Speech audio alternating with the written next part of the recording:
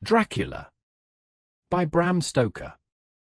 Audiobook by The Open Page. Chapter 1. Jonathan Harker's Journal. Kept in shorthand. The 3rd of May. Bistritz. Left Munich at 8:35 p.m. on the 1st of May, arriving at Vienna early next morning, should have arrived at 6:46, but train was an hour late. Budapest seems a wonderful place, from the glimpse which I got of it from the train and the little I could walk through the streets. I feared to go very far from the station, as we had arrived late and would start as near the correct time as possible. The impression I had was that we were leaving the west and entering the east, the most western of splendid bridges over the Danube, which is here of noble width and depth, took us among the traditions of Turkish rule. We left in pretty good time, and came after nightfall to Klausenburg. Here I stopped for the night at the Hotel Royal. I had for dinner, or rather supper, a chicken done up some way with red pepper, which was very good but thirsty. Mem, get recipe for Mina. I asked the waiter, and he said it was called paprika Hendel, and that, as it was a national dish, I should be able to get it anywhere along the Carpathians. I found my smattering of German very useful here. Indeed, I don't know how I should be able to get on without it.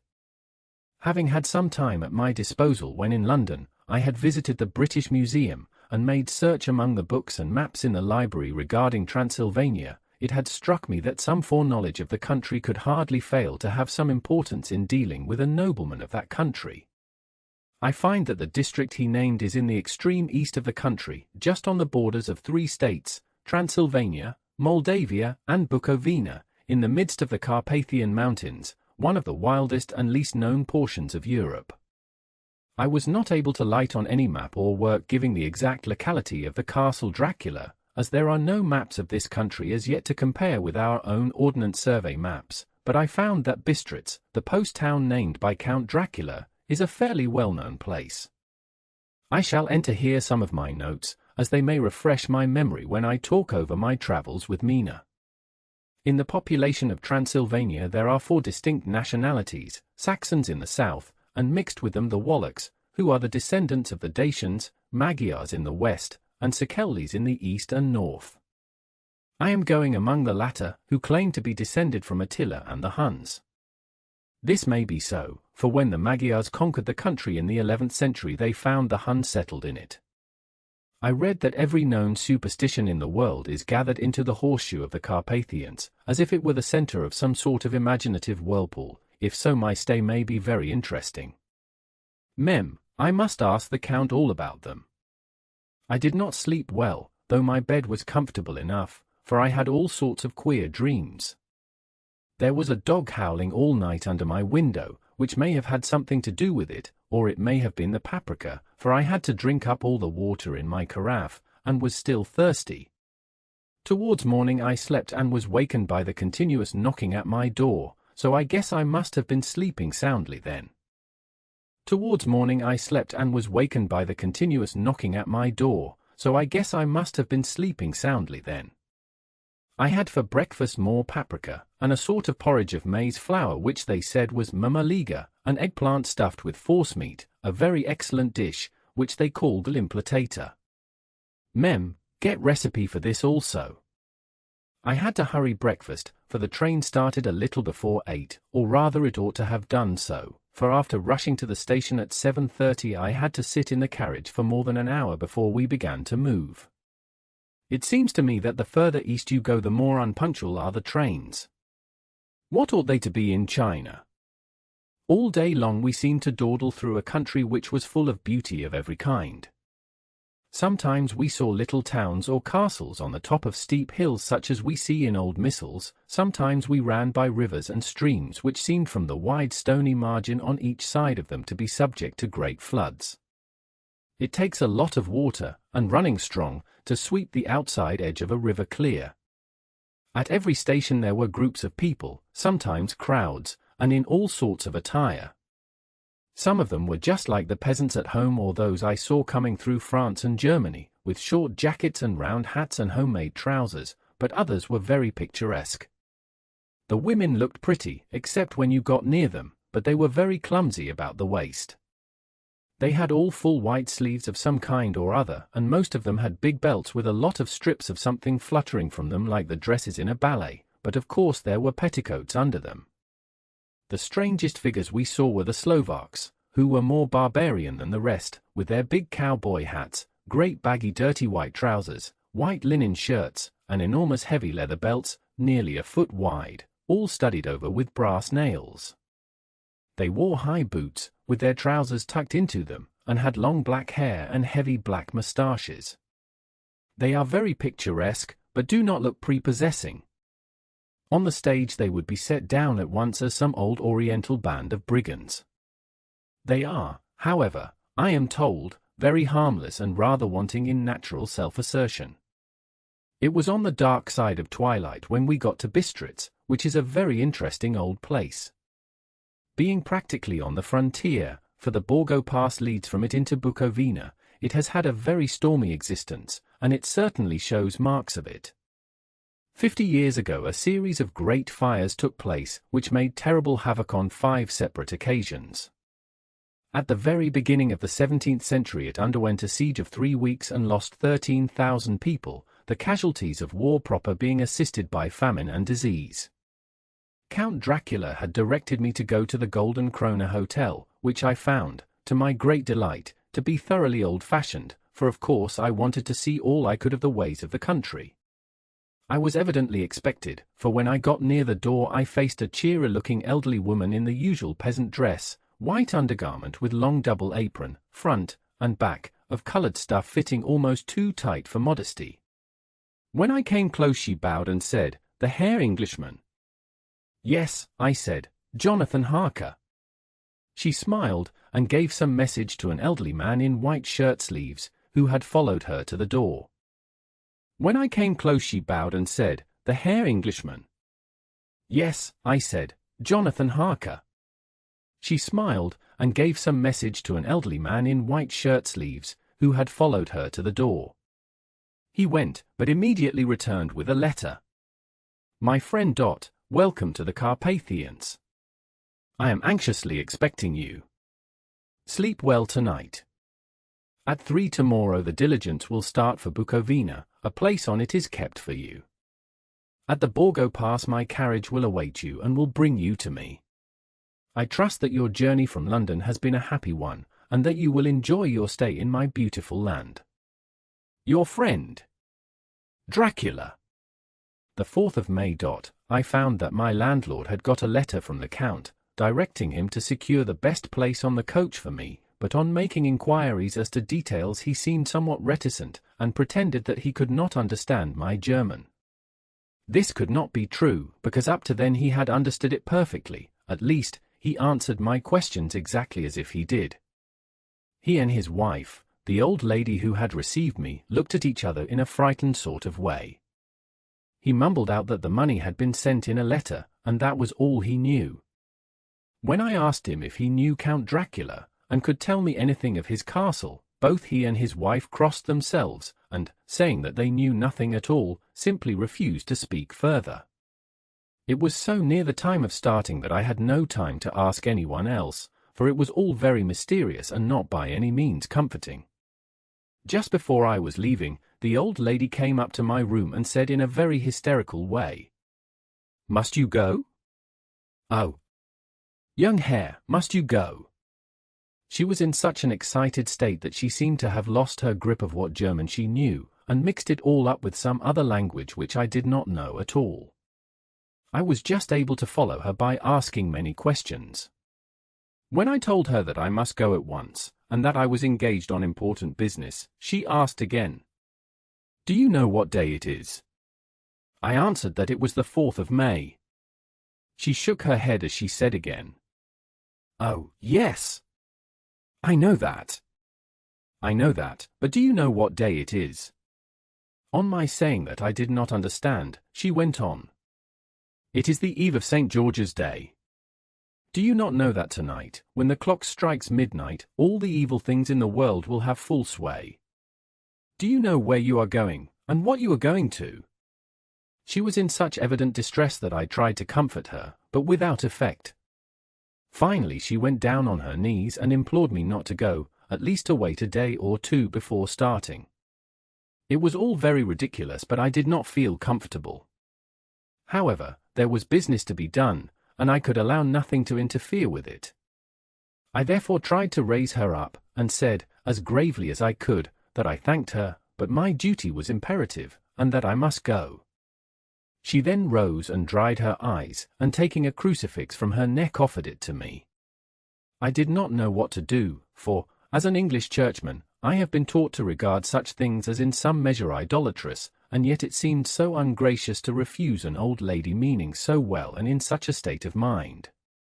She saw, I suppose, the doubt in my face, for she put the rosary round my neck, and said, "For your mother's sake," and went out of the room. She saw, I suppose, the doubt in my face, for she put the rosary round my neck, and said, "For your mother's sake," and went out of the room. I am writing up this part of the diary whilst I am waiting for the coach, which is, of course, late, and the crucifix is still round my neck. Whether it is the old lady's fear, or the many ghostly traditions of this place, or the crucifix itself, I do not know, but I am not feeling nearly as easy in my mind as usual. If this book should ever reach Mina before I do, let it bring my goodbye. Here comes the coach. The 5th of May. The castle. The grey of the morning has passed, and the sun is high over the distant horizon, which seems jagged, whether with trees or hills I know not, for it is so far off that big things and little are mixed. I am not sleepy, and, as I am not to be called till I awake, naturally I write till sleep comes. There are many odd things to put down, and, lest who reads them may fancy that I dined too well before I left Bistritz, let me put down my dinner exactly. I dined on what they called robber steak, bits of bacon, onion, and beef, seasoned with red pepper, and strung on sticks and roasted over the fire, in the simple style of the London cat's meat. The wine was golden mediash, which produces a queer sting on the tongue, which is, however, not disagreeable. I had only a couple of glasses of this, and nothing else. When I got on the coach the driver had not taken his seat, and I saw him talking with the landlady.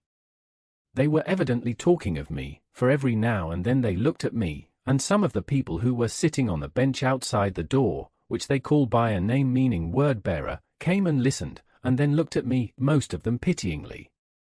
I could hear a lot of words often repeated, queer words, for there were many nationalities in the crowd, so I quietly got my polyglot dictionary from my bag and looked them out.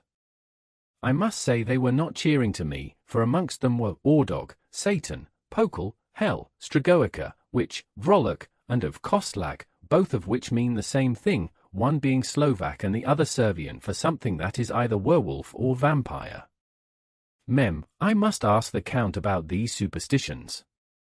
When we started, the crowd round the inn door, which had by this time swelled to a considerable size, all made the sign of the cross and pointed 2 fingers towards me.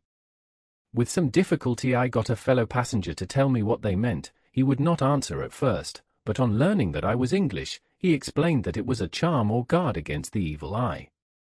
This was not very pleasant for me, just starting for an unknown place to meet an unknown man, but everyone seemed so kind-hearted, and so sorrowful, and so sympathetic that I could not but be touched. I shall never forget the last glimpse which I had of the inn-yard and its crowd of picturesque figures, all crossing themselves, as they stood round the wide archway, with its background of rich foliage of oleander and orange trees in green tubs clustered in the centre of the yard. Then our driver, whose wide linen drawers covered the whole front of the box seat, Gothic they call them, cracked his big whip over his for small horses, which ran abreast, and we set off on our journey. Then our driver, whose wide linen drawers covered the whole front of the box seat, Gothic they call them, cracked his big whip over his for small horses, which ran abreast, and we set off on our journey. I soon lost sight and recollection of ghostly fears in the beauty of the scene as we drove along, although had I known the language, or rather languages, which my fellow passengers were speaking, I might not have been able to throw them off so easily. Before us lay a green sloping land full of forests and woods, with here and there steep hills, crowned with clumps of trees or with farmhouses, the blank gable end to the road. There was everywhere a bewildering mass of fruit blossom, apple, plum, pear, cherry, and as we drove by I could see the green grass under the trees spangled with the fallen petals. In and out amongst these green hills of what they call here the Mittelland ran the road, losing itself as it swept round the grassy curve, or was shut out by the straggling ends of pine woods, which here and there ran down the hillsides like tongues of flame. The road was rugged, but still we seemed to fly over it with a feverish haste. I could not understand then what the haste meant, but the driver was evidently bent on losing no time in reaching Borgo Prund. I was told that this road is in summertime excellent, but that it had not yet been put in order after the winter snows. In this respect it is different from the general run of roads in the Carpathians, for it is an old tradition that they are not to be kept in too good order. Of old the hospodars would not repair them, lest the Turks should think that they were preparing to bring in foreign troops, and so hasten the war which was always really at loading point. Beyond the green swelling hills of the Mittelland rose mighty slopes of forest up to the lofty steeps of the Carpathians themselves. Right and left of us they towered, with the afternoon sun falling full upon them and bringing out all the glorious colors of this beautiful range, deep blue and purple in the shadows of the peaks, green and brown where grass and rock mingled, and an endless perspective of jagged rock and pointed crags, till these were themselves lost in the distance, where the snowy peaks rose grandly. Here and there seemed mighty rifts in the mountains, through which, as the sun began to sink, we saw now and again the white gleam of falling water. One of my companions touched my arm as we swept round the base of a hill and opened up the lofty, snow-covered peak of a mountain, which seemed, as we wound on our serpentine way, to be right before us. "Look! Isten Shek! God's seat!" And he crossed himself reverently. As we wound on our endless way, and the sun sank lower and lower behind us, the shadows of the evening began to creep round us. This was emphasized by the fact that the snowy mountain tops still held the sunset, and seemed to glow out with a delicate cool pink. Here and there we passed Czechs and Slovaks, all in picturesque attire, but I noticed that goiter was painfully prevalent. By the roadside were many crosses, and as we swept by, my companions all crossed themselves. Here and there was a peasant man or woman kneeling before a shrine, who did not even turn round as we approached, but seemed in the self-surrender of devotion to have neither eyes nor ears for the outer world. Here and there was a peasant man or woman kneeling before a shrine, who did not even turn round as we approached, but seemed in the self-surrender of devotion to have neither eyes nor ears for the outer world. There were many things new to me, for instance, hayricks in the trees, and here and there very beautiful masses of weeping birch, their white stems shining like silver through the delicate green of the leaves. Now and again we passed a lighter wagon, the ordinary peasant's cart, with its long, snake-like vertebra, calculated to suit the inequalities of the road. On this were sure to be seated quite a group of homecoming peasants, the Czechs with their white, and the Slovaks with their coloured, sheepskins, the latter carrying lance-fashion their long staves, with axe at end. As the evening fell it began to get very cold, and the growing twilight seemed to merge into one dark mistiness the gloom of the trees, oak, beech, and pine, though in the valleys which ran deep between the spurs of the hills, as we ascended through the pass, the dark firs stood out here and there against the background of late-lying snow. Sometimes, as the road was cut through the pine woods that seemed in the darkness to be closing down upon us, great masses of greyness, which here and there bestrewed the trees, produced a peculiarly weird and solemn effect, which carried on the thoughts and grim fancies engendered earlier in the evening, when the falling sunset threw into strange relief the ghost-like clouds which amongst the Carpathians seemed to wind ceaselessly through the valleys. Sometimes the hills were so steep that, despite our driver's haste, the horses could only go slowly. I wished to get down and walk up them, as we do at home, but the driver would not hear of it. "No, no," he said, "you must not walk here, the dogs are too fierce," and then he added, with what he evidently meant for grim pleasantry, for he looked round to catch the approving smile of the rest, "and you may have enough of such matters before you go to sleep." The only stop he would make was a moment's pause to light his lamps. When it grew dark there seemed to be some excitement amongst the passengers, and they kept speaking to him, one after the other, as though urging him to further speed. He lashed the horses unmercifully with his long whip, and with wild cries of encouragement urged them on to further exertions. Then through the darkness I could see a sort of patch of grey light ahead of us, as though there were a cleft in the hills. The excitement of the passengers grew greater, the crazy coach rocked on its great leather springs, and swayed like a boat tossed on a stormy sea. I had to hold on. The road grew more level, and we appeared to fly along. Then the mountains seemed to come nearer to us on each side and to frown down upon us. We were entering on the Borgo Pass. One by one several of the passengers offered me gifts, which they pressed upon me with an earnestness which would take no denial. These were certainly of an odd and varied kind, but each was given in simple good faith, with a kindly word, and a blessing, and that strange mixture of fear-meaning movements which I had seen outside the hotel at Bistritz, the sign of the cross and the guard against the evil eye. Then, as we flew along, the driver leaned forward, and on each side the passengers, craning over the edge of the coach, peered eagerly into the darkness.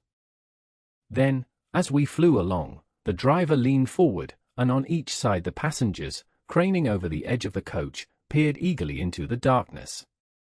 It was evident that something very exciting was either happening or expected, but though I asked each passenger, no one would give me the slightest explanation.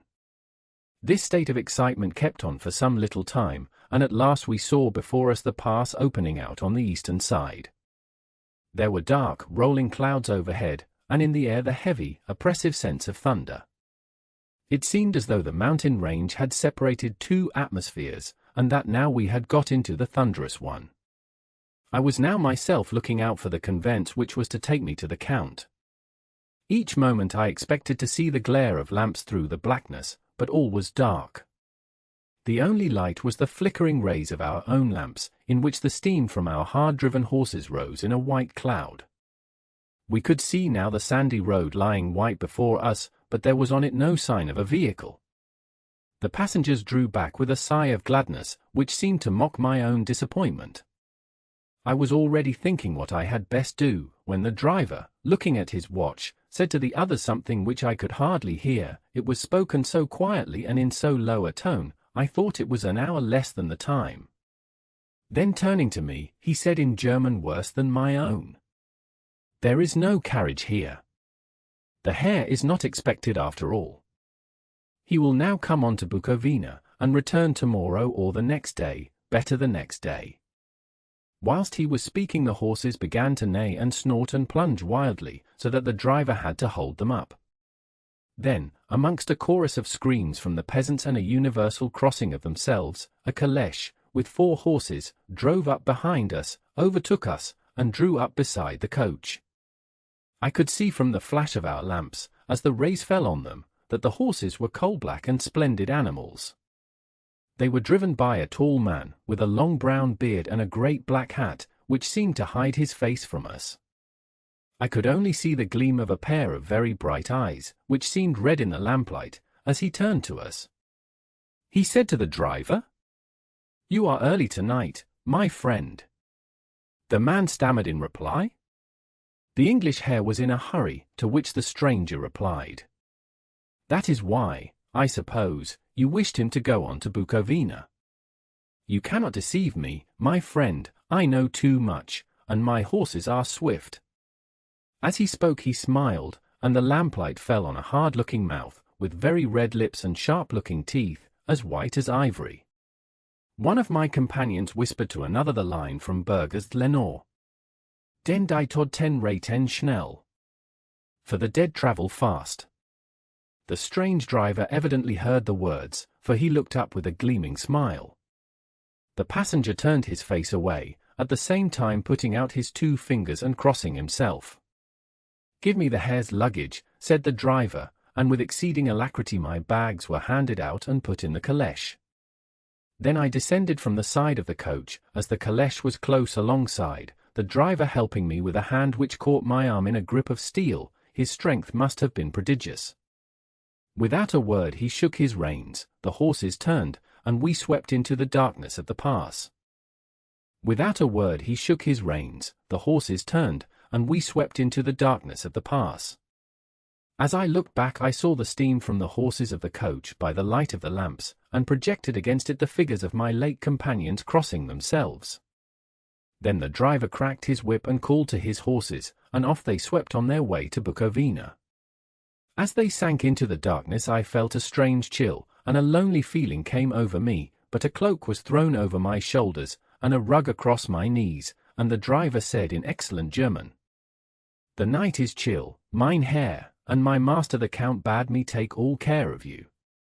There is a flask of Slivovitz, the plum brandy of the country, underneath the seat, if you should require it." I did not take any, but it was a comfort to know it was there all the same.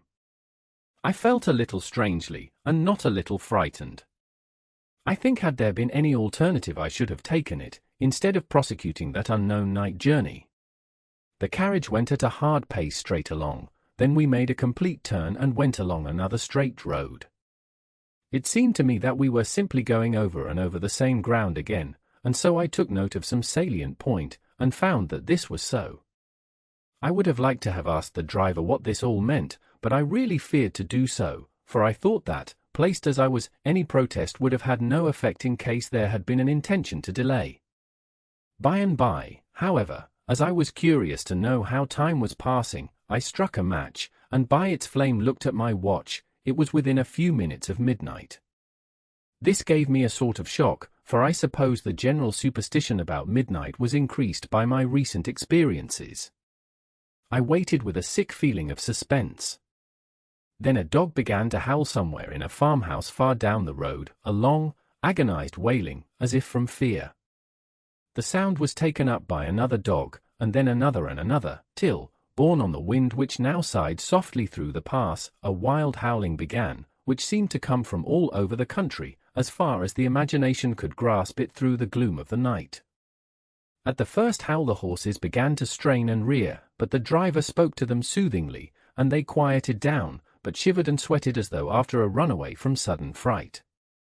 Then, far off in the distance, from the mountains on each side of us began a louder and a sharper howling, that of wolves, which affected both the horses and myself in the same way, for I was minded to jump from the caleche and run, whilst they reared again and plunged madly, so that the driver had to use all his great strength to keep them from bolting. In a few minutes, however, my own ears got accustomed to the sound, and the horses so far became quiet that the driver was able to descend and to stand before them.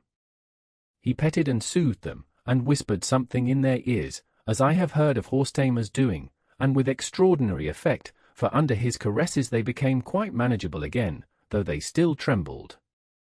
The driver again took his seat, and shaking his reins, started off at a great pace. This time, after going to the far side of the pass, he suddenly turned down a narrow roadway which ran sharply to the right. This time, after going to the far side of the pass, he suddenly turned down a narrow roadway which ran sharply to the right. Soon we were hemmed in with trees, which in places arched right over the roadway till we passed as through a tunnel, and again great frowning rocks guarded us boldly on either side. Though we were in shelter, we could hear the rising wind, for it moaned and whistled through the rocks, and the branches of the trees crashed together as we swept along. It grew colder and colder still, and fine, powdery snow began to fall, so that soon we and all around us were covered with a white blanket. The keen wind still carried the howling of the dogs, though this grew fainter as we went on our way. The baying of the wolves sounded nearer and nearer, as though they were closing round on us from every side. I grew dreadfully afraid, and the horses shared my fear. The driver, however, was not in the least disturbed. He kept turning his head to left and right, but I could not see anything through the darkness. Suddenly, away on our left, I saw a faint flickering blue flame. The driver saw it at the same moment. He at once checked the horses, and, jumping to the ground, disappeared into the darkness. I did not know what to do, the less as the howling of the wolves grew closer, but while I wondered the driver suddenly appeared again, and without a word took his seat, and we resumed our journey. I think I must have fallen asleep and kept dreaming of the incident, for it seemed to be repeated endlessly, and now looking back, it is like a sort of awful nightmare. Once the flame appeared so near the road, that even in the darkness around us I could watch the driver's motions. He went rapidly to where the blue flame arose. It must have been very faint, for it did not seem to illumine the place around it at all, and gathering a few stones, formed them into some device. Once there appeared a strange optical effect. When he stood between me and the flame he did not obstruct it, for I could see its ghostly flicker all the same. This startled me, but as the effect was only momentary, I took it that my eyes deceived me straining through the darkness. Then for a time there were no blue flames, and we sped onwards through the gloom, with the howling of the wolves around us, as though they were following in a moving circle. At last there came a time when the driver went further afield than he had yet gone, and during his absence, the horses began to tremble worse than ever and to snort and scream with fright. I could not see any cause for it, for the howling of the wolves had ceased altogether, but just then the moon, sailing through the black clouds, appeared behind the jagged crest of a beetling, pine-clad rock, and by its light I saw around us a ring of wolves, with white teeth and lolling red tongues, with long, sinewy limbs and shaggy hair. They were 100 times more terrible in the grim silence which held them than even when they howled. For myself, I felt a sort of paralysis of fear. It is only when a man feels himself face to face with such horrors that he can understand their true import. All at once the wolves began to howl as though the moonlight had had some peculiar effect on them. The horses jumped about and reared, and looked helplessly round with eyes that rolled in a way painful to see, but the living ring of terror encompassed them on every side, and they had perforce to remain within it. The horses jumped about and reared, and looked helplessly round with eyes that rolled in a way painful to see, but the living ring of terror encompassed them on every side, and they had perforce to remain within it. I called to the coachman to come, for it seemed to me that our only chance was to try to break out through the ring and to aid his approach. I shouted and beat the side of the caleche, hoping by the noise to scare the wolves from that side, so as to give him a chance of reaching the trap. How he came there, I know not, but I heard his voice raised in a tone of imperious command, and looking towards the sound, saw him stand in the roadway. As he swept his long arms, as though brushing aside some impalpable obstacle, the wolves fell back and back further still. Just then a heavy cloud passed across the face of the moon, so that we were again in darkness. When I could see again, the driver was climbing into the caleche, and the wolves had disappeared. This was all so strange and uncanny that a dreadful fear came upon me, and I was afraid to speak or move.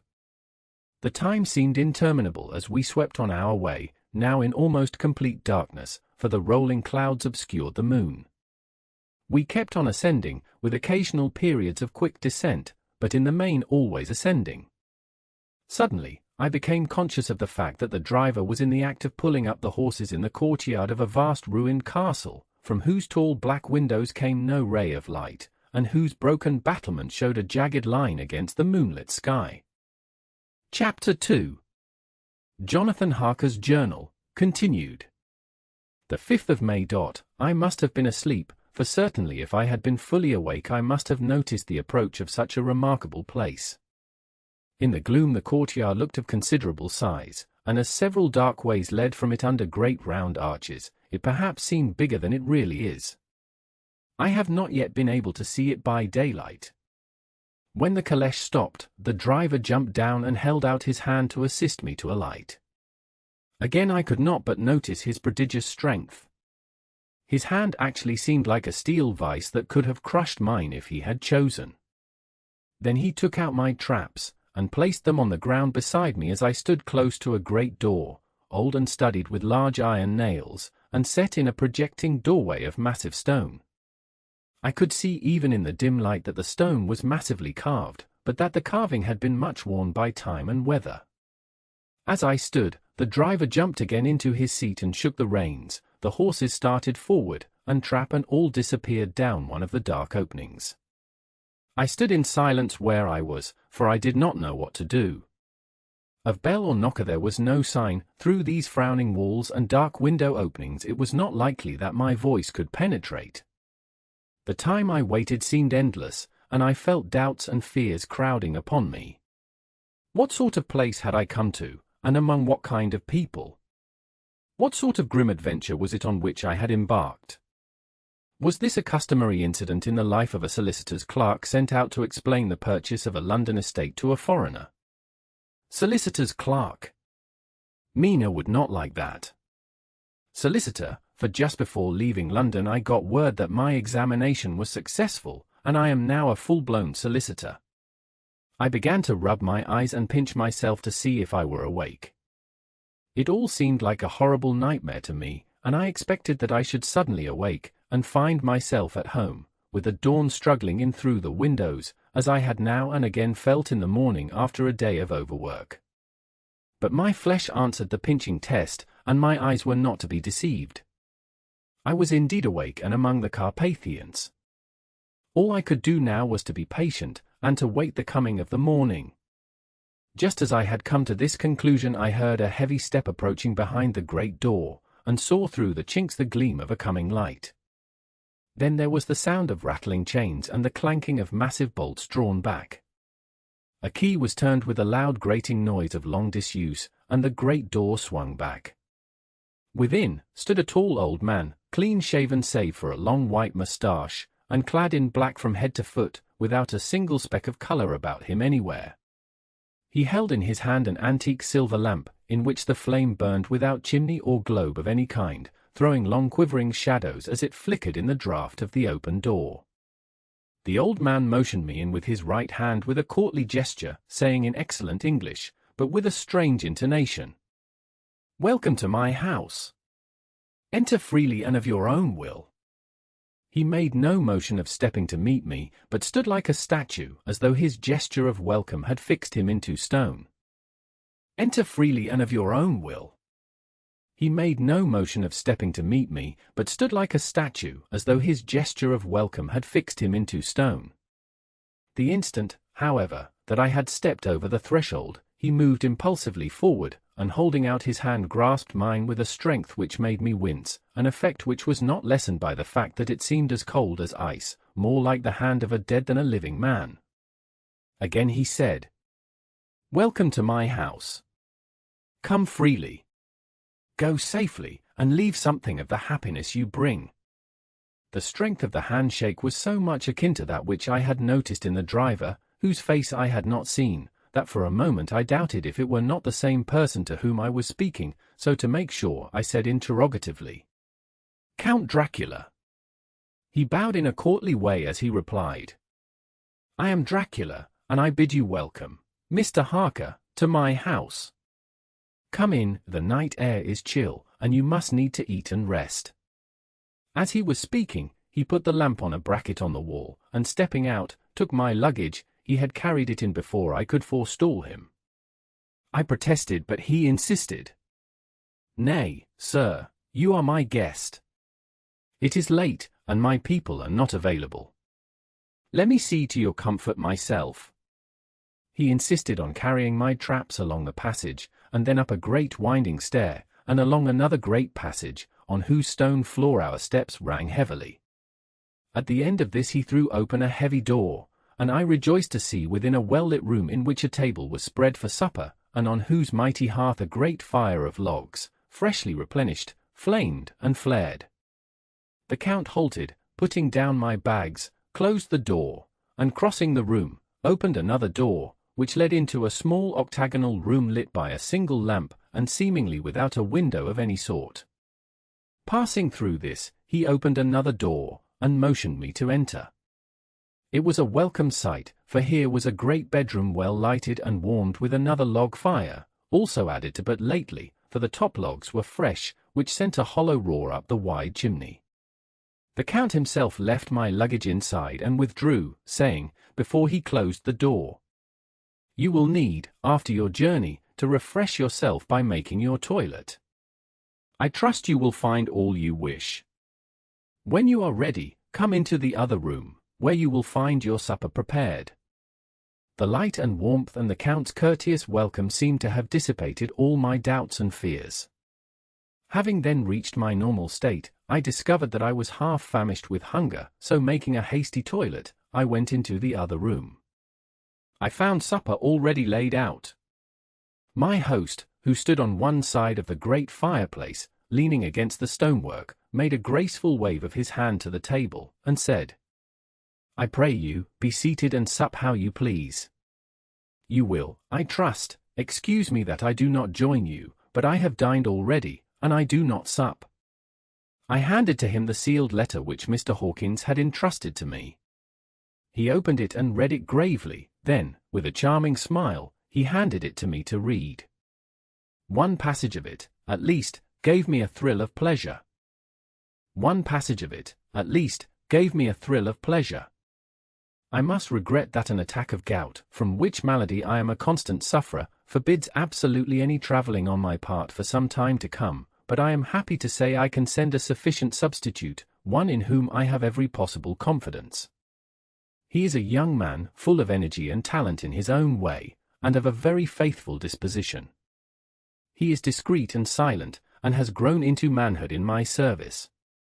He shall be ready to attend on you when you will during his stay, and shall take your instructions in all matters. The Count himself came forward and took off the cover of a dish, and I fell to at once on an excellent roast chicken. This, with some cheese and a salad and a bottle of old Tokai, of which I had 2 glasses, was my supper. During the time I was eating it the Count asked me many questions as to my journey, and I told him by degrees all I had experienced. By this time I had finished my supper, and by my host's desire had drawn up a chair by the fire and begun to smoke a cigar which he offered me, at the same time excusing himself that he did not smoke. I had now an opportunity of observing him, and found him of a very marked physiognomy. His face was a very strong, aquiline, with high bridge of the thin nose and peculiarly arched nostrils, with lofty domed forehead, and hair growing scantily round the temples but profusely elsewhere. His eyebrows were very massive, almost meeting over the nose, and with bushy hair that seemed to curl in its own profusion. The mouth, so far as I could see it under the heavy moustache, was fixed and rather cruel-looking, with peculiarly sharp white teeth. These protruded over the lips, whose remarkable ruddiness showed astonishing vitality in a man of his years. For the rest, his ears were pale, and at the tops extremely pointed, the chin was broad and strong, and the cheeks firm though thin. The general effect was one of extraordinary pallor.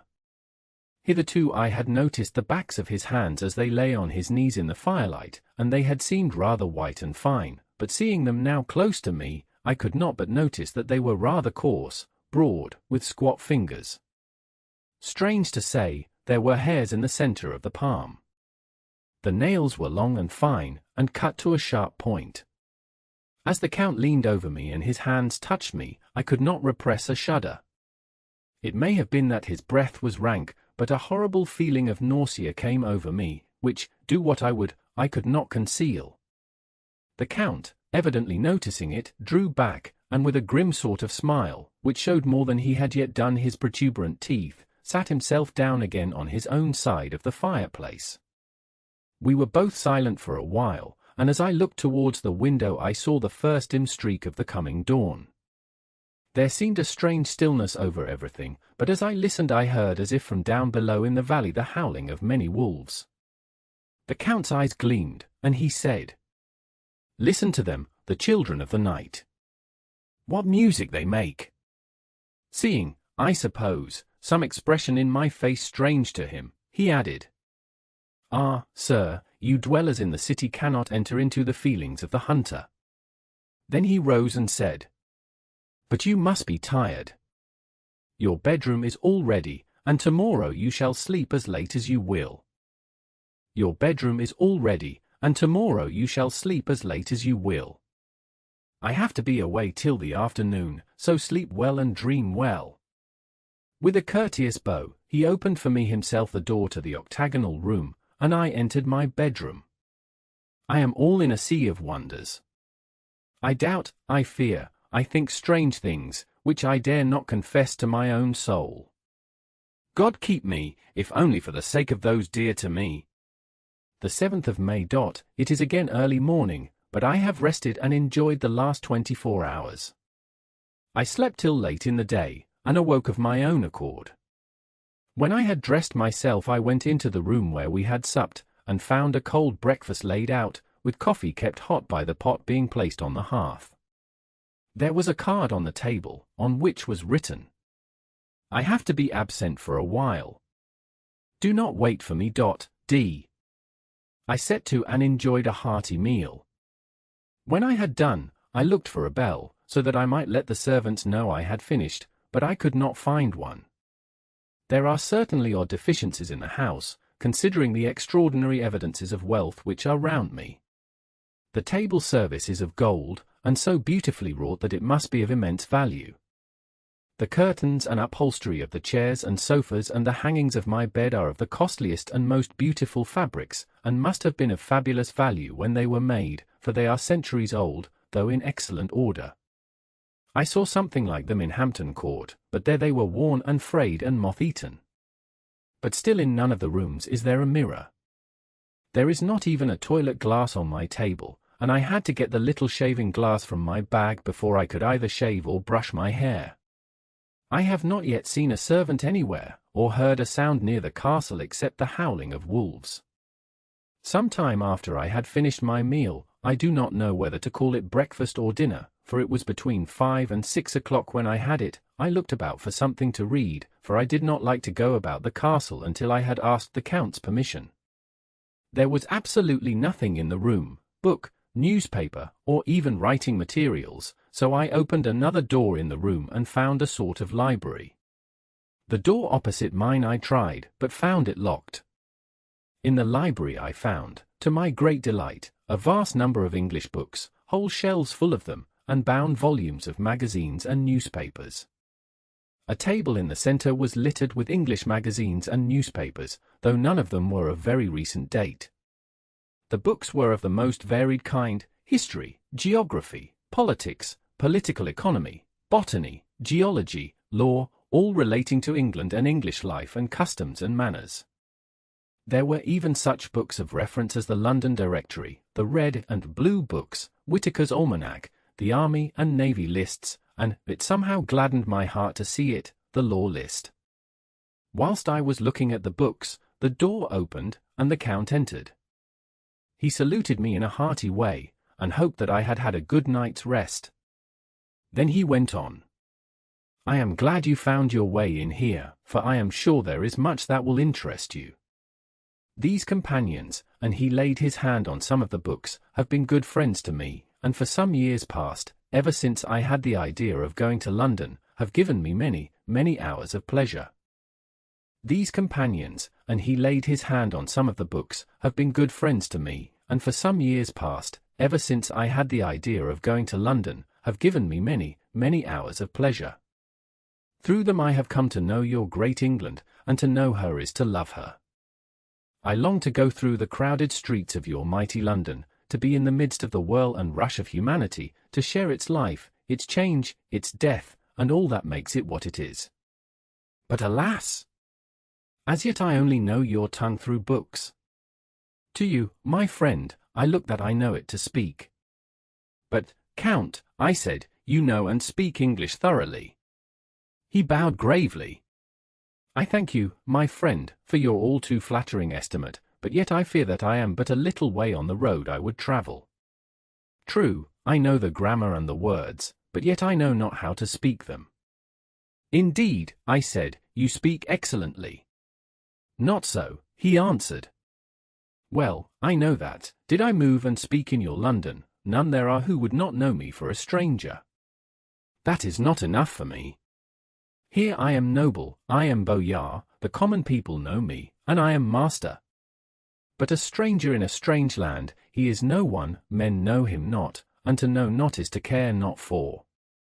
I am content if I am like the rest, so that no man stops if he see me, or pause in his speaking if he hear my words. Ha! Ha! A stranger!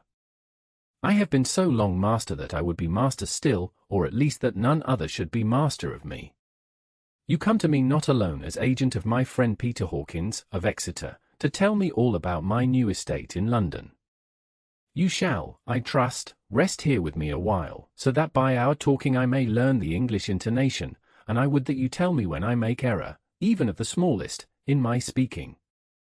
I am sorry that I had to be away so long today, but you will, I know, forgive one who has so many important affairs in hand. Of course I said all I could about being willing, and asked if I might come into that room when I chose. He answered, yes, certainly, and added, you may go anywhere you wish in the castle, except where the doors are locked, where of course you will not wish to go. There is reason that all things are as they are, and did you see with my eyes and know with my knowledge, you would perhaps better understand. I said I was sure of this, and then he went on. We are in Transylvania, and Transylvania is not England. Our ways are not your ways, and there shall be to you many strange things. Nay, from what you have told me of your experiences already, you know something of what strange things there may be. This led to much conversation, and as it was evident that he wanted to talk, if only for talking's sake, I asked him many questions regarding things that had already happened to me or come within my notice.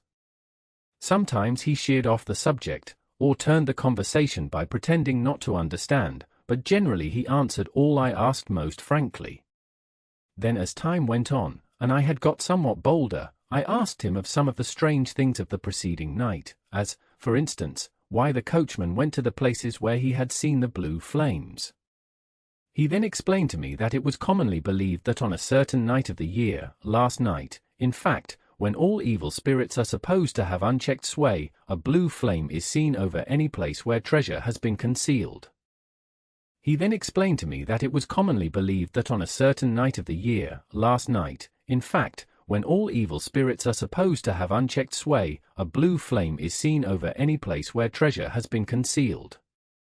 That treasure has been hidden, he went on, in the region through which you came last night. There can be but little doubt, for it was the ground fought over for centuries by the Wallachian, the Saxon, and the Turk. Why, there is hardly a foot of soil in all this region that has not been enriched by the blood of men, patriots or invaders. In old days there were stirring times, when the Austrian and the Hungarian came up in hordes, and the patriots went out to meet them, men and women, the aged and the children too, and waited their coming on the rocks above the passes, that they might sweep destruction on them with their artificial avalanches. When the invader was triumphant he found but little, for whatever there was had been sheltered in the friendly soil. But how, said I, can it have remained so long undiscovered, when there is a sure index to it if men will but take the trouble to look? The Count smiled, and as his lips ran back over his gums, the long, sharp, canine teeth showed out strangely, he answered, because your peasant is at heart a coward and a fool. Those flames only appear on one night, and on that night no man of this land will, if he can help it, stir without his doors. And, dear sir, even if he did he would not know what to do. Why, even the peasant that you tell me of who marked the place of the flame would not know where to look in daylight even for his own work. Even you would not, I dare be sworn, be able to find these places again. There you are right, I said. I know no more than the dead where even to look for them. Then we drifted into other matters. Come, he said at last, tell me of London and of the house which you have procured for me.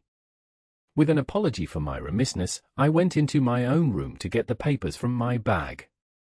Whilst I was placing them in order I heard a rattling of china and silver in the next room, and as I passed through, noticed that the table had been cleared and the lamp lit, for it was by this time deep into the dark. The lamps were also lit in the study or library, and I found the Count lying on the sofa, reading, of all things in the world, an English Bradshaw's Guide. When I came in he cleared the books and papers from the table, and with him I went into plans and deeds and figures of all sorts. He was interested in everything, and asked me a myriad questions about the place and its surroundings. He clearly had studied beforehand all he could get on the subject of the neighborhood, for he evidently at the end knew very much more than I did. When I remarked this, he answered, well, but, my friend, is it not needful that I should?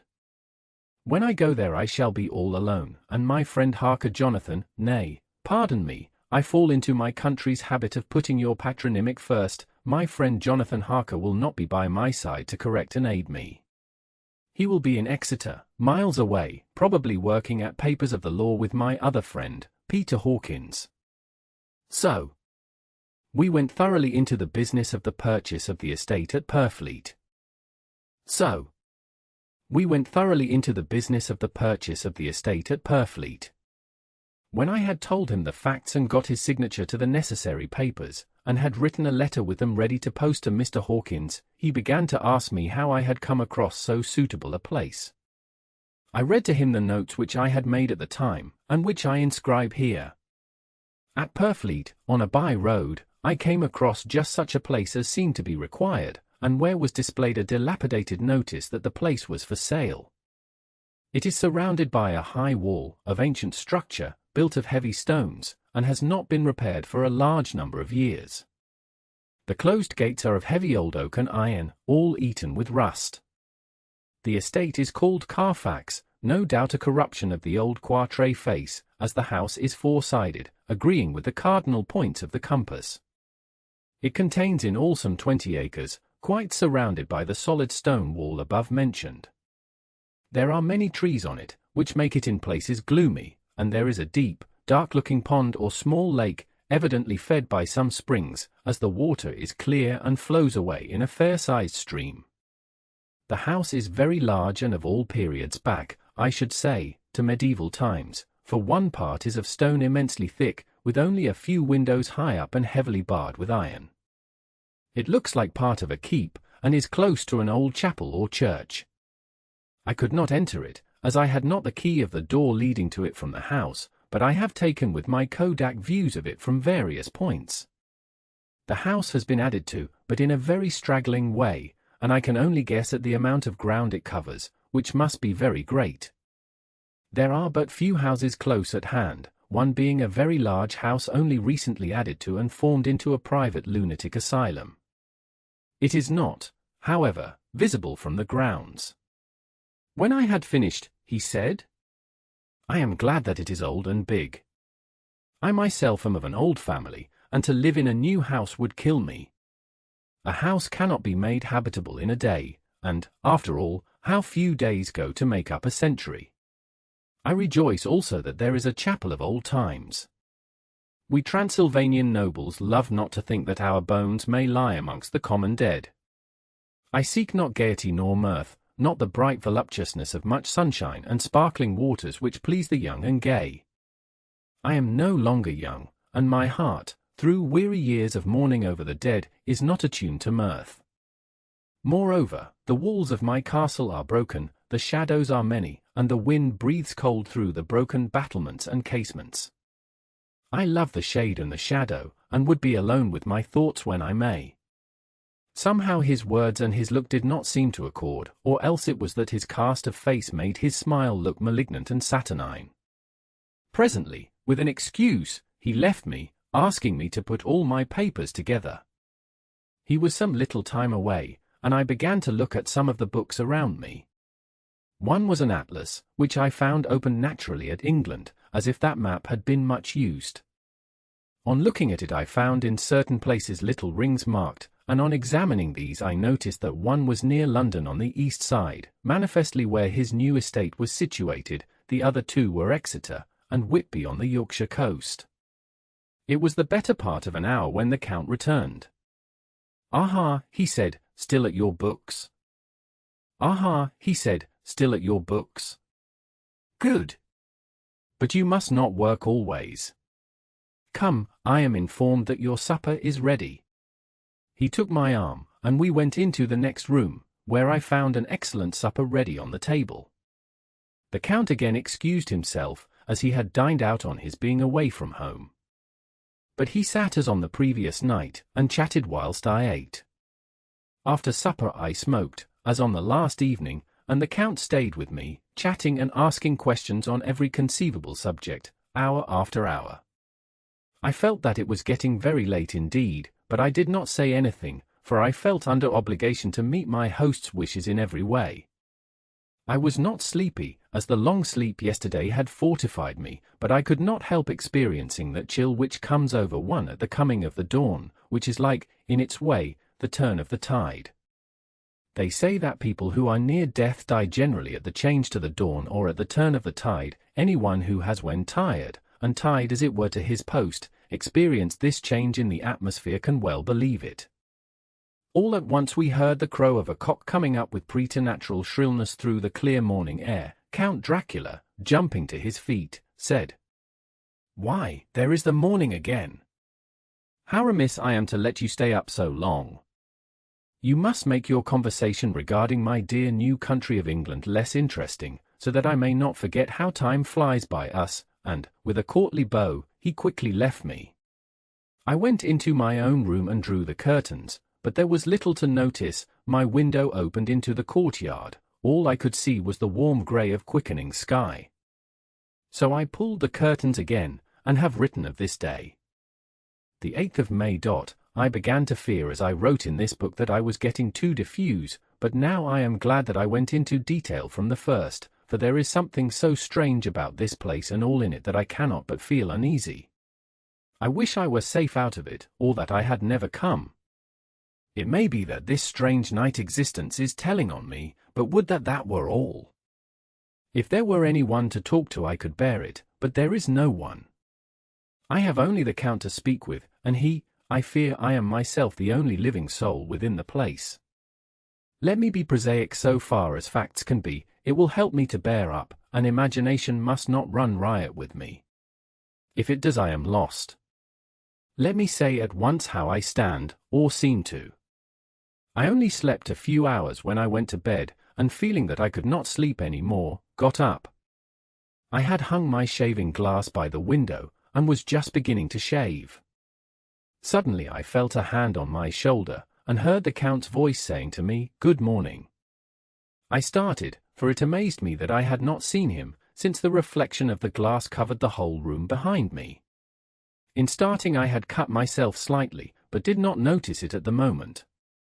Having answered the Count's salutation, I turned to the glass again to see how I had been mistaken. This time there could be no error, for the man was close to me, and I could see him over my shoulder. But there was no reflection of him in the mirror. The whole room behind me was displayed, but there was no sign of a man in it, except myself.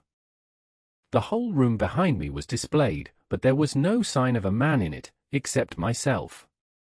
This was startling, and, coming on the top of so many strange things, was beginning to increase that vague feeling of uneasiness which I always have when the Count is near, but at the instant I saw that the cut had bled a little, and the blood was trickling over my chin. I laid down the razor, turning as I did so half round to look for some sticking plaster. When the Count saw my face, his eyes blazed with a sort of demoniac fury, and he suddenly made a grab at my throat. I drew away, and his hand touched the string of beads which held the crucifix. It made an instant change in him, for the fury passed so quickly that I could hardly believe that it was ever there. "Take care," he said, "take care how you cut yourself. It is more dangerous than you think in this country." Then seizing the shaving glass, he went on, "And this is the wretched thing that has done the mischief.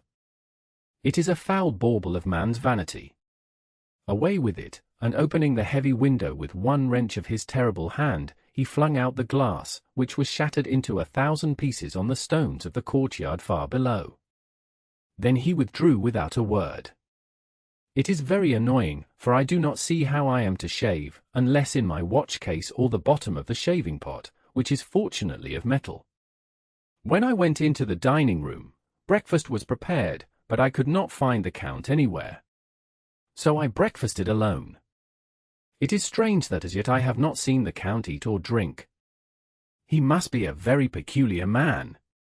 After breakfast I did a little exploring in the castle.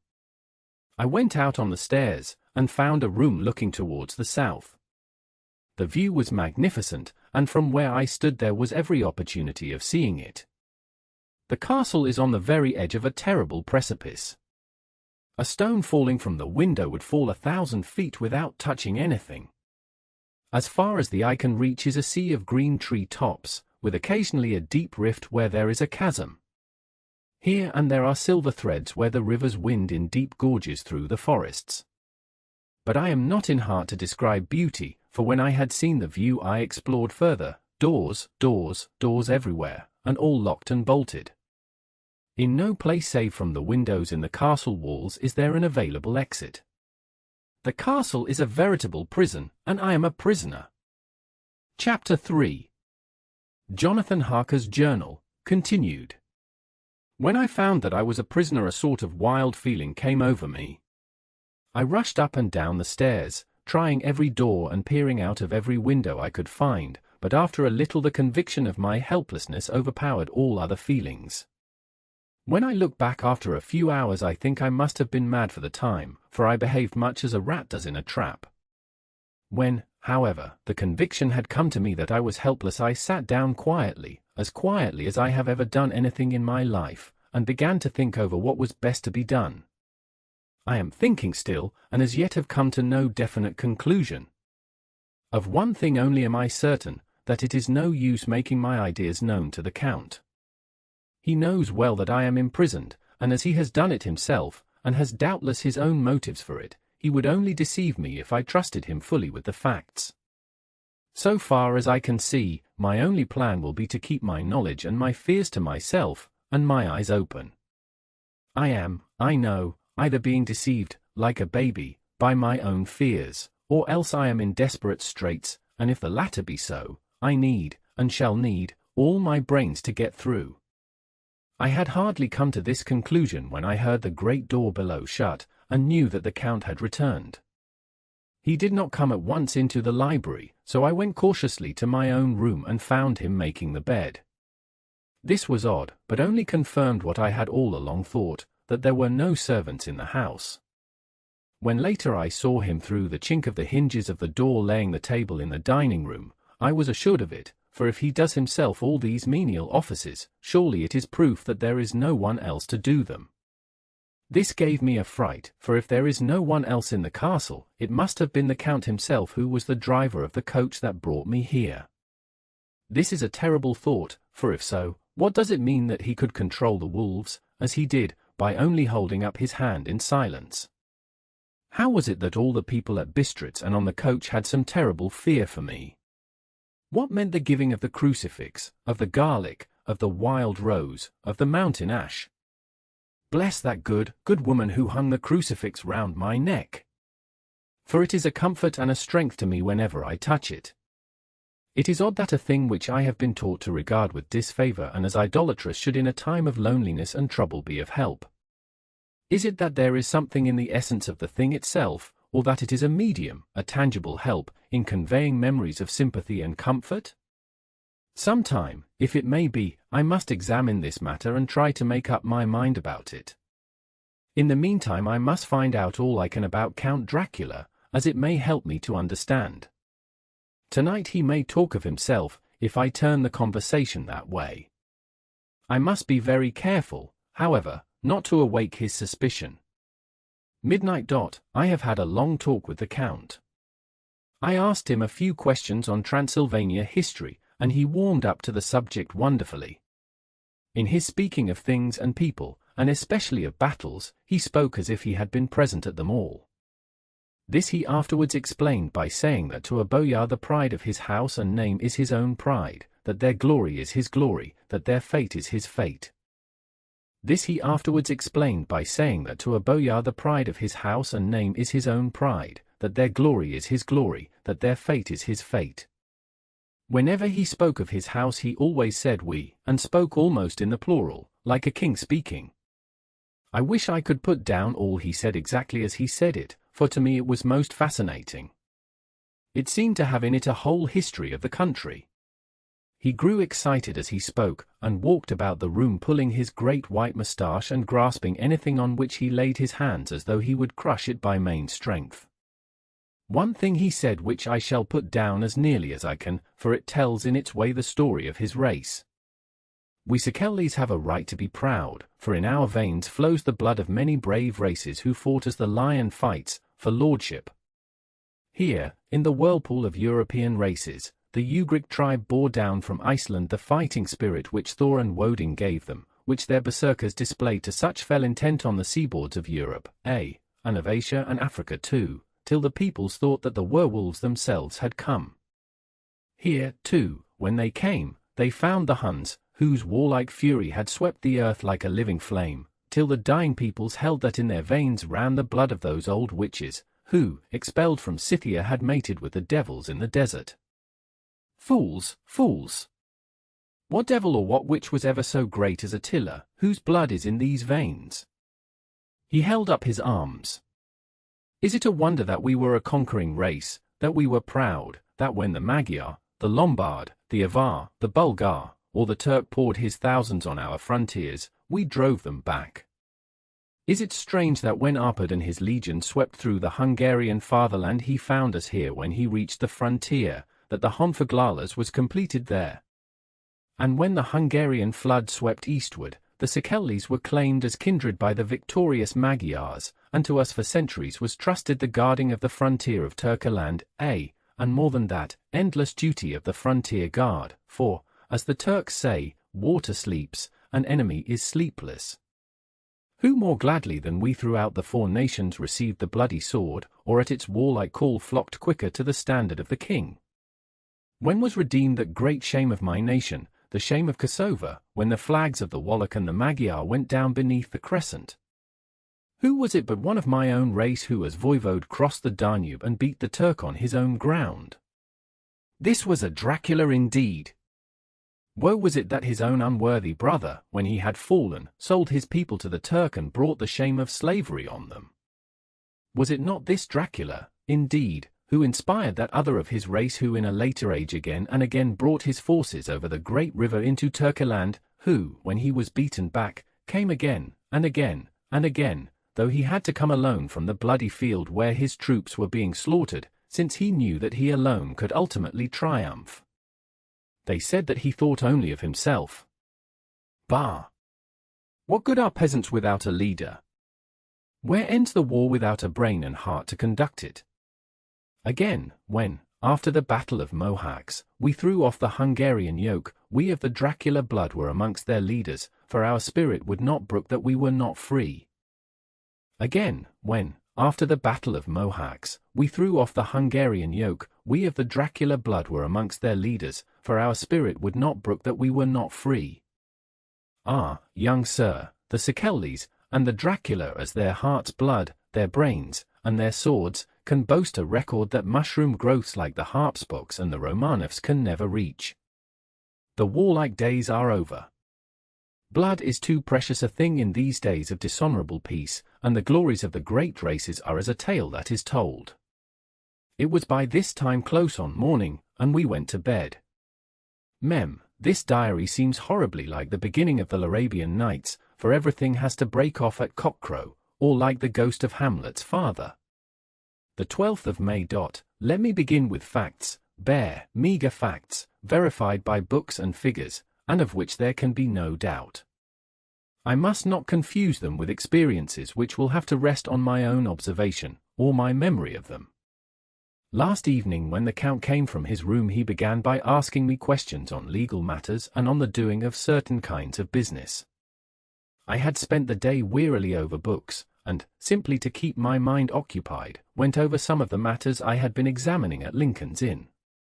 There was a certain method in the Count's inquiries, so I shall try to put them down in sequence. The knowledge may somehow or sometime be useful to me. First, he asked if a man in England might have 2 solicitors or more.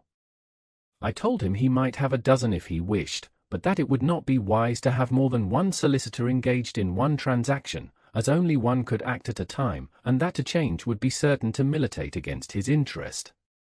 He seemed thoroughly to understand, and went on to ask if there would be any practical difficulty in having one man to attend, say, to banking, and another to look after shipping, in case local help were needed in a place far from the home of the banking solicitor.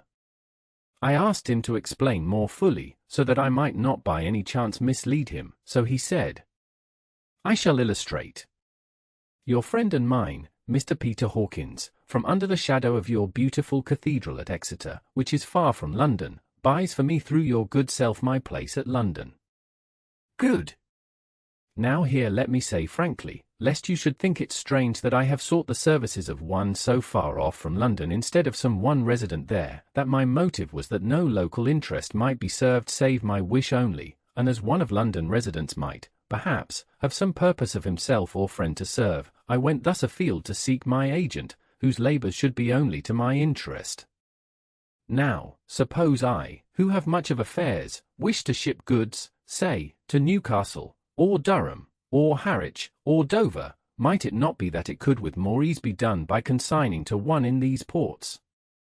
I answered that certainly it would be most easy, but that we solicitors had a system of agency one for the other, so that local work could be done locally on instruction from any solicitor, so that the client, simply placing himself in the hands of one man, could have his wishes carried out by him without further trouble.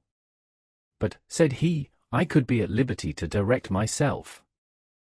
But, said he, I could be at liberty to direct myself.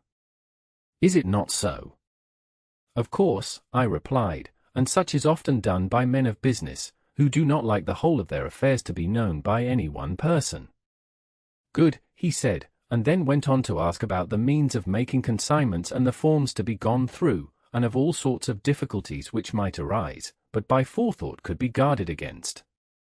I explained all these things to him to the best of my ability, and he certainly left me under the impression that he would have made a wonderful solicitor, for there was nothing that he did not think of or foresee.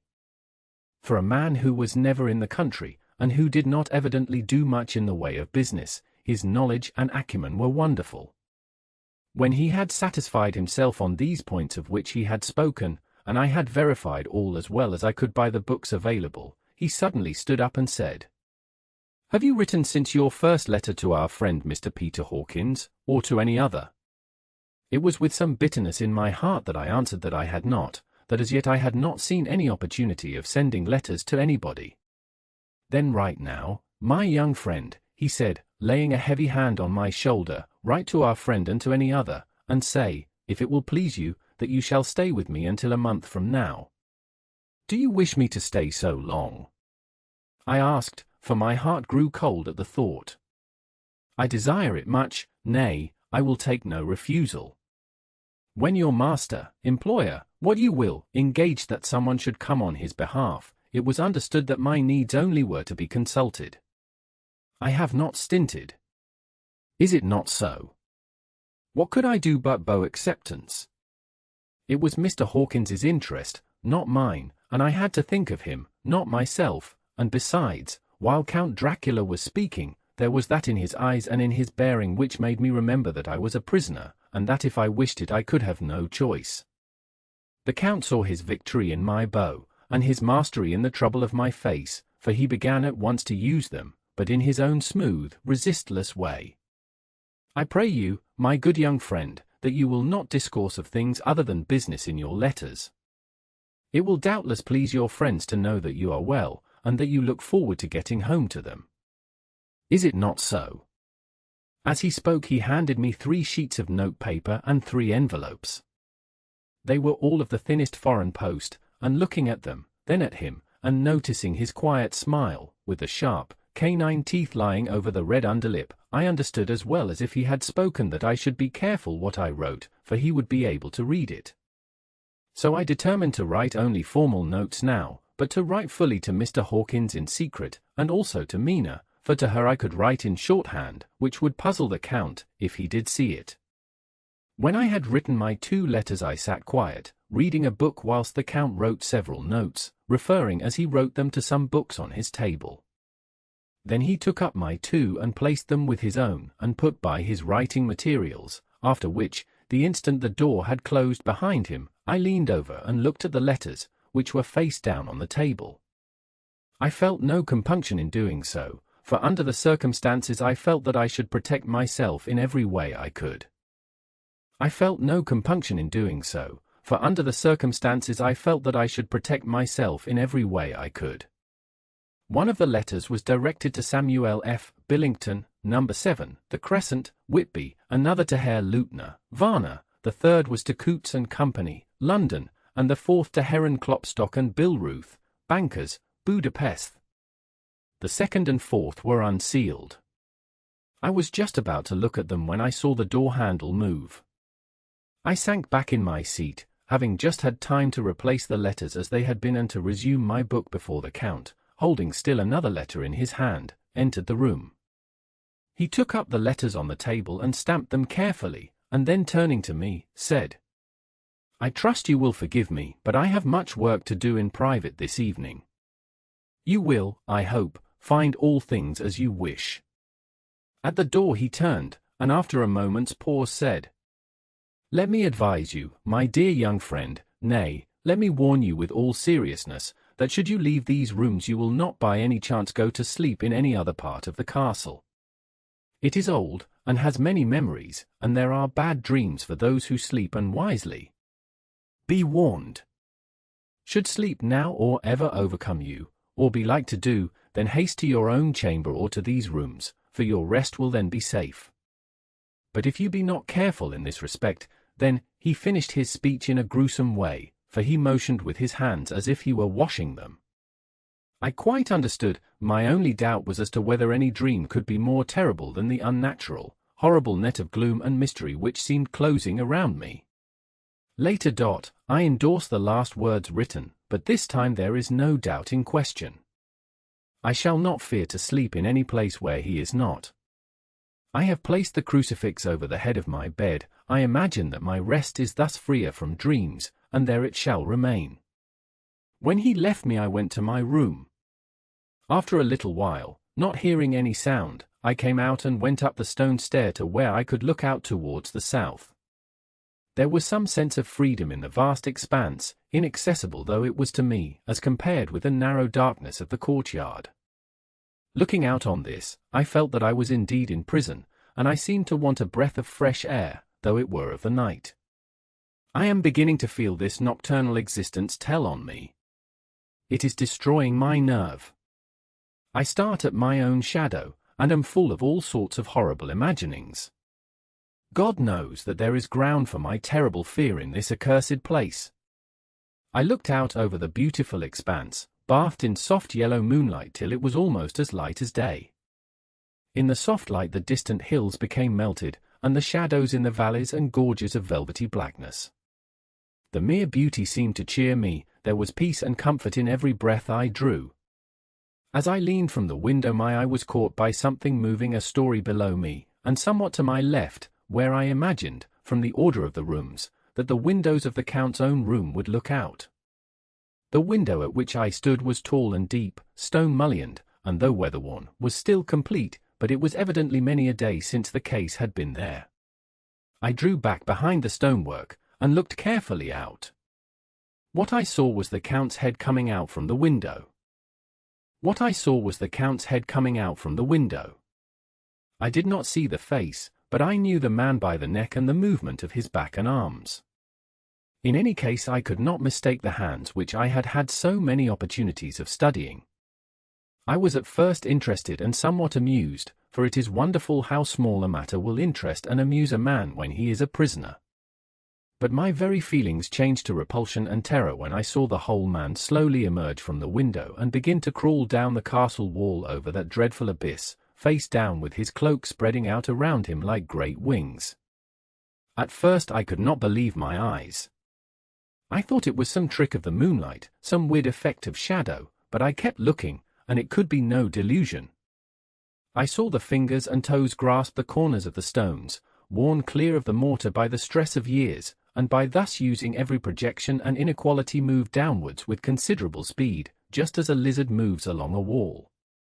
What manner of man is this, or what manner of creature is it in the semblance of man? I feel the dread of this horrible place overpowering me. I am in fear, in awful fear, and there is no escape for me. I am encompassed about with terrors that I dare not think of.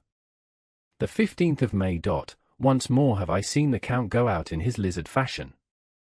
He moved downwards in a sidelong way, some 100 feet down, and a good deal to the left. He vanished into some hole or window. When his head had disappeared, I leaned out to try and see more, but without avail. The distance was too great to allow a proper angle of sight. I knew he had left the castle now, and thought to use the opportunity to explore more than I had dared to do as yet. I went back to the room, and taking a lamp, tried all the doors. They were all locked, as I had expected, and the locks were comparatively new, but I went down the stone stairs to the hall where I had entered originally. I found I could pull back the bolts easily enough and unhook the great chains, but the door was locked, and the key was gone. That key must be in the Count's room. I must watch should his door be unlocked, so that I may get it and escape. I went on to make a thorough examination of the various stairs and passages, and to try the doors that opened from them. 1 or 2 small rooms near the hall were open, but there was nothing to see in them except old furniture, dusty with age and moth-eaten. At last, however, I found one door at the top of the stairway which, though it seemed to be locked, gave a little under pressure.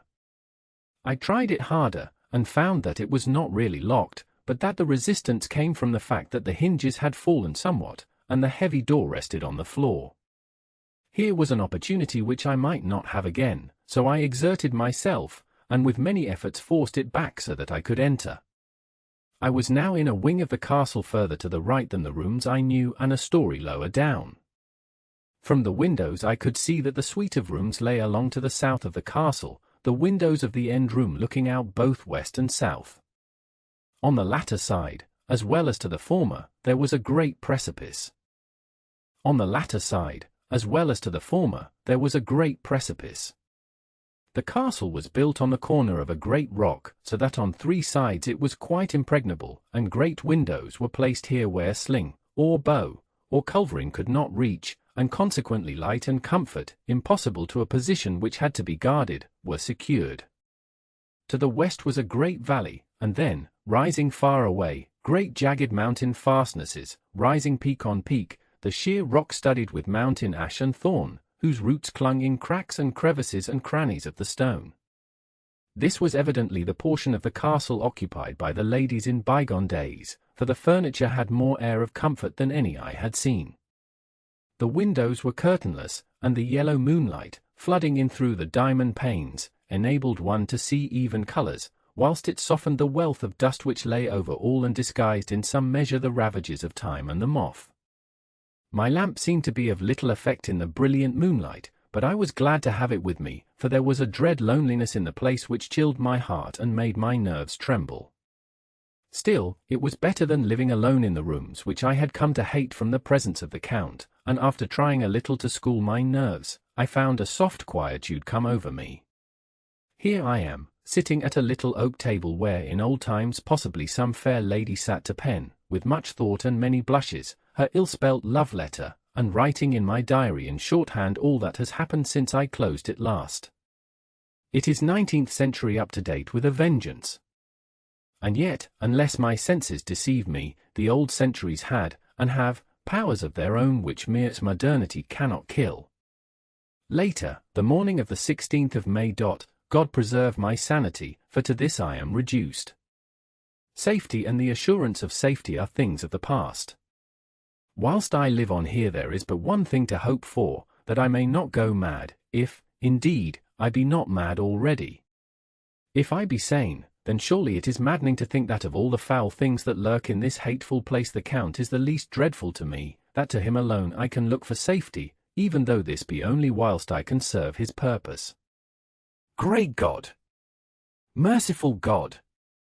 Let me be calm, for out of that way lies madness indeed. I begin to get new lights on certain things which have puzzled me. Up to now I never quite knew what Shakespeare meant when he made Hamlet say, "My tablets! Quick, my tablets! 'Tis meet that I put it down," etc. For now, feeling as though my own brain were unhinged or as if the shock had come which must end in its undoing, I turned to my diary for repose. The habit of entering accurately must help to soothe me. The Count's mysterious warning frightened me at the time, it frightens me more now when I think of it, for in future he has a fearful hold upon me. I shall fear to doubt what he may say.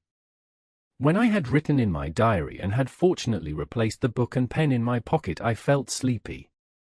The Count's warning came into my mind, but I took a pleasure in disobeying it. The sense of sleep was upon me, and with it the obstinacy which sleep brings as outrider.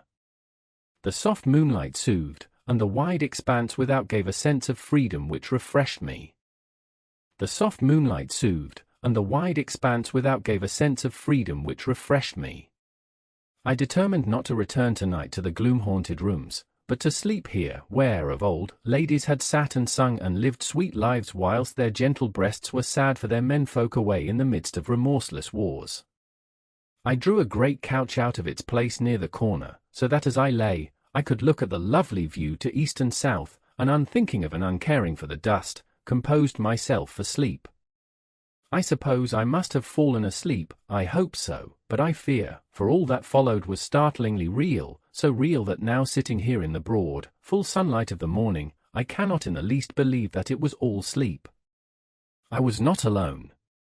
The room was the same, unchanged in any way since I came into it. I could see along the floor, in the brilliant moonlight, my own footsteps marked where I had disturbed the long accumulation of dust. In the moonlight opposite me were 3 young women, ladies by their dress and manner. I thought at the time that I must be dreaming when I saw them, for, though the moonlight was behind them, they threw no shadow on the floor. They came close to me and looked at me for some time, and then whispered together. 2 were dark, and had high aquiline noses, like the Count, and great dark, piercing eyes that seemed to be almost red when contrasted with the pale yellow moon. The other was fair as can be, with great wavy masses of golden hair and eyes like pale sapphires. I seemed somehow to know her face, and to know it in connection with some dreamy fear, but I could not recollect at the moment how or where. All 3 had brilliant white teeth that shone like pearls against the ruby of their voluptuous lips. There was something about them that made me uneasy, some longing and at the same time some deadly fear. I felt in my heart a wicked, burning desire that they would kiss me with those red lips. It is not good to note this down, lest some day it should meet Mina's eyes and cause her pain, but it is the truth. They whispered together, and then they all 3 laughed, such a silvery, musical laugh, but as hard as though the sound never could have come through the softness of human lips.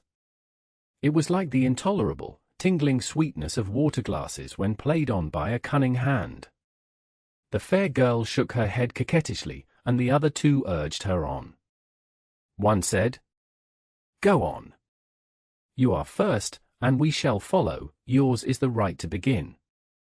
The other added, "He is young and strong, there are kisses for us all." I lay quiet, looking out under my eyelashes in an agony of delightful anticipation. The fair girl advanced and bent over me till I could feel the movement of her breath upon me. Sweet it was in one sense, honey-sweet, and sent the same tingling through the nerves as her voice, but with a bitter underlying the sweet, a bitter offensiveness, as one smells in blood. I was afraid to raise my eyelids, but looked out and saw perfectly under the lashes. The girl went on her knees, and bent over me, simply gloating. There was a deliberate voluptuousness which was both thrilling and repulsive, and as she arched her neck she actually licked her lips like an animal, till I could see in the moonlight the moisture shining on the scarlet lips and on the red tongue as it lapped the white sharp teeth. There was a deliberate voluptuousness which was both thrilling and repulsive, and as she arched her neck she actually licked her lips like an animal, till I could see in the moonlight the moisture shining on the scarlet lips and on the red tongue as it lapped the white sharp teeth. Lower and lower went her head as the lips went below the range of my mouth and chin and seemed about to fasten on my throat. Then she paused, and I could hear the churning sound of her tongue as it licked her teeth and lips, and could feel the hot breath on my neck.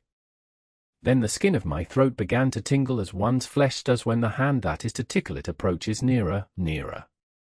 I could feel the soft, shivering touch of the lips on the supersensitive skin of my throat, and the hard dents of 2 sharp teeth, just touching and pausing there. I closed my eyes in a languorous ecstasy and waited with beating heart. But at that instant, another sensation swept through me as quick as lightning. I was conscious of the presence of the Count, and of his being as if lapped in a storm of fury. As my eyes opened involuntarily I saw his strong hand grasp the slender neck of the fair woman and with giant's power draw it back, the blue eyes transformed with fury, the white teeth champing with rage, and the fair cheeks blazing red with passion. But the Count! Never did I imagine such wrath and fury, even to the demons of the pit. His eyes were positively blazing. The red light in them was lurid, as if the flames of hellfire blazed behind them. His face was deathly pale, and the lines of it were hard like drawn wires. The thick eyebrows that met over the nose now seemed like a heaving bar of white-hot metal. With a fierce sweep of his arm, he hurled the woman from him, and then motioned to the others, as though he were beating them back, it was the same imperious gesture that I had seen used to the wolves. In a voice which, though low and almost in a whisper, seemed to cut through the air and then ring round the room, he said, "How dare you touch him, any of you? How dare you cast eyes on him when I had forbidden it? Back, I tell you all. This man belongs to me. Beware how you meddle with him, or you'll have to deal with me." The fair girl, with a laugh of ribald coquetry, turned to answer him. "You yourself never loved, you never love." On this the other women joined, and such a mirthless, hard, soulless laughter rang through the room that it almost made me faint to hear. It seemed like the pleasure of fiends.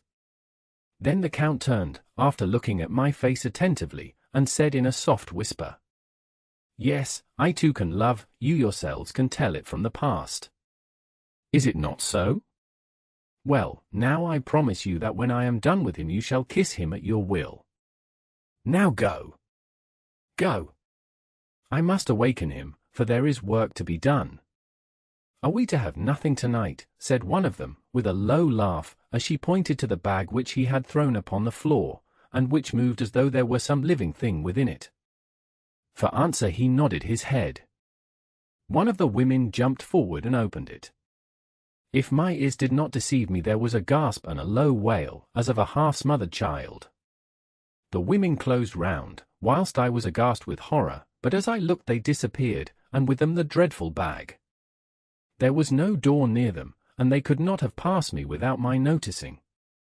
There was no door near them, and they could not have passed me without my noticing. They simply seemed to fade into the rays of the moonlight and pass out through the window, for I could see outside the dim, shadowy forms for a moment before they entirely faded away. Then the horror overcame me, and I sank down unconscious. Chapter 4. Jonathan Harker's Journal, continued.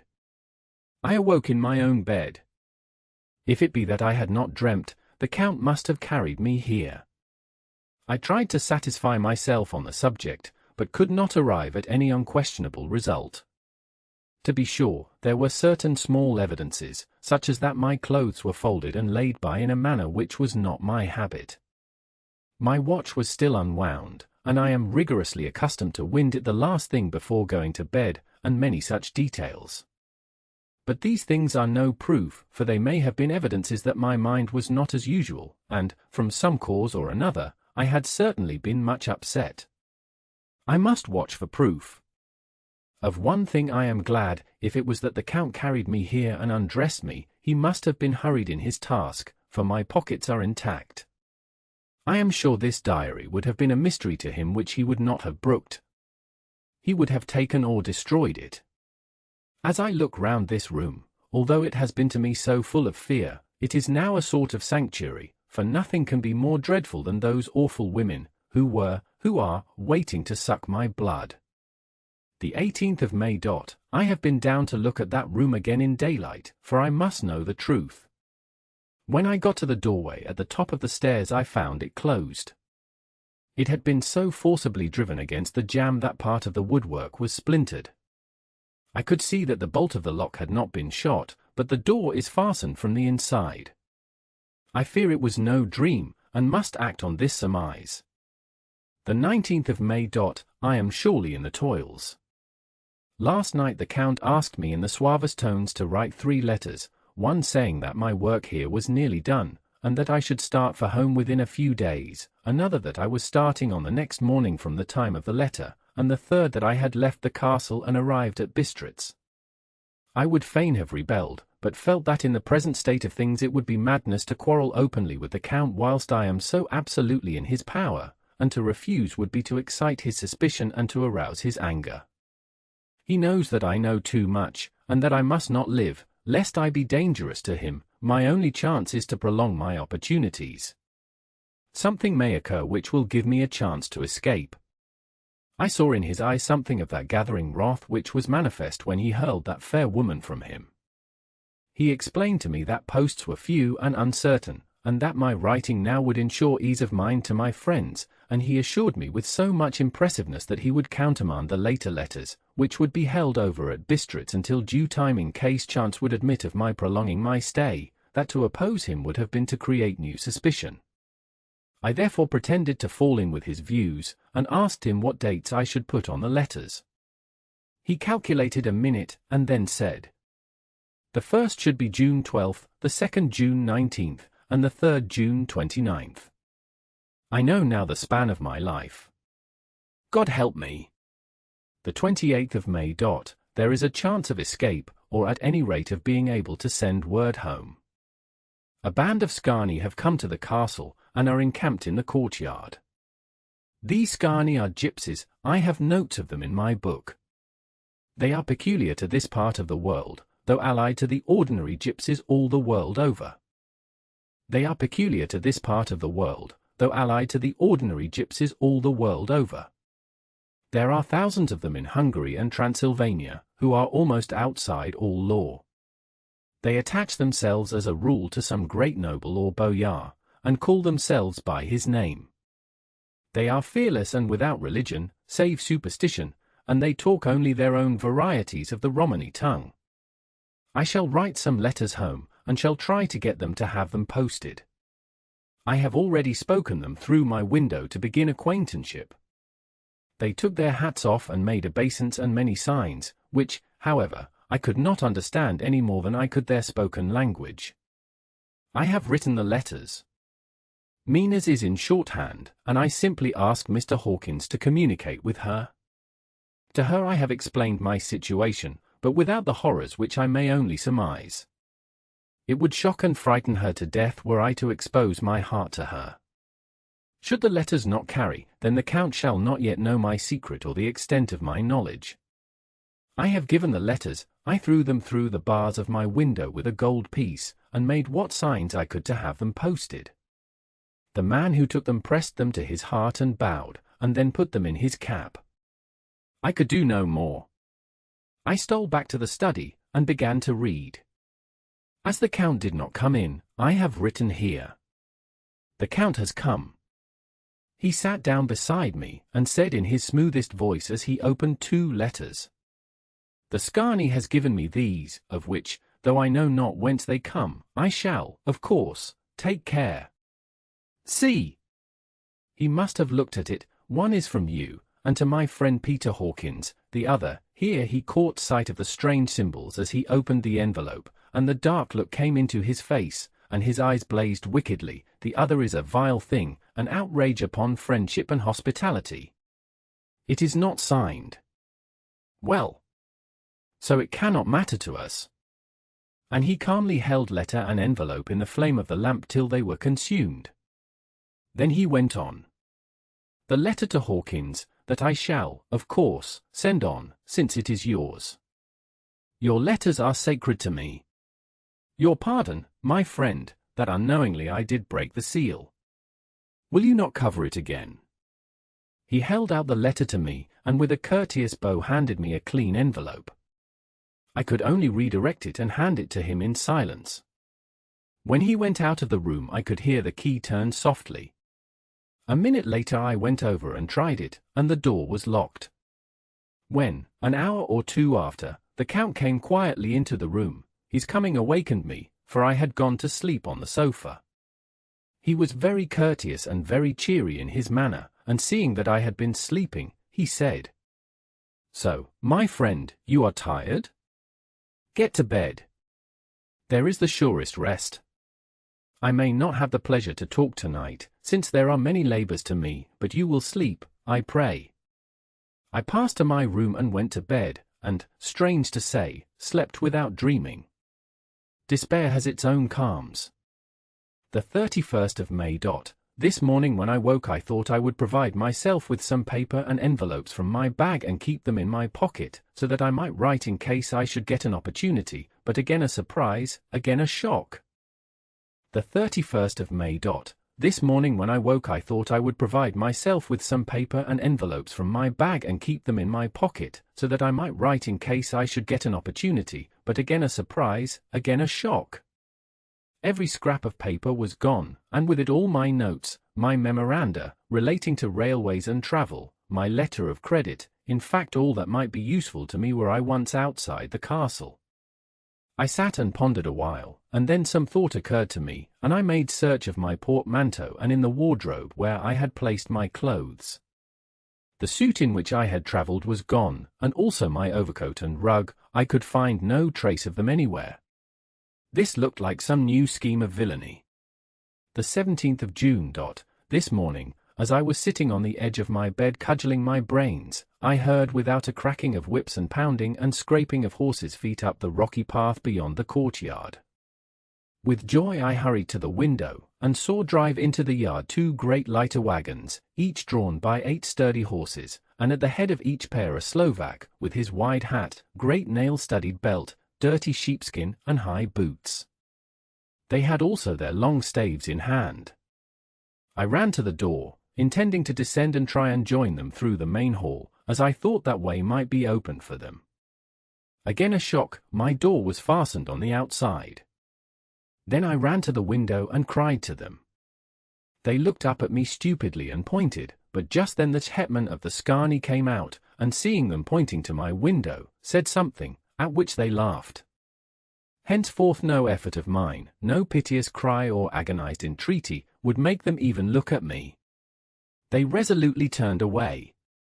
The lighter wagons contained great, square boxes, with handles of thick rope. These were evidently empty by the ease with which the Slovaks handled them, and by their resonance as they were roughly moved.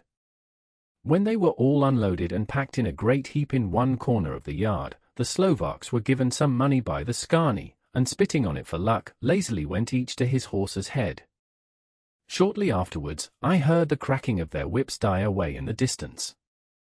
The 24th of June, before morning. Last night the Count left me early, and locked himself into his own room. As soon as I dared I ran up the winding stair, and looked out of the window, which opened south. I thought I would watch for the Count, for there is something going on. The Scani are quartered somewhere in the castle and are doing work of some kind. I know it, for now and then I hear a faraway muffled sound as of mattock and spade, and, whatever it is, it must be the end of some ruthless villainy. I had been at the window somewhat less than half an hour, when I saw something coming out of the Count's window. I drew back and watched carefully, and saw the whole man emerge. It was a new shock to me to find that he had on the suit of clothes which I had worn whilst travelling here, and slung over his shoulder the terrible bag which I had seen the women take away. There could be no doubt as to his quest, and in my garb, too. This, then, is his new scheme of evil, that he will allow others to see me, as they think, so that he may both leave evidence that I have been seen in the towns or villages posting my own letters, and that any wickedness which he may do shall by the local people be attributed to me. This, then, is his new scheme of evil, that he will allow others to see me, as they think, so that he may both leave evidence that I have been seen in the towns or villages posting my own letters, and that any wickedness which he may do shall by the local people be attributed to me. It makes me rage to think that this can go on, and whilst I am shut up here, a veritable prisoner, but without that protection of the law which is even a criminal's right and consolation. I thought I would watch for the Count's return, and for a long time sat doggedly at the window. Then I began to notice that there were some quaint little specks floating in the rays of the moonlight. They were like the tiniest grains of dust, and they whirled round and gathered in clusters in a nebulous sort of way. I watched them with a sense of soothing, and a sort of calm stole over me. I leaned back in the embrasure in a more comfortable position, so that I could enjoy more fully the aerial gambolling.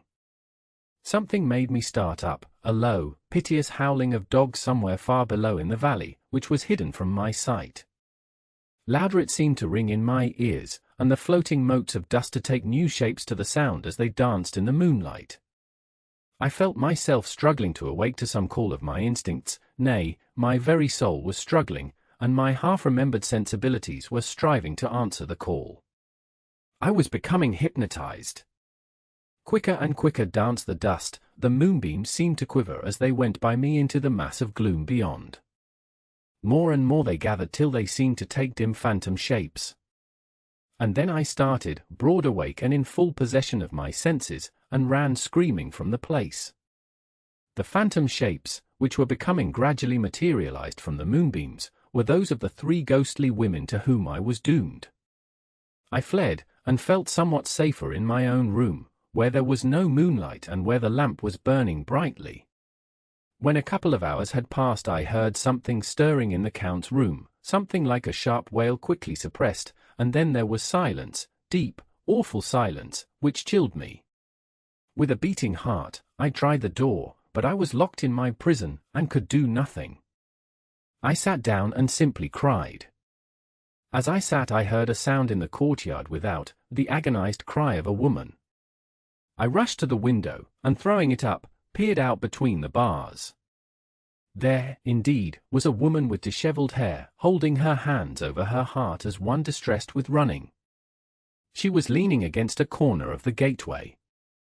When she saw my face at the window, she threw herself forward, and shouted in a voice laden with menace, "Monster, give me my child!" She threw herself on her knees, and raising up her hands, cried the same words in tones which wrung my heart. Then she tore her hair and beat her breast, and abandoned herself to all the violences of extravagant emotion. Finally, she threw herself forward, and, though I could not see her, I could hear the beating of her naked hands against the door.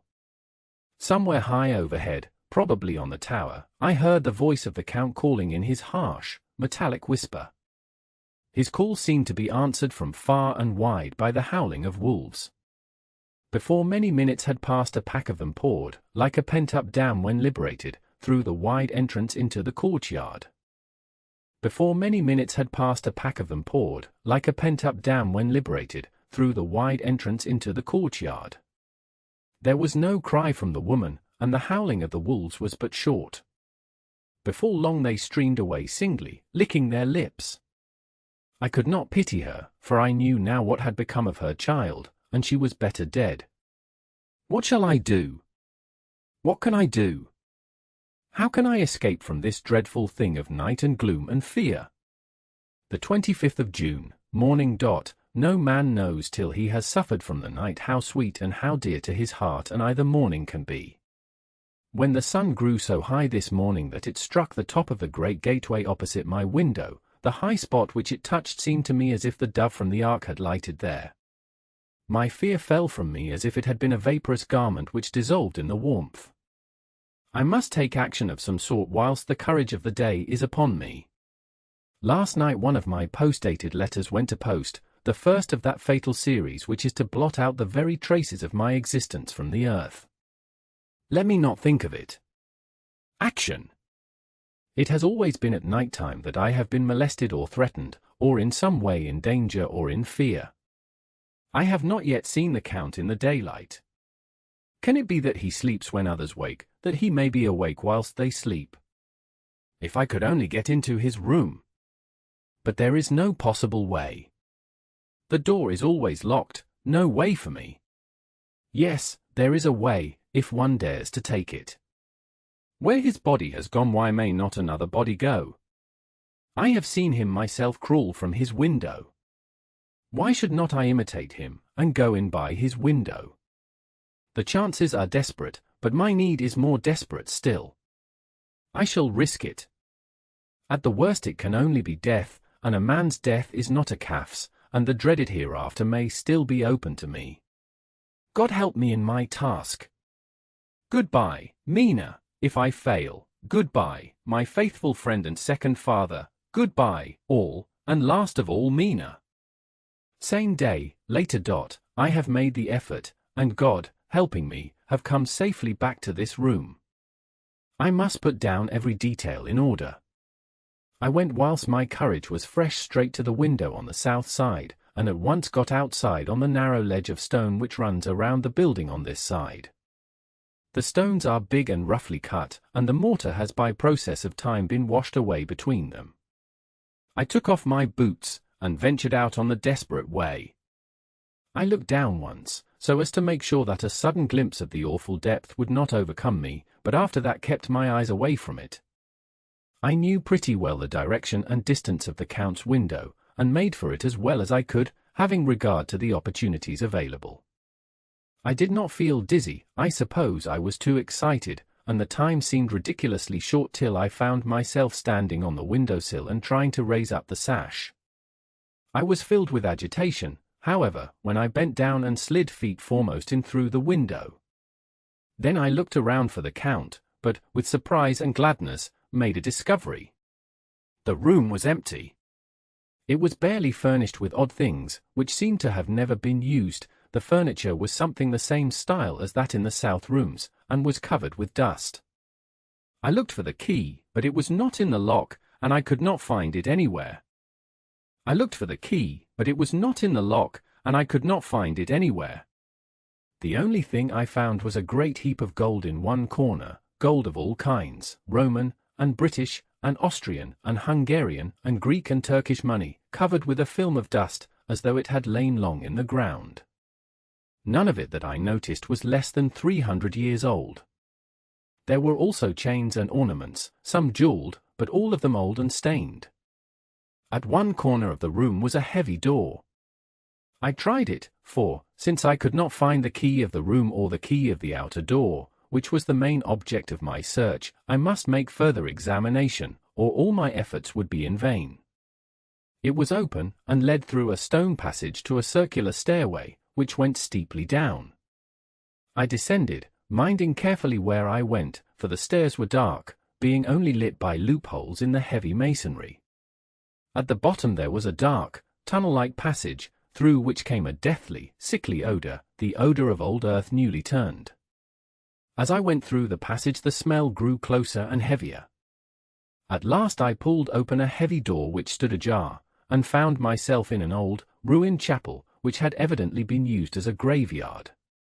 The roof was broken, and in 2 places were steps leading to vaults, but the ground had recently been dug over, and the earth placed in great wooden boxes, manifestly those which had been brought by the Slovaks. There was nobody about, and I made search for any further outlet, but there was none. Then I went over every inch of the ground, so as not to lose a chance.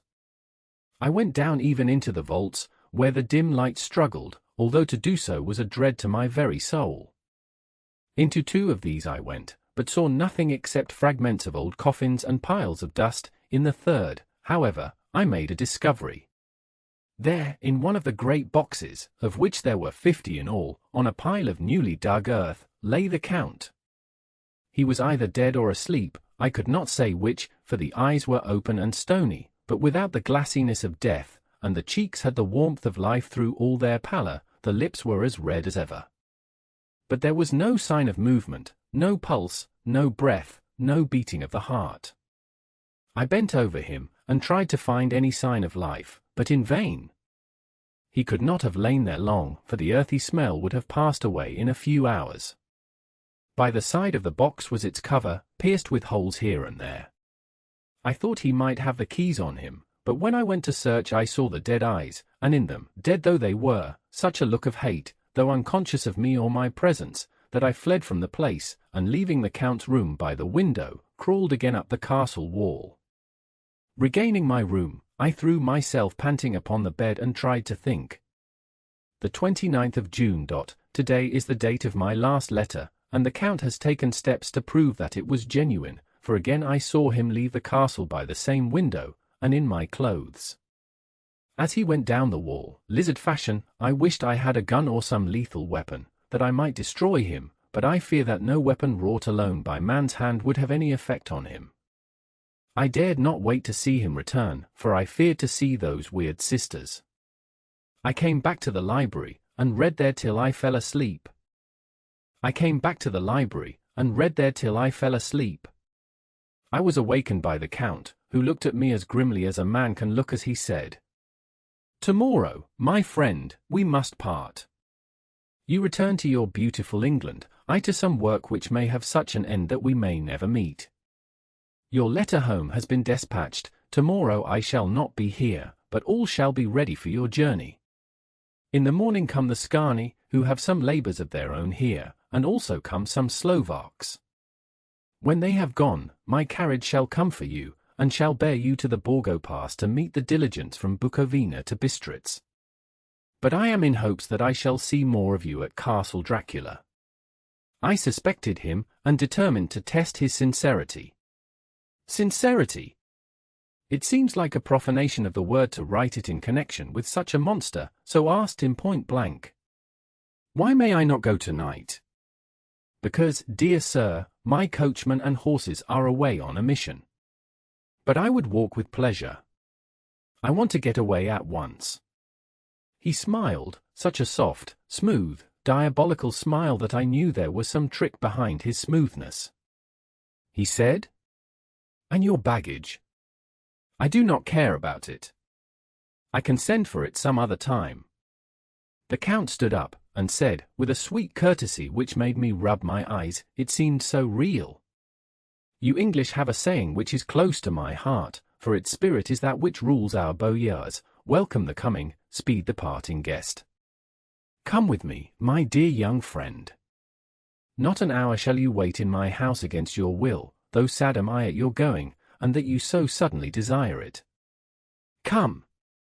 With a stately gravity, he, with the lamp, preceded me down the stairs and along the hall.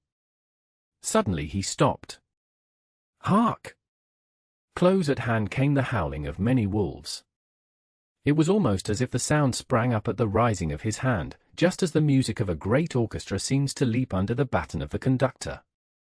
After a pause of a moment, he proceeded, in his stately way, to the door, drew back the ponderous bolts, unhooked the heavy chains, and began to draw it open. To my intense astonishment I saw that it was unlocked. Suspiciously, I looked all round, but could see no key of any kind.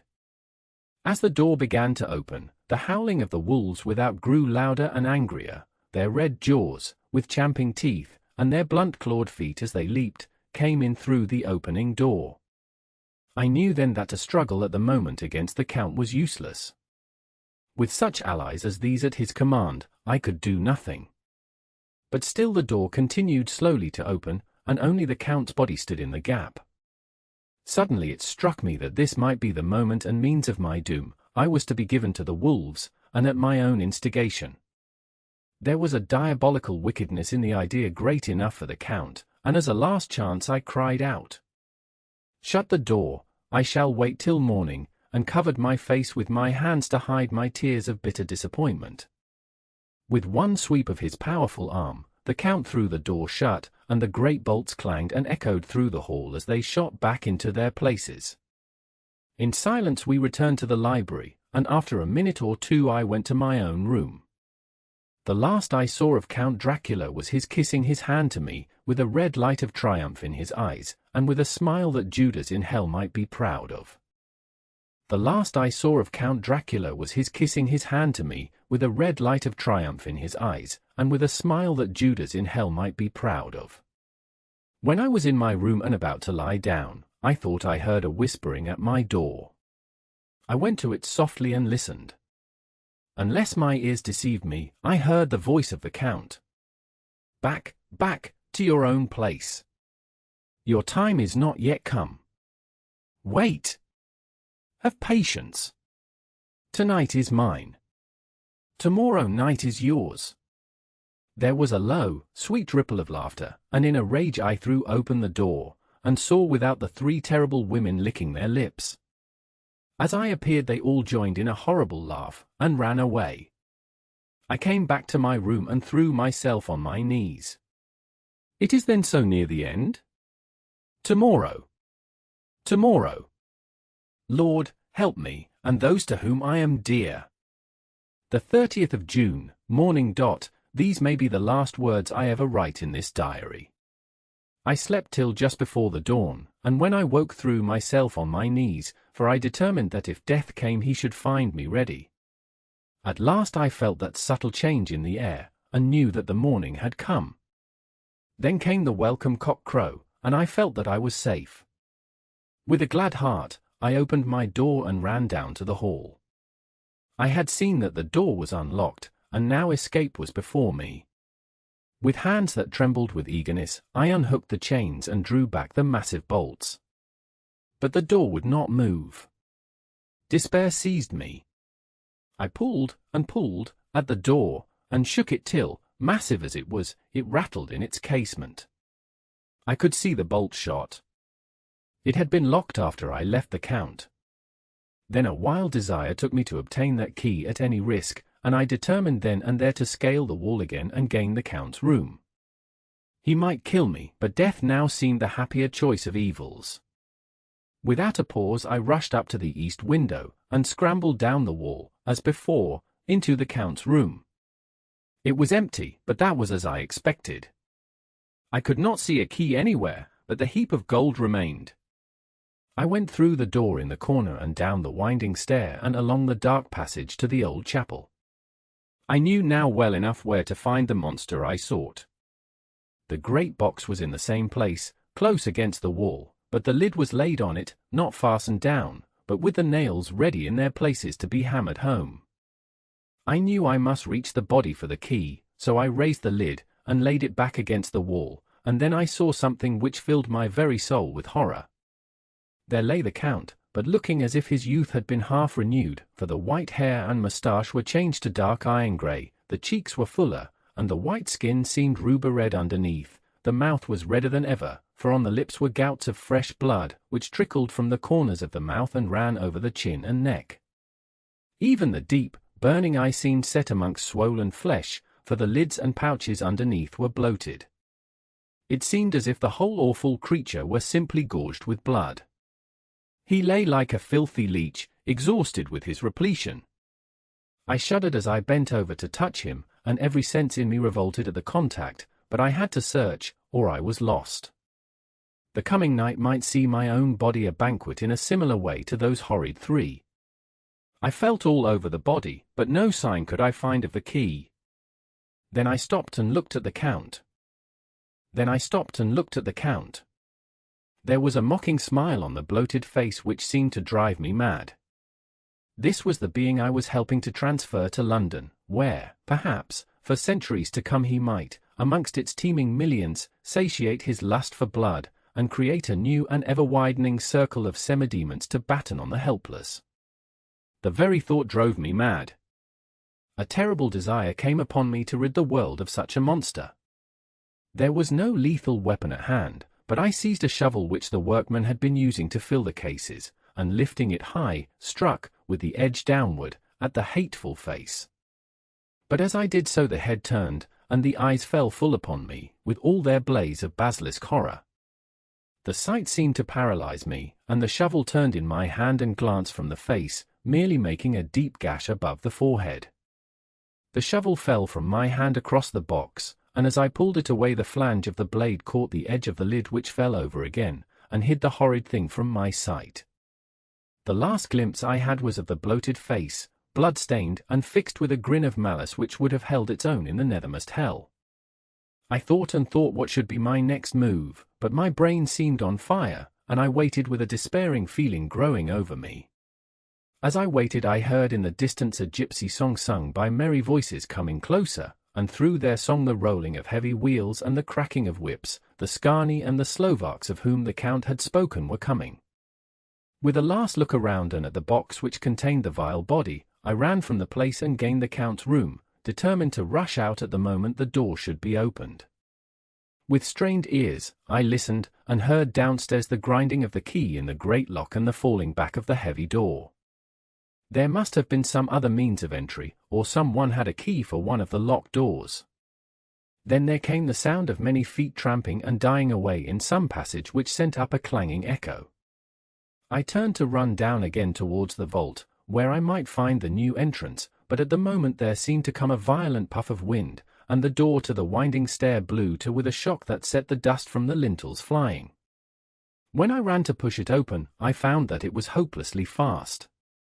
I was again a prisoner, and the net of doom was closing round me more closely.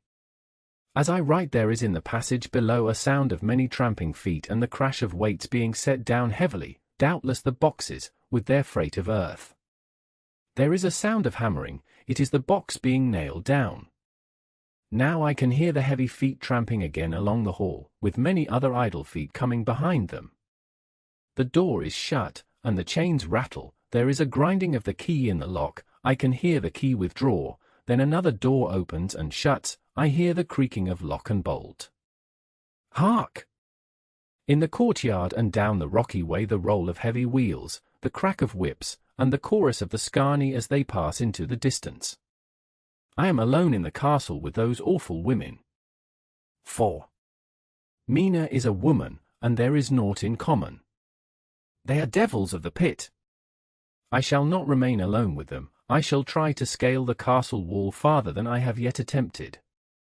I shall take some of the gold with me, lest I want it later. I shall take some of the gold with me, lest I want it later. I may find a way from this dreadful place.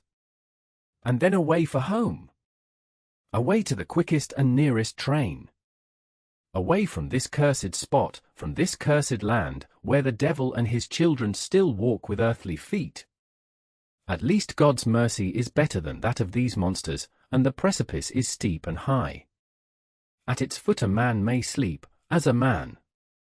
Goodbye, all. Mina. Chapter 5. Letter from Miss Mina Murray to Miss Lucy Westenra. The 9th of May. My dearest Lucy, forgive my long delay in writing, but I have been simply overwhelmed with work. The life of an assistant schoolmistress is sometimes trying. I am longing to be with you, and by the sea, where we can talk together freely and build our castles in the air. I have been working very hard lately, because I want to keep up with Jonathan's studies, and I have been practicing shorthand very assiduously.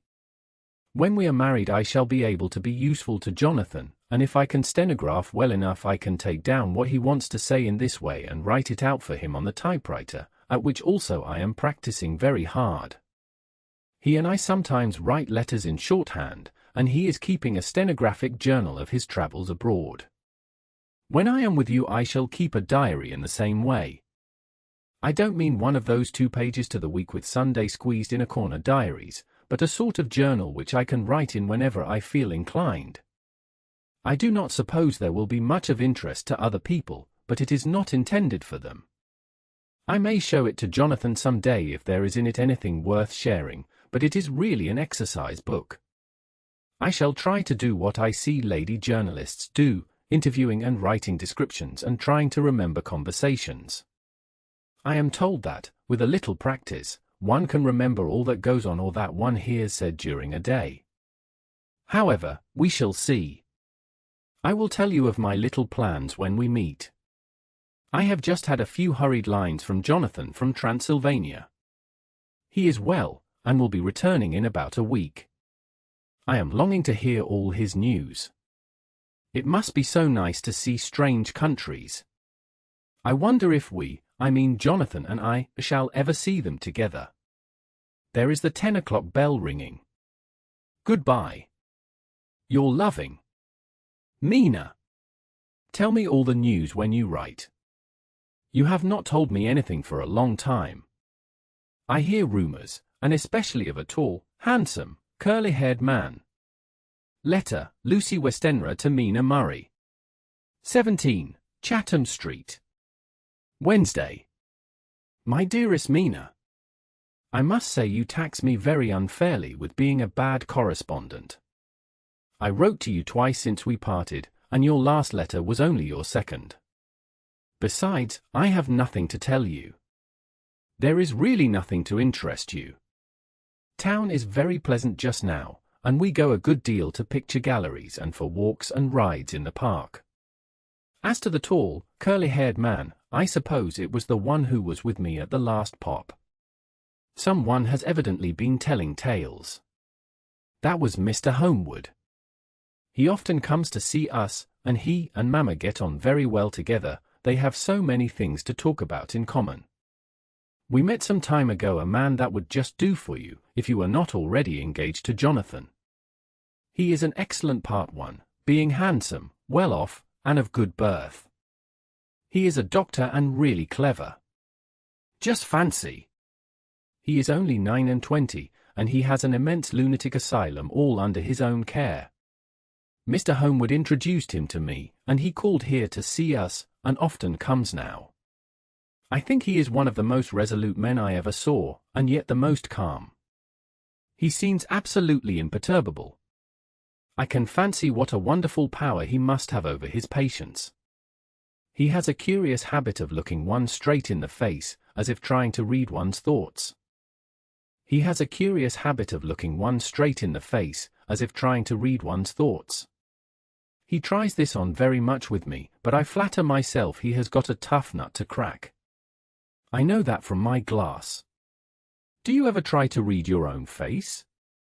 I do, and I can tell you it is not a bad study, and gives you more trouble than you can well fancy if you have never tried it. He says that I afford him a curious psychological study, and I humbly think I do. I do not, as you know, take sufficient interest in dress to be able to describe the new fashions. Dress is a bore.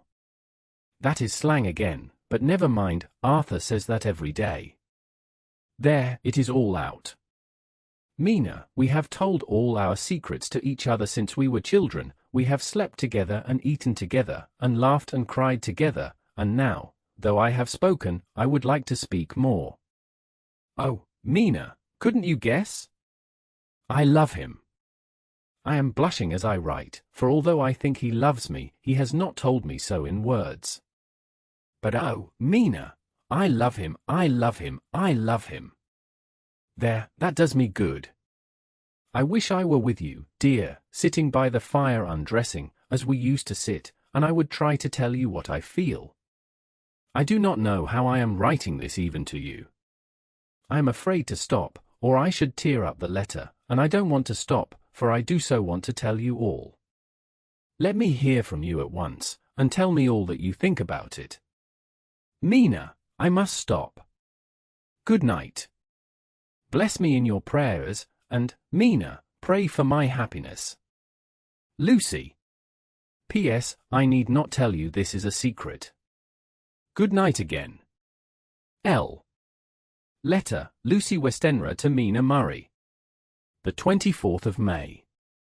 My dearest Mina. Thanks, and thanks, and thanks again for your sweet letter. It was so nice to be able to tell you and to have your sympathy. My dear, it never rains but it pours. How true the old proverbs are. Here am I, who shall be 20 in September, and yet I never had a proposal till today, not a real proposal, and today I have had 3. Just fancy. 3 proposals in one day. Isn't it awful? I feel sorry, really and truly sorry, for 2 of the poor fellows. Oh, Mina, I am so happy that I don't know what to do with myself. And 3 proposals. But, for goodness sake, don't tell any of the girls, or they would be getting all sorts of extravagant ideas and imagining themselves injured and slighted if in their very first day at home they did not get 6 at least. Some girls are so vain. You and I, Mina dear, who are engaged and are going to settle down soon soberly into old married women, can despise vanity. Well, I must tell you about the 3, but you must keep it a secret, dear, from everyone, except, of course, Jonathan. You will tell him, because I would, if I were in your place, certainly tell Arthur. A woman ought to tell her husband everything, don't you think so, dear, and I must be fair. Men like women, certainly their wives, to be quite as fair as they are, and women, I am afraid, are not always quite as fair as they should be. Well, my dear, number 1 came just before lunch. I told you of him, Dr. John Seward, the lunatic asylum man, with the strong jaw and the good forehead. He was very cool outwardly, but was nervous all the same.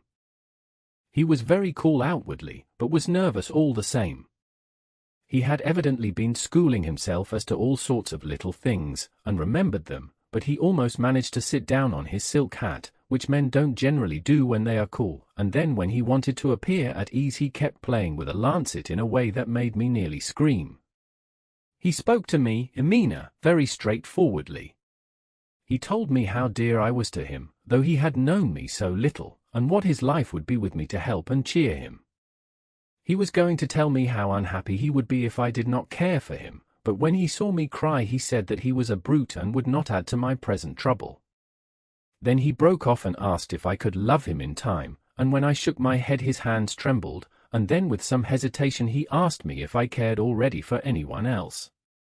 He put it very nicely, saying that he did not want to wring my confidence from me, but only to know, because if a woman's heart was free a man might have hope. And then, Mina, I felt a sort of duty to tell him that there was someone. I only told him that much, and then he stood up, and he looked very strong and very grave as he took both my hands in his and said he hoped I would be happy, and that if I ever wanted a friend I must count him one of my best. Oh, Mina dear, I can't help crying, and you must excuse this letter being all blotted. Being proposed to is all very nice and all that sort of thing, but it isn't at all a happy thing when you have to see a poor fellow, whom you know loves you honestly, going away and looking all broken-hearted, and to know that, no matter what he may say at the moment, you are passing quite out of his life. My dear, I must stop here at present. I feel so miserable, though I am so happy. Evening. Arthur has just gone, and I feel in better spirits than when I left off, so I can go on telling you about the day. Well, my dear, number 2 came after lunch. He is such a nice fellow, an American from Texas, and he looks so young and so fresh that it seems almost impossible that he has been to so many places and has had such adventures. I sympathize with poor Desdemona when she had such a dangerous stream poured in her ear, even by a black man. I suppose that we women are such cowards that we think a man will save us from fears, and we marry him. I know now what I would do if I were a man and wanted to make a girl love me. No, I don't, for there was Mr. Morris telling us his stories, and Arthur never told any, and yet, my dear, I am somewhat previous. Mr. Quincy P. Morris found me alone. It seems that a man always does find a girl alone. No, he doesn't, for Arthur tried twice to make a chance, and I helping him all I could. I am not ashamed to say it now. I must tell you beforehand that Mr. Morris doesn't always speak slang, that is to say, he never does so to strangers or before them, for he is really well educated and has exquisite manners, but he found out that it amused me to hear him talk American slang, and whenever I was present, and there was no one to be shocked, he said such funny things. I am afraid, my dear, he has to invent it all, for it fits exactly into whatever else he has to say. But this is a way slang has. I do not know myself if I shall ever speak slang. I do not know if Arthur likes it, as I have never heard him use any as yet. I do not know myself if I shall ever speak slang. I do not know if Arthur likes it, as I have never heard him use any as yet. Well, Mr. Morris sat down beside me and looked as happy and jolly as he could, but I could see all the same that he was very nervous. He took my hand in his, and said ever so sweetly, "Miss Lucy, I know I ain't good enough to regulate the fixins of your little shoes, but I guess if you wait till you find a man that is you will go join them 7 young women with the lamps when you quit. Won't you just hitch up alongside of me and let us go down the long road together, driving in double harness?" Well, he did look so good-humored and so jolly that it didn't seem half so hard to refuse him as it did poor Dr. Seward, so I said, as lightly as I could, that I did not know anything of hitching, and that I wasn't broken to harness at all yet. Then he said that he had spoken in a light manner, and he hoped that if he had made a mistake in doing so on so grave, so momentous, an occasion for him, I would forgive him. He really did look serious when he was saying it, and I couldn't help feeling a bit serious too. I know, Mina, you will think me a horrid flirt, though I couldn't help feeling a sort of exultation that he was number 2 in one day. And then, my dear, before I could say a word he began pouring out a perfect torrent of love-making, laying his very heart and soul at my feet. He looked so earnest over it that I shall never again think that a man must be playful always, and never earnest, because he is merry at times. I suppose he saw something in my face which checked him, for he suddenly stopped, and said with a sort of manly fervour that I could have loved him for if I had been free. "Lucy, you are an honest-hearted girl, I know. I should not be here speaking to you as I am now if I did not believe you clean grit, right through to the very depths of your soul. Tell me, like one good fellow to another, is there any one else that you care for? And if there is I'll never trouble you a hair's breadth again, but will be, if you will let me, a very faithful friend." My dear Mina, why are men so noble when we women are so little worthy of them? Here was I almost making fun of this great-hearted, true gentleman. I burst into tears. I am afraid, my dear, you will think this a very sloppy letter in more ways than one, and I really felt very badly. Why can't they let a girl marry 3 men, or as many as want her, and save all this trouble? But this is heresy, and I must not say it. I am glad to say that, though I was crying, I was able to look into Mr. Morris's brave eyes, and I told him out straight. Yes, there is someone I love, though he has not told me yet that he even loves me. I was right to speak to him so frankly, for quite a light came into his face, and he put out both his hands and took mine. I think I put them into his, and said in a hearty way, "That's my brave girl. It's better worth being late for a chance of winning you than being in time for any other girl in the world.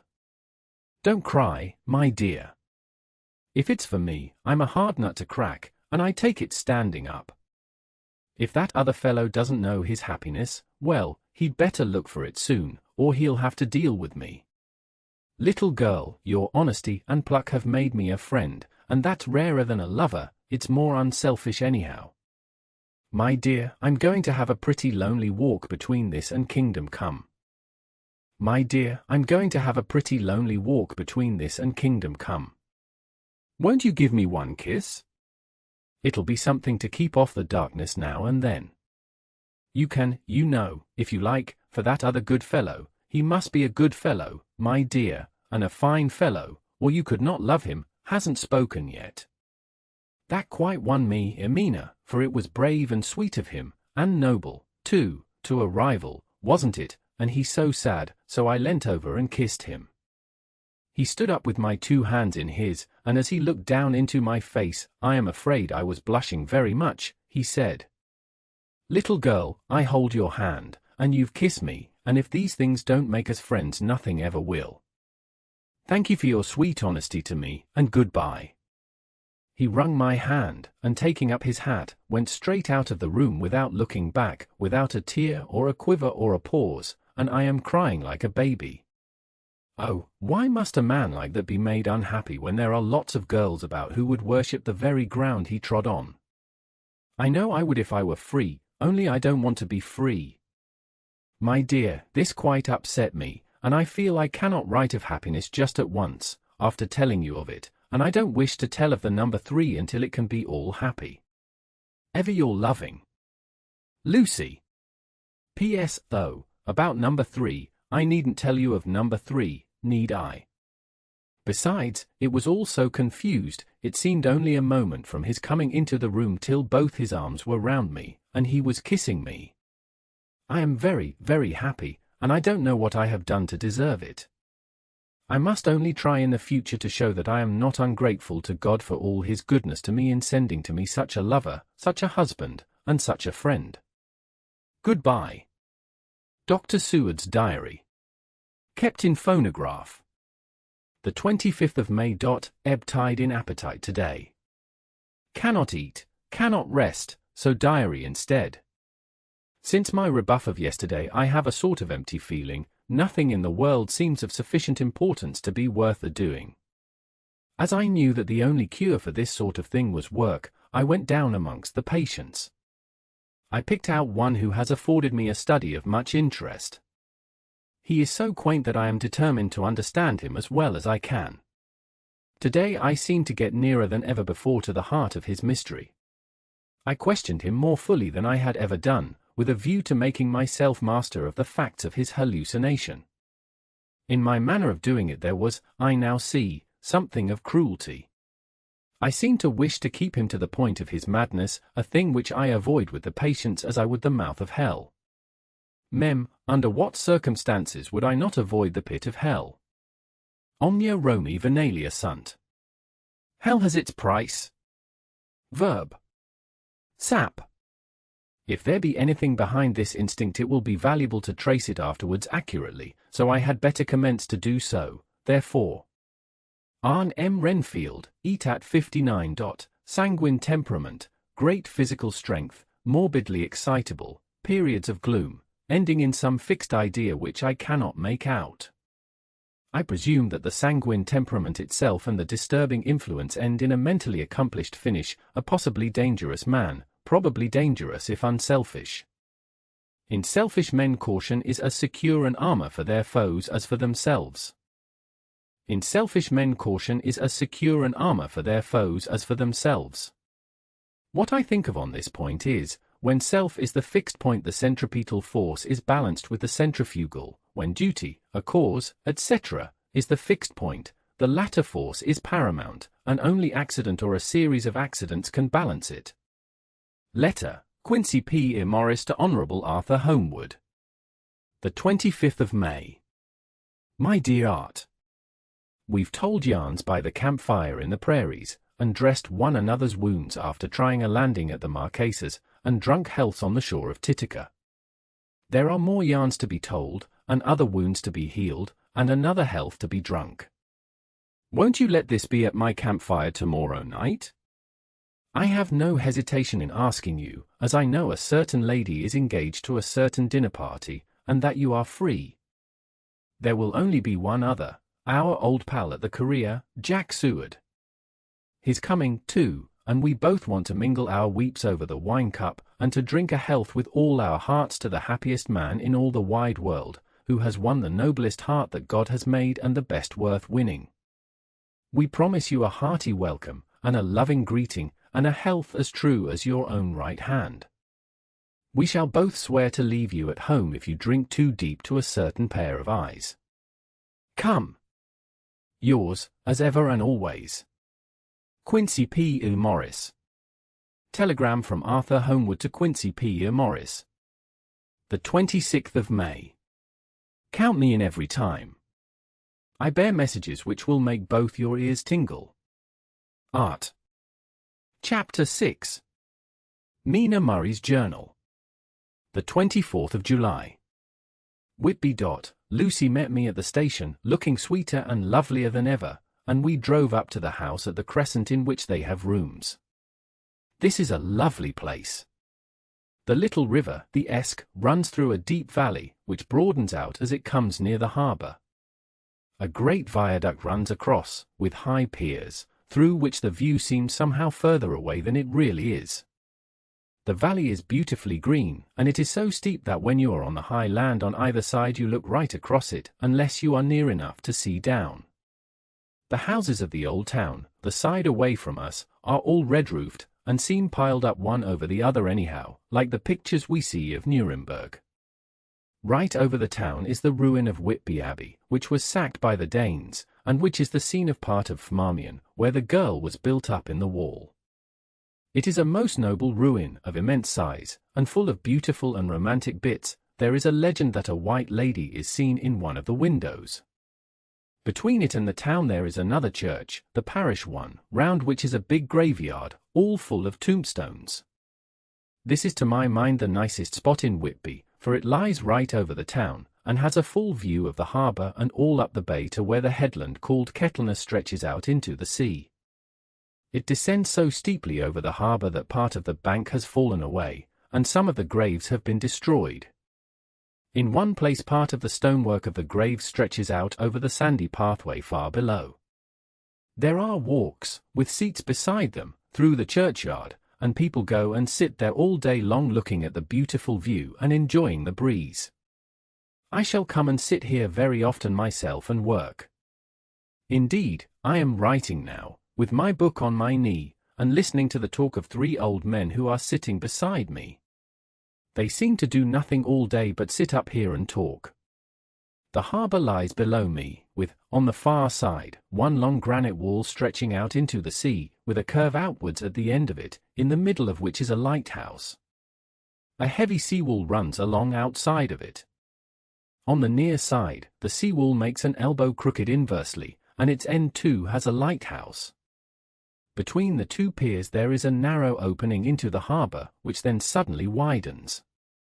It is nice at high water, but when the tide is out it shoals away to nothing, and there is merely the stream of the Esk, running between banks of sand, with rocks here and there. Outside the harbour on this side there rises for about half a mile a great reef, the sharp edge of which runs straight out from behind the south lighthouse. At the end of it is a buoy with a bell, which swings in bad weather, and sends in a mournful sound on the wind.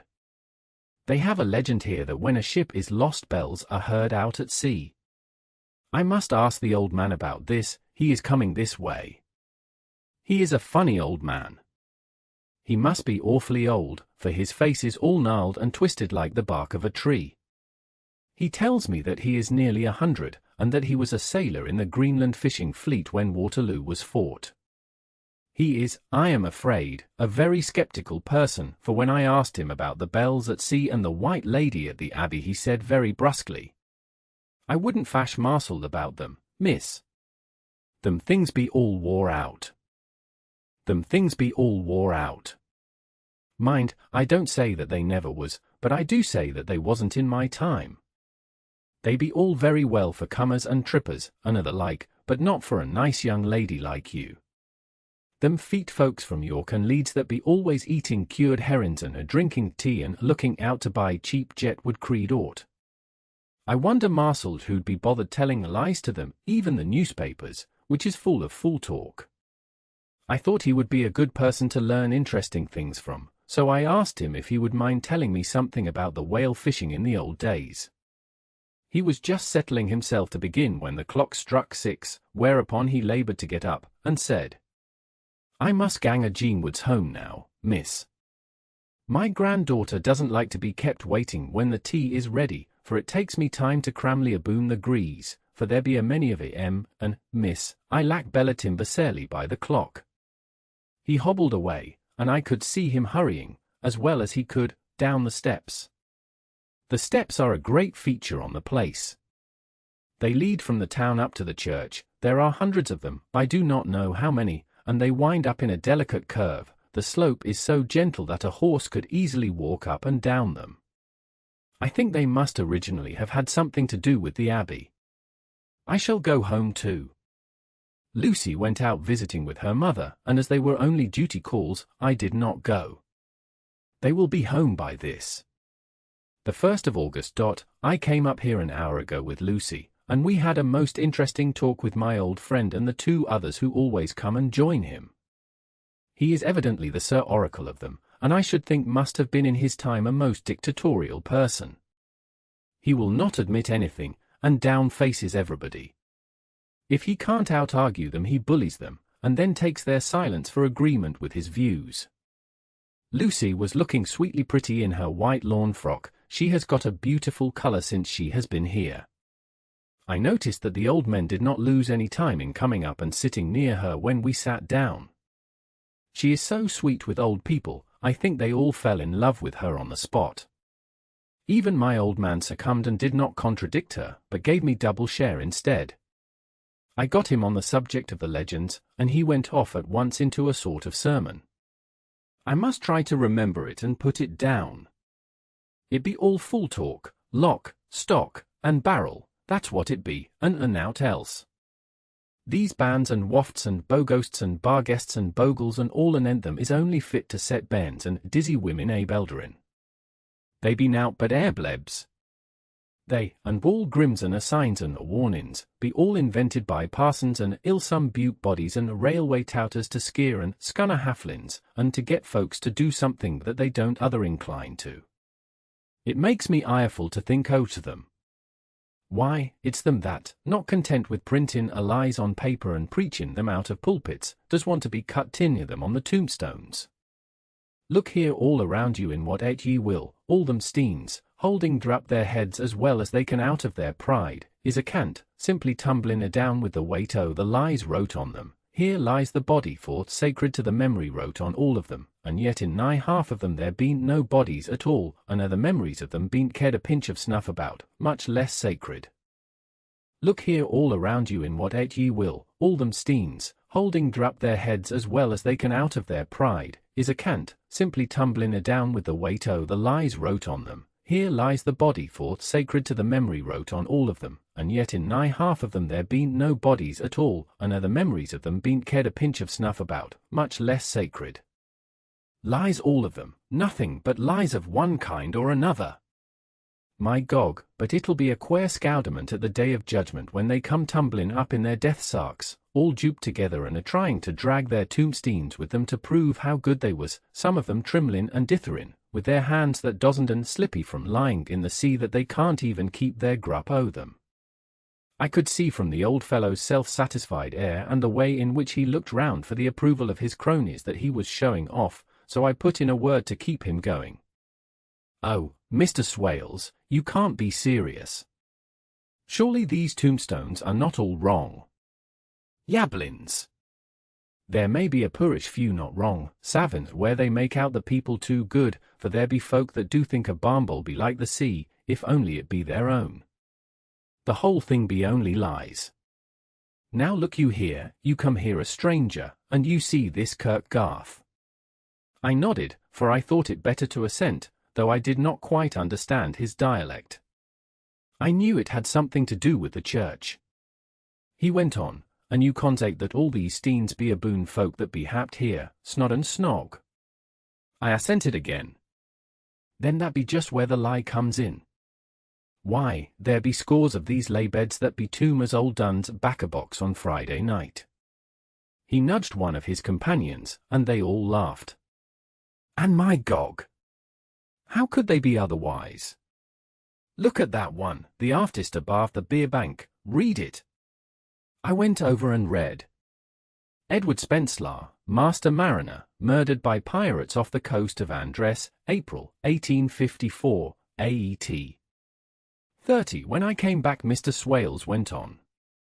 Who brought him home, I wonder, to hap him here?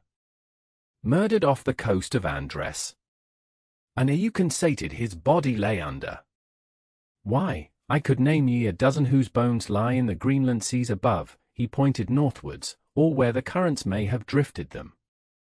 There be the steens around ye. Ye can, with your young eyes, read the small print of the lies from here. This Braithwaite Lowry, I knew his father, lost in the lively off Greenland in 20, or Andrew Woodhouse, drowned in the same seas in 1777, or John Paxton, drowned off Cape Farewell a year later, or old John Rawlings, whose grandfather sailed with me, drowned in the Gulf of Finland in 50. Do you think that all these men will have to make a rush to Whitby when the trumpet sounds? I have me antherums aboot it. I tell ye that when they got here they'd be jomlin and jostlin one another that way that it you'd be like a fight up on the ice in the old days, when we'd be at one another from daylight to dark, and trying to tie up our cuts by the light of the aurora borealis." This was evidently local pleasantry, for the old man cackled over it, and his cronies joined in with gusto. "But," I said, "surely you are not quite correct, for you start on the assumption that all the poor people, or their spirits, will have to take their tombstones with them on the day of judgment." "But," I said, "surely you are not quite correct, for you start on the assumption that all the poor people, or their spirits, will have to take their tombstones with them on the day of judgment. Do you think that will be really necessary? Well, what else be they tombstones for?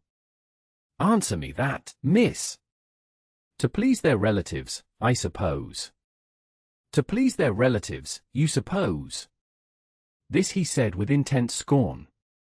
"How will it pleasure their relatives to know that lies is wrote over them, and that everybody in the place knows that they be lies?" He pointed to a stone at our feet which had been laid down as a slab, on which the seat was rested, close to the edge of the cliff. "Read the lies on that thruffstein," he said. The letters were upside down to me from where I sat, but Lucy was more opposite to them, so she leant over and read. "Sacred to the memory of George Cannon, who died, in the hope of a glorious resurrection, on July 29, 1873, falling from the rocks at Kettleness.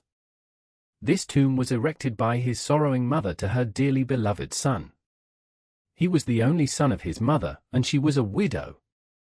Really, Mr. Swales, I don't see anything very funny in that." She spoke her comment very gravely and somewhat severely. "Ye don't see aught funny." "Ha! Ha!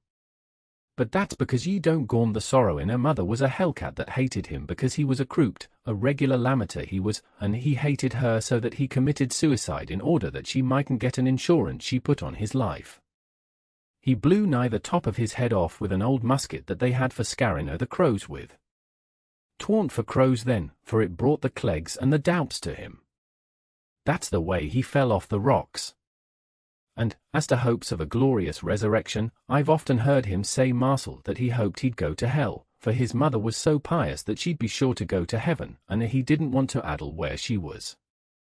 Now isn't that Steen at any rate, he hammered it with his stick as he spoke, a pack of lies? And won't it make Gabriel keckle when Geordie comes panting up the grease with the tombstone balanced on his hump, and asks it to be took as evidence? I did not know what to say, but Lucy turned the conversation as she said, rising up, "Oh, why did you tell us of this? It is my favourite seat, and I cannot leave it, and now I find I must go on sitting over the grave of a suicide. That won't harm ye, my pretty, and it may make poor Geordie gladsome to have so trim a lass sitting on his lap. That won't hurt ye. Why, I've sat here off and on for nigh 20 years past, and it hasn't done me no harm. Don't ye fash about them as lies under ye, or that doesn't lie there either. It'll be time for ye to be getting scart when ye see the tombstones all run away with, and the place as bare as a stubble field. There's the clock, and I must gang. My service to ye, ladies." And off he hobbled. Lucy and I sat a while, and it was all so beautiful before us that we took hands as we sat, and she told me all over again about Arthur and their coming marriage. That made me just a little heartsick, for I haven't heard from Jonathan for a whole month. The same day, I came up here alone, for I am very sad. There was no letter for me. I hope there cannot be anything the matter with Jonathan. The clock has just struck 9. The clock has just struck 9. I see the lights scattered all over the town, sometimes in rows where the streets are, and sometimes singly. They run right up the Esk and die away in the curve of the valley.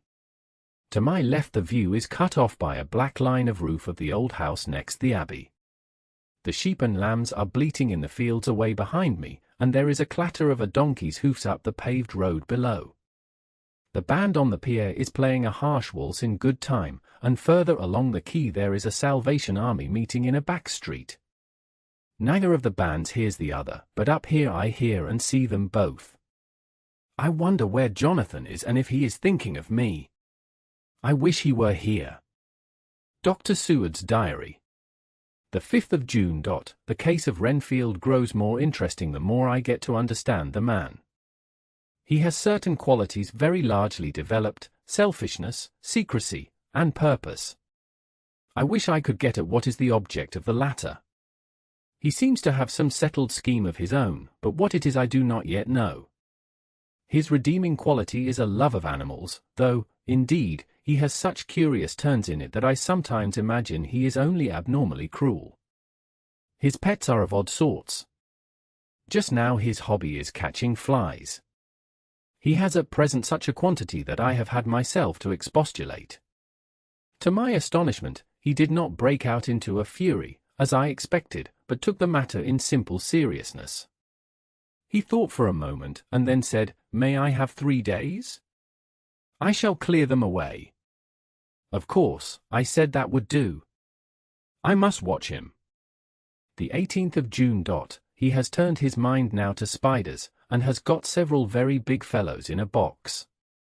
He keeps feeding them with his flies, and the number of the latter is becoming sensibly diminished, although he has used half his food in attracting more flies from outside to his room. The 1st of July. His spiders are now becoming as great a nuisance as his flies, and today I told him that he must get rid of them. He looked very sad at this, so I said that he must clear out some of them, at all events. He cheerfully acquiesced in this, and I gave him the same time as before for reduction. He disgusted me much while with him, for when a horrid blowfly, bloated with some carrion food, buzzed into the room, he caught it, held it exultantly for a few moments between his finger and thumb, and, before I knew what he was going to do, put it in his mouth and ate it. I scolded him for it, but he argued quietly that it was very good and very wholesome, that it was life, strong life, and gave life to him.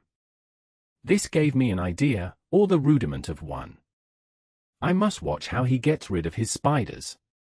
He has evidently some deep problem in his mind, for he keeps a little knot in which he is always jotting down something. Whole pages of it are filled with masses of figures, generally single numbers added up in batches, and then the totals added in batches again, as though he were focusing some account, as the auditors put it. The 8th of July.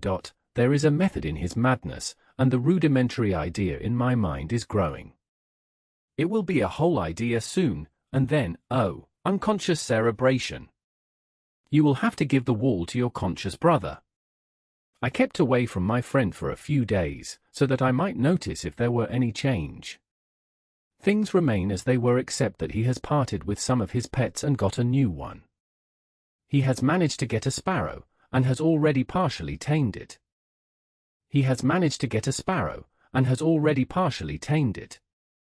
His means of taming is simple, for already the spiders have diminished. Those that do remain, however, are well fed, for he still brings in the flies by tempting them with his food. The 19th of July. We are progressing. My friend has now a whole colony of sparrows, and his flies and spiders are almost obliterated. When I came in he ran to me and said he wanted to ask me a great favor, a very, very great favor, and as he spoke he fawned on me like a dog. I asked him what it was, and he said, with a sort of rapture in his voice and bearing, "A kitten, a nice little, sleek playful kitten, that I can play with, and teach, and feed, and feed, and feed." I was not unprepared for this request, for I had noticed how his pets went on increasing in size and vivacity, but I did not care that his pretty family of tame sparrows should be wiped out in the same manner as the flies and the spiders, so I said I would see about it, and asked him if he would not rather have a cat than a kitten. His eagerness betrayed him as he answered, "Oh, yes, I would like a cat. I only asked for a kitten lest you should refuse me a cat." "No one would refuse me a kitten, would they?" I shook my head, and said that at present I feared it would not be possible, but that I would see about it.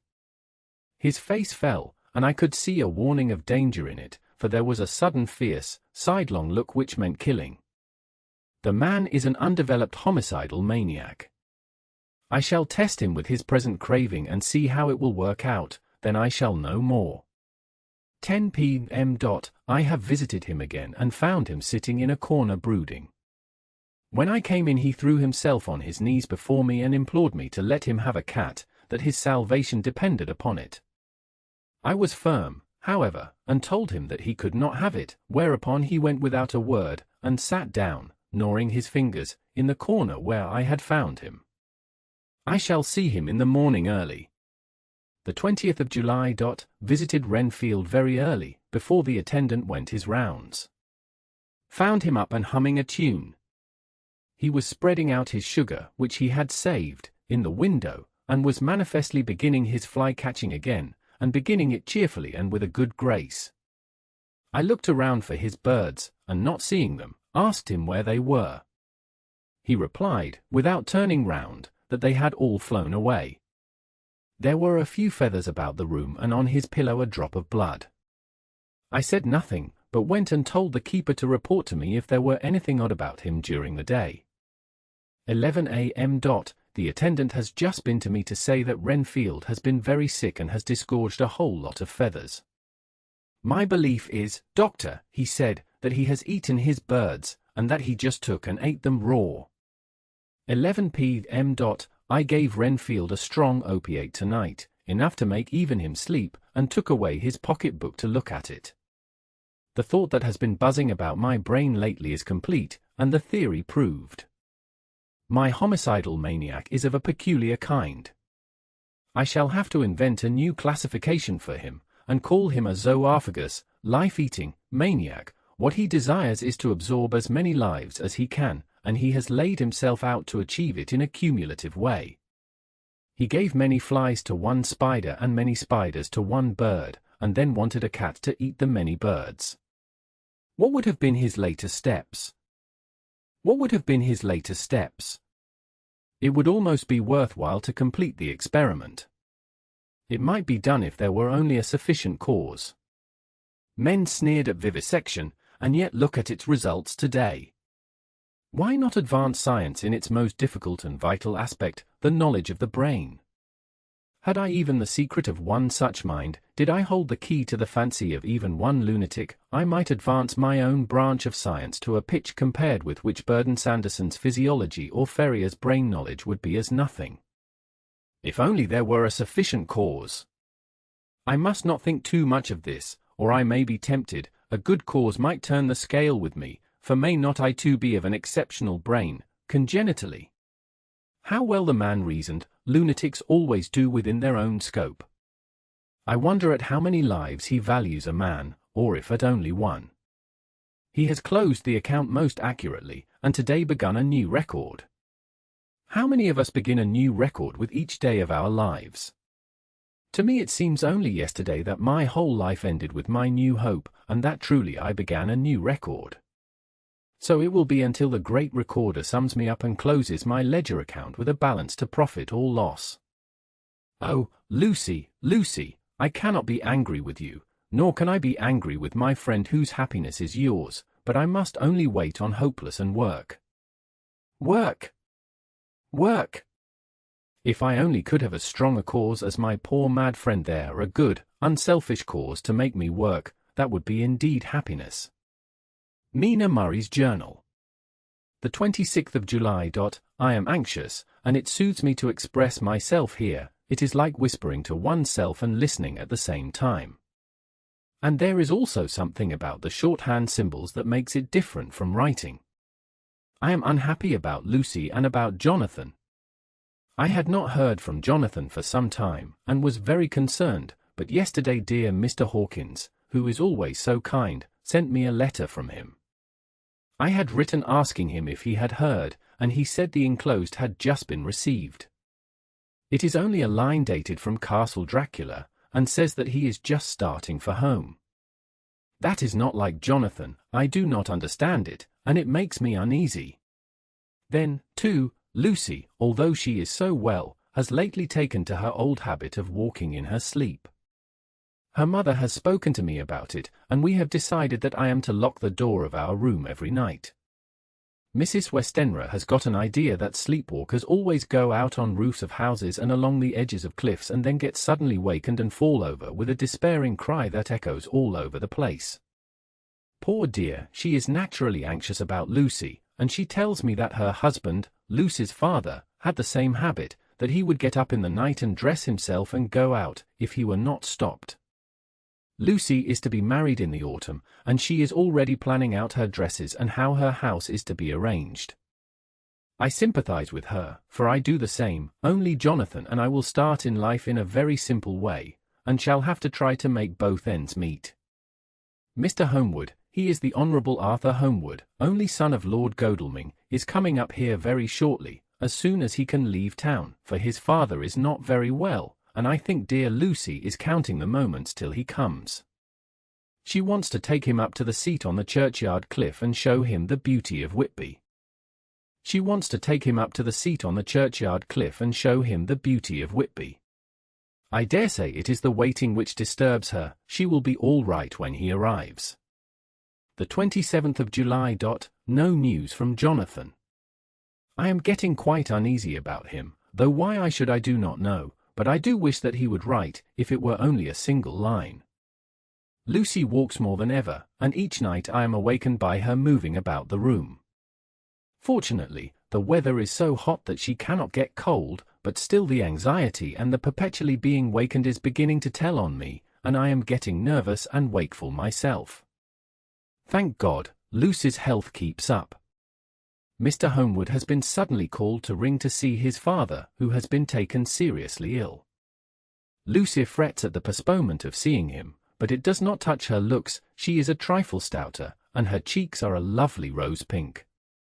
She has lost that anemic look which she had. I pray it will all last.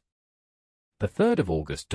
Another week gone, and no news from Jonathan, not even to Mr. Hawkins, from whom I have heard. Oh, I do hope he is not ill. He surely would have written. I look at that last letter of his, but somehow it does not satisfy me. It does not read like him, and yet it is his writing. There is no mistake of that. Lucy has not walked much in her sleep the last week, but there is an odd concentration about her which I do not understand. Even in her sleep she seems to be watching me. She tries the door, and finding it locked, goes about the room searching for the key. The 6th of August. Another 3 days, and no news. This suspense is getting dreadful. If I only knew where to write to or where to go to, I should feel easier, but no one has heard a word of Jonathan since that last letter. I must only pray to God for patience. Lucy is more excitable than ever, but is otherwise well. Last night was very threatening, and the fishermen say that we are in for a storm. I must try to watch it and learn the weather signs. Today is a grey day, and the sun as I write is hidden in thick clouds, high over Kettleness. Everything is grey, except the green grass, which seems like emerald amongst it, grey earthy rock, grey clouds, tinged with the sunburst at the far edge, hang over the grey sea, into which the sand points stretch like grey fingers. The sea is tumbling in over the shallows and the sandy flats with a roar, muffled in the sea mists drifting inland. The horizon is lost in a grey mist. All is vastness, the clouds are piled up like giant rocks, and there is a brool over the sea that sounds like some presage of doom. Dark figures are on the beach here and there, sometimes half shrouded in the mist, and seems men like trees walking.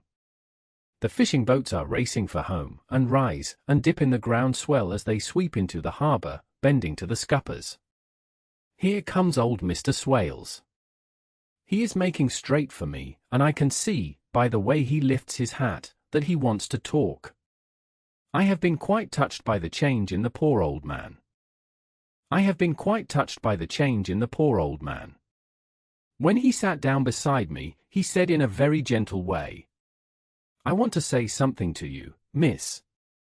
I could see he was not at ease, so I took his poor old wrinkled hand in mine and asked him to speak fully, so he said, leaving his hand in mine, "I'm afraid, my dearie, that I must have shocked you by all the wicked things I've been saying about the dead, and such like, for weeks past, but I didn't mean them, and I want ye to remember that when I'm gone.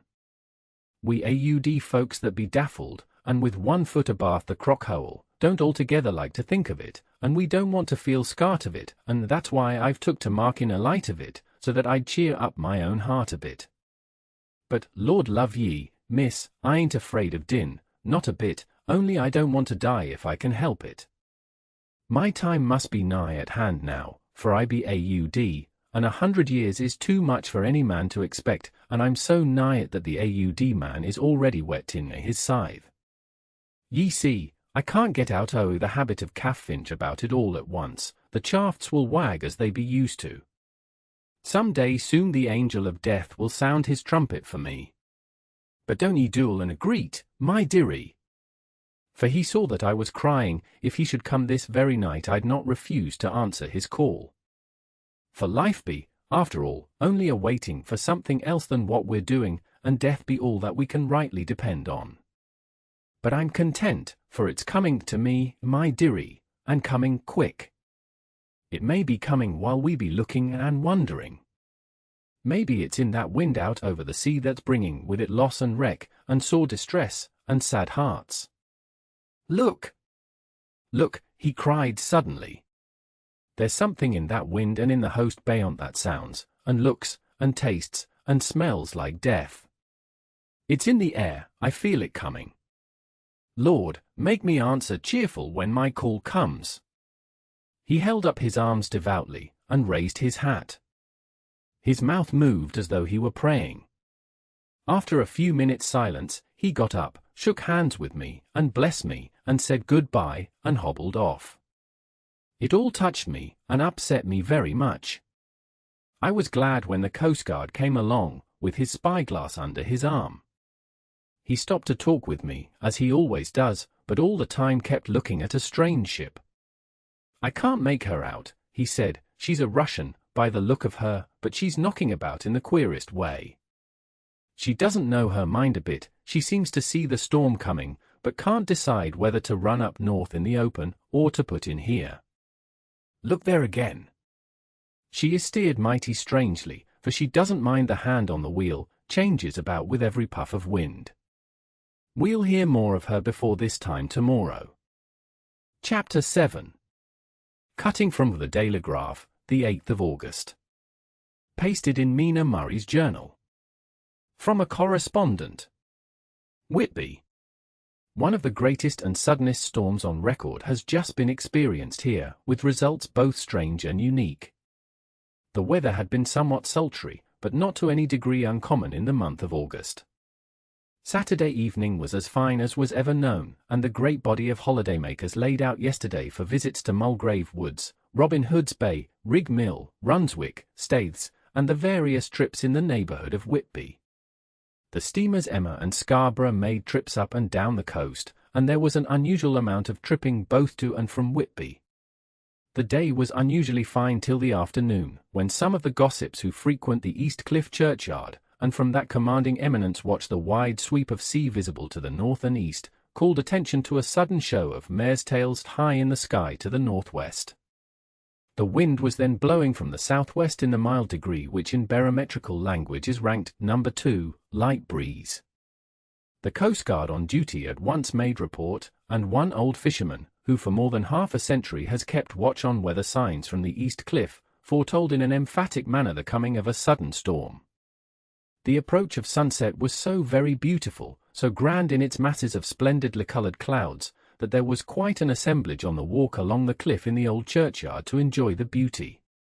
Before the sun dipped below the black mass of Kettleness, standing boldly athwart the western sky, its downward way was marked by myriad clouds of every sunset colour, flame, purple, pink, green, violet, and all the tints of gold, with here and there masses not large, but of seemingly absolute blackness, in all sorts of shapes, as well outlined as colossal silhouettes. The experience was not lost on the painters, and doubtless some of the sketches of the prelude to the great storm will grace the Art A and Art I walls in May next. More than one captain made up his mind then and there that his cobble or his mule, as they term the different classes of boats, would remain in the harbour till the storm had passed. The wind fell away entirely during the evening, and at midnight there was a dead calm, a sultry heat, and that prevailing intensity which, on the approach of thunder, affects persons of a sensitive nature. There were but few lights in sight at sea, for even the coasting steamers, which usually hugged the shore so closely, kept well to seaward, and but few fishing boats were in sight. The only sail noticeable was a foreign schooner with all sails set, which was seemingly going westwards. The foolhardiness or ignorance of her officers was a prolific theme for comment whilst she remained in sight, and efforts were made to signal her to reduce sail in face of her danger. Before the night shut down she was seen with sails idly flapping as she gently rolled on the undulating swell of the sea. As idle as a painted ship upon a painted ocean.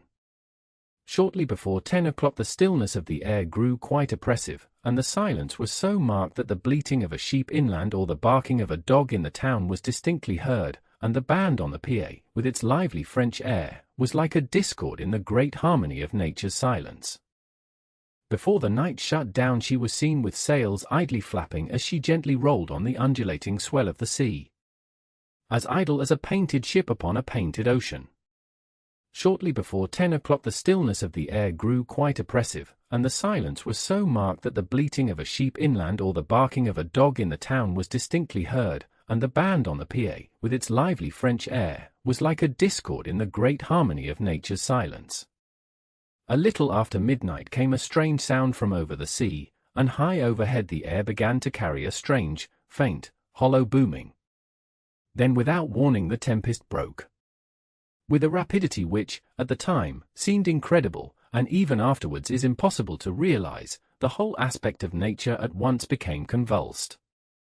The waves rose in growing fury, each overtopping its fellow, till in a very few minutes the lately glassy sea was like a roaring and devouring monster.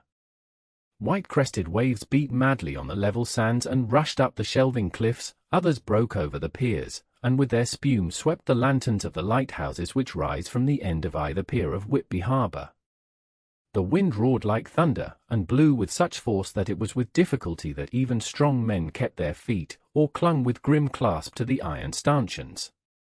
It was found necessary to clear the entire piers from the mass of onlookers, or else the fatalities of the night would have been increased manifold.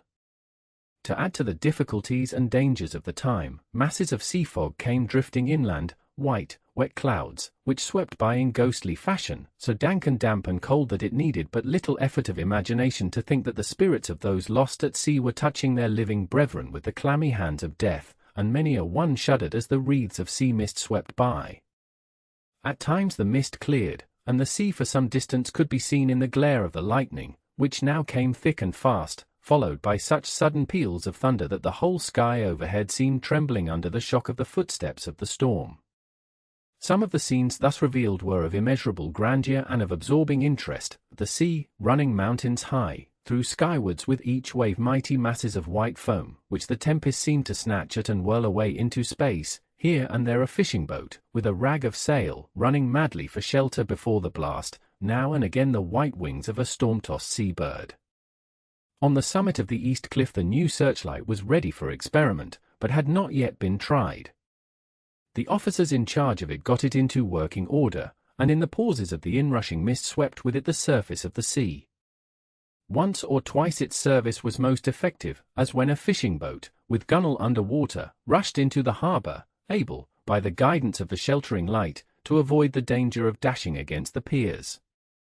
As each boat achieved the safety of the port there was a shout of joy from the mass of people on shore, a shout which for a moment seemed to cleave the gale and was then swept away in its rush. Before long the searchlight discovered some distance away a schooner with all sails set, apparently the same vessel which had been noticed earlier in the evening. Before long the searchlight discovered some distance away a schooner with all sails set, apparently the same vessel which had been noticed earlier in the evening. The wind had by this time backed to the east, and there was a shudder amongst the watchers on the cliff as they realized the terrible danger in which she now was. Between her and the port lay the great flat reef on which so many good ships have from time to time suffered, and, with the wind blowing from its present quarter, it would be quite impossible that she should fetch the entrance of the harbour. It was now nearly the hour of high tide, but the waves were so great that in their troughs the shallows of the shore were almost visible, and the schooner, with all sails set, was rushing with such speed that, in the words of one old salt, she must fetch up somewhere, if it was only in hell. Then came another rush of sea fog, greater than any hitherto, a mass of dank mist, which seemed to close on all things like a grey pall, and left available to men only the organ of hearing, for the roar of the tempest, and the crash of the thunder, and the booming of the mighty billows came through the damp oblivion even louder than before. The rays of the searchlight were kept fixed on the harbour mouth across the east pier, where the shock was expected, and men waited breathless. The wind suddenly shifted to the northeast, and the remnant of the sea fog melted in the blast, and then, mirabile dictu, between the piers, leaping from wave to wave as it rushed at headlong speed, swept the strange schooner before the blast, with all sail set, and gained the safety of the harbour. The searchlight followed her, and a shudder ran through all who saw her, for lashed to the helm was a corpse, with drooping head, which swung horribly to and fro at each motion of the ship. No other form could be seen on deck at all. A great awe came on all as they realized that the ship, as if by a miracle, had found the harbour, unsteered save by the hand of a dead man. However, all took place more quickly than it takes to write these words. The schooner paused not, but rushing across the harbour, pitched herself on that accumulation of sand and gravel washed by many tides and many storms into the southeast corner of the pier jutting under the east cliff, known locally as Tate Hill Pier. There was of course a considerable concussion as the vessel drove up on the sand heap. Every spar, rope, and stay was strained, and some of the top hammer came crashing down. But, strangest of all, the very instant the shore was touched, an immense dog sprang up on deck from below, as if shot up by the concussion, and running forward, jumped from the bow on the sand.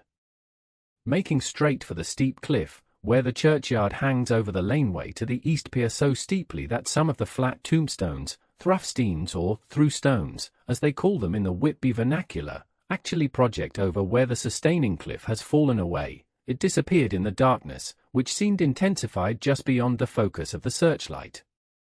It so happened that there was no one at the moment on Tate Hill Pier, as all those whose houses are in close proximity were either in bed or were out on the heights above. Thus the Coast Guard on duty on the eastern side of the harbour, who at once ran down to the little pier, was the first to climb on board.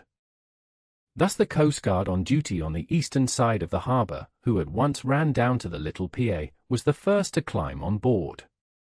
The men working the searchlight, after scouring the entrance of the harbour without seeing anything, then turned the light on the derelict and kept it there. The Coast Guard ran aft, and when he came beside the wheel, bent over to examine it, and recoiled at once as though under some sudden emotion. This seemed to pique general curiosity, and quite a number of people began to run. It is a good way round from the west cliff by the drawbridge to Tate Hill Pier, but your correspondent is a fairly good runner, and came well ahead of the crowd. When I arrived, however, I found already assembled on the pier a crowd, whom the Coast Guard and police refused to allow to come on board. By the courtesy of the chief boatman, I was, as your correspondent, permitted to climb on deck, and was one of a small group who saw the dead seaman whilst actually lashed to the wheel. It was no wonder that the Coast Guard was surprised, or even awed, for not often can such a sight have been seen. The man was simply fastened by his hands, tied one over the other, to a spoke of the wheel. Between the inner hand and the wood was a crucifix, the set of beads on which it was fastened being around both wrists and wheel, and all kept fast by the binding cords. The poor fellow may have been seated at one time, but the flapping and buffeting of the sails had worked through the rudder of the wheel and dragged him to and fro, so that the cords with which he was tied had cut the flesh to the bone.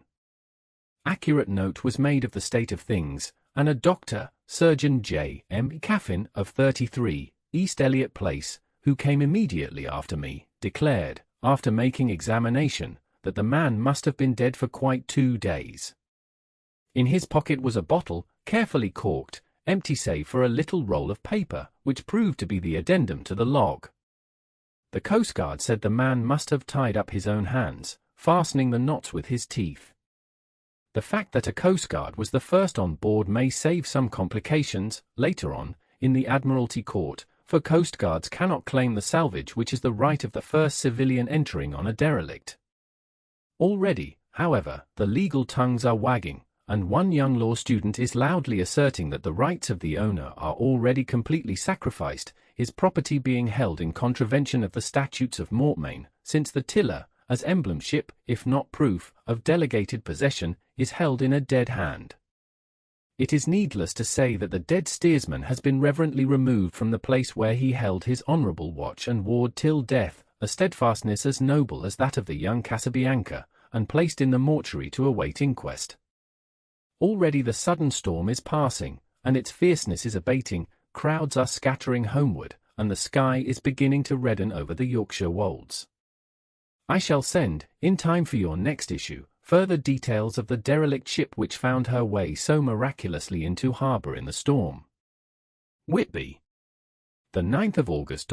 The sequel to the strange arrival of the derelict in the storm last night is almost more startling than the thing itself. It turns out that the schooner is a Russian from Varna, and is called the Demeter.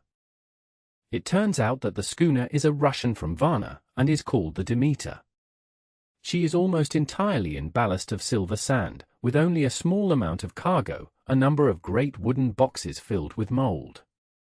This cargo was consigned to a Whitby solicitor, Mr. S. F. Billington, of 7, the Crescent, who this morning went aboard and formally took possession of the goods consigned to him.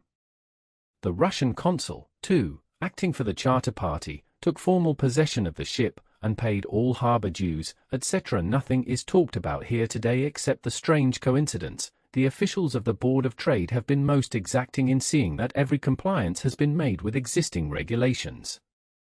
As the matter is to be a 9 days' wonder, they are evidently determined that there shall be no cause of after complaint. A good deal of interest was abroad concerning the dog which landed when the ship struck, and more than a few of the members of the S.P.C.A., which is very strong in Whitby, have tried to befriend the animal. To the general disappointment, however, it was not to be found. It seems to have disappeared entirely from the town. It may be that it was frightened and made its way on to the moors, where it is still hiding in terror. There are some who look with dread on such a possibility, lest later on it should in itself become a danger, for it is evidently a fierce brute. Early this morning a large dog, a half-bred mastiff belonging to a coal merchant close to Tate Hill Pier, was found dead in the roadway opposite to its master's yard. It had been fighting, and manifestly had had a savage opponent, for its throat was torn away, and its belly was slit open as if with a savage claw. Later. By the kindness of the Board of Trade Inspector, I have been permitted to look over the logbook of the Demeter, which was in order up to within 3 days, but contained nothing of special interest except as to facts of missing men. The greatest interest, however, is with regard to the paper found in the bottle, which was today produced at the inquest, and a more strange narrative than the two between them unfold it has not been my lot to come across. As there is no motive for concealment, I am permitted to use them, and accordingly send you a rescript, simply omitting technical details of seamanship and supercargo. It almost seems as though the captain had been seized with some kind of mania before he had got well into blue water, and that this had developed persistently throughout the voyage. Of course my statement must be taken cum grano, since I am writing from the dictation of a clerk of the Russian consul, who kindly translated for me, time being short. Log of the Demeter. Varna to Whitby. Written the 18th of July, things so strange happening, that I shall keep accurate note henceforth till we land. On the 6th of July we finished taking in cargo, silver sand, and boxes of earth. At noon set sail. East wind, fresh. Crew, 5 hands, 2 mates, cook, and myself, captain. On the 11th of July at dawn entered Bosphorus. Boarded by Turkish customs officers. Bakshish. All correct. Under way at 4 p.m. On the 12th of July through Dardanelles.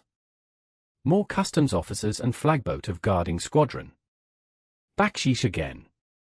Work of officers thorough, but quick. Want us off soon. At dark passed into archipelago. On the 13th of July passed Cape Matapan. Crew dissatisfied about something. Seemed scared, but would not speak out. Seemed scared, but would not speak out.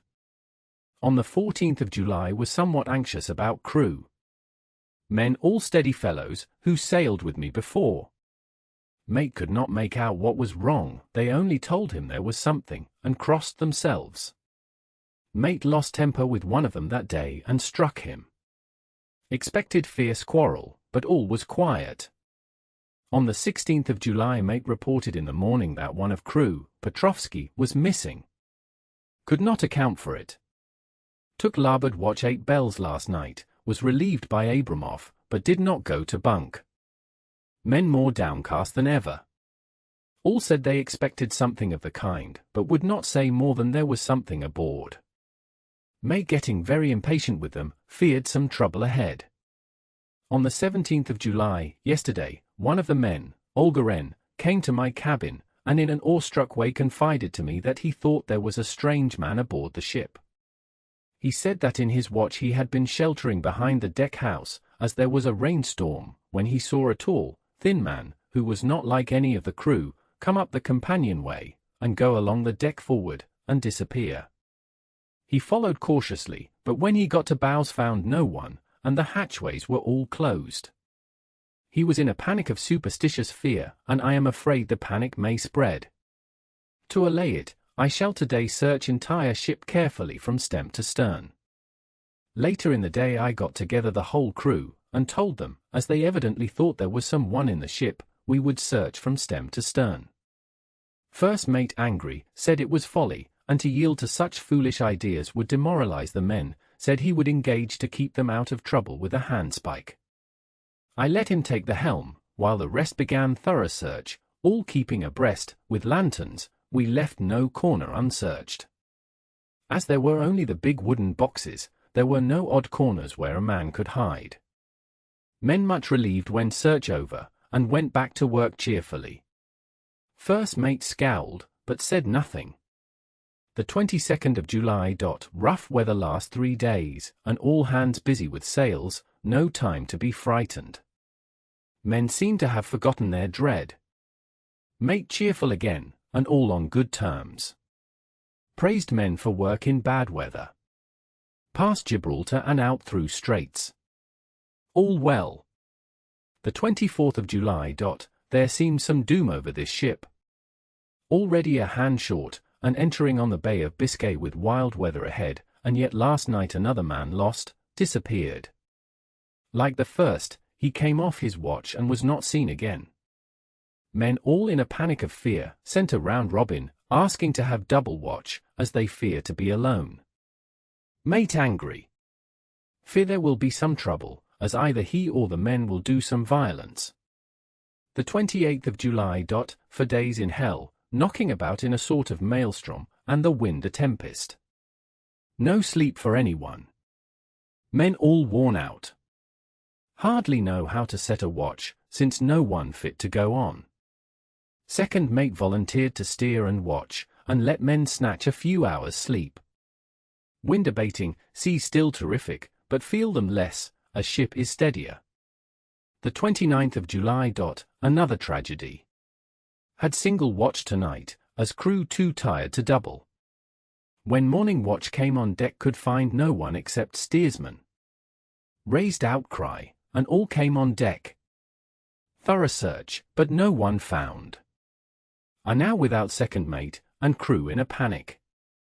Mate and I agreed to go armed henceforth and wait for any sign of cause.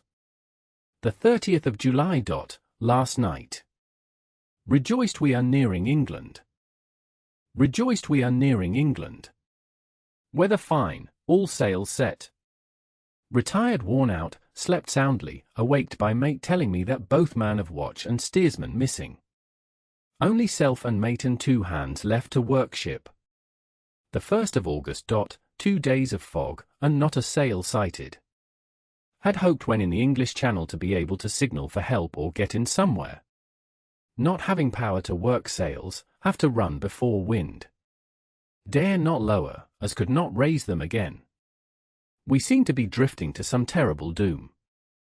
Mate now more demoralized than either of men. His stronger nature seems to have worked inwardly against himself. Men are beyond fear, working stolidly and patiently, with minds made up to worst. They are Russian, he Romanian. The 2nd of August, midnight. Woke up from few minutes' sleep by hearing a cry, seemingly outside my port. Could see nothing in fog. Rushed on deck, and ran against mate. Tells me heard cry and ran, but no sign of man on watch. One more gone. Lord, help us. Mate says we must be past Straits of Dover, as in a moment of fog lifting he saw North Foreland, just as he heard the man cry out. If so we are now off in the North Sea, and only God can guide us in the fog, which seems to move with us, and God seems to have deserted us. The 3rd of August. At midnight I went to relieve the man at the wheel, and when I got to it found no one there. The wind was steady, and as we ran before it there was no yawing. I dared not leave it, so shouted for the mate. After a few seconds he rushed up on deck in his flannels. He looked wild-eyed and haggard, and I greatly fear his reason has given way. He came close to me and whispered hoarsely, with his mouth to my ear, as though fearing the very air might hear, "It is here, I know it, now. On the watch last night I saw it, like a man, tall and thin, and ghastly pale. It was in the bows, and looking out. I crept behind it, and gave it my knife, but the knife went through it, empty as the air." And as he spoke he took his knife and drove it savagely into space. Then he went on, "But it is here, and I'll find it. It is in the hold, perhaps in one of those boxes. I'll unscrew them one by one and see. You work the helm." And, with a warning look and his finger on his lip, he went below. There was springing up a choppy wind, and I could not leave the helm. I saw him come out on deck again with a tool chest and a lantern, and go down the forward hatchway. He is mad, stark, raving mad, and it's no use my trying to stop him. He can't hurt those big boxes, they are invoiced as clay, and to pull them about is as harmless a thing as he can do. So here I stay, and mind the helm, and write these notes. I can only trust in God and wait till the fog clears. Then, if I can't steer to any harbour with the wind that is, I shall cut down sails and lie by, and signal for help. It is nearly all over now. just as I was beginning to hope that the mate would come out calmer, for I heard him knocking away at something in the hold, and work is good for him, there came up the hatchway a sudden, startled scream, which made my blood run cold, and up on the deck he came as if shot from a gun, a raging madman, with his eyes rolling and his face convulsed with fear. "Save me! Save me!" he cried, and then looked round on the blanket of fog. His horror turned to despair, and in a steady voice he said, "You had better come too, Captain, before it is too late. He is there. I know the secret now. I know the secret now. The sea will save me from him, and it is all that is left." Before I could say a word, or move forward to seize him, he sprang on the bulwark and deliberately threw himself into the sea. I suppose I know the secret too, now. It was this madman who had got rid of the men one by one, and now he has followed them himself. God help me! How am I to account for all these horrors when I get to port? When I get to port? Will that ever be? The 4th of August. Still fog, which the sunrise cannot pierce. I know there is sunrise because I am a sailor, why else I know not. I dared not go below, I dared not leave the helm, so here all night I stayed, and in the dimness of the night I saw it, him. God forgive me, but the mate was right to jump overboard. It was better to die like a man, to die like a sailor in blue water no man can object. But I am captain, and I must not leave my ship. But I shall baffle this fiend or monster, for I shall tie my hands to the wheel when my strength begins to fail, and along with them I shall tie that which it dare not touch, and then, come good wind or foul, I shall save my soul, and my honor as a captain. I am growing weaker, and the night is coming on. If he can look me in the face again, I may not have time to act.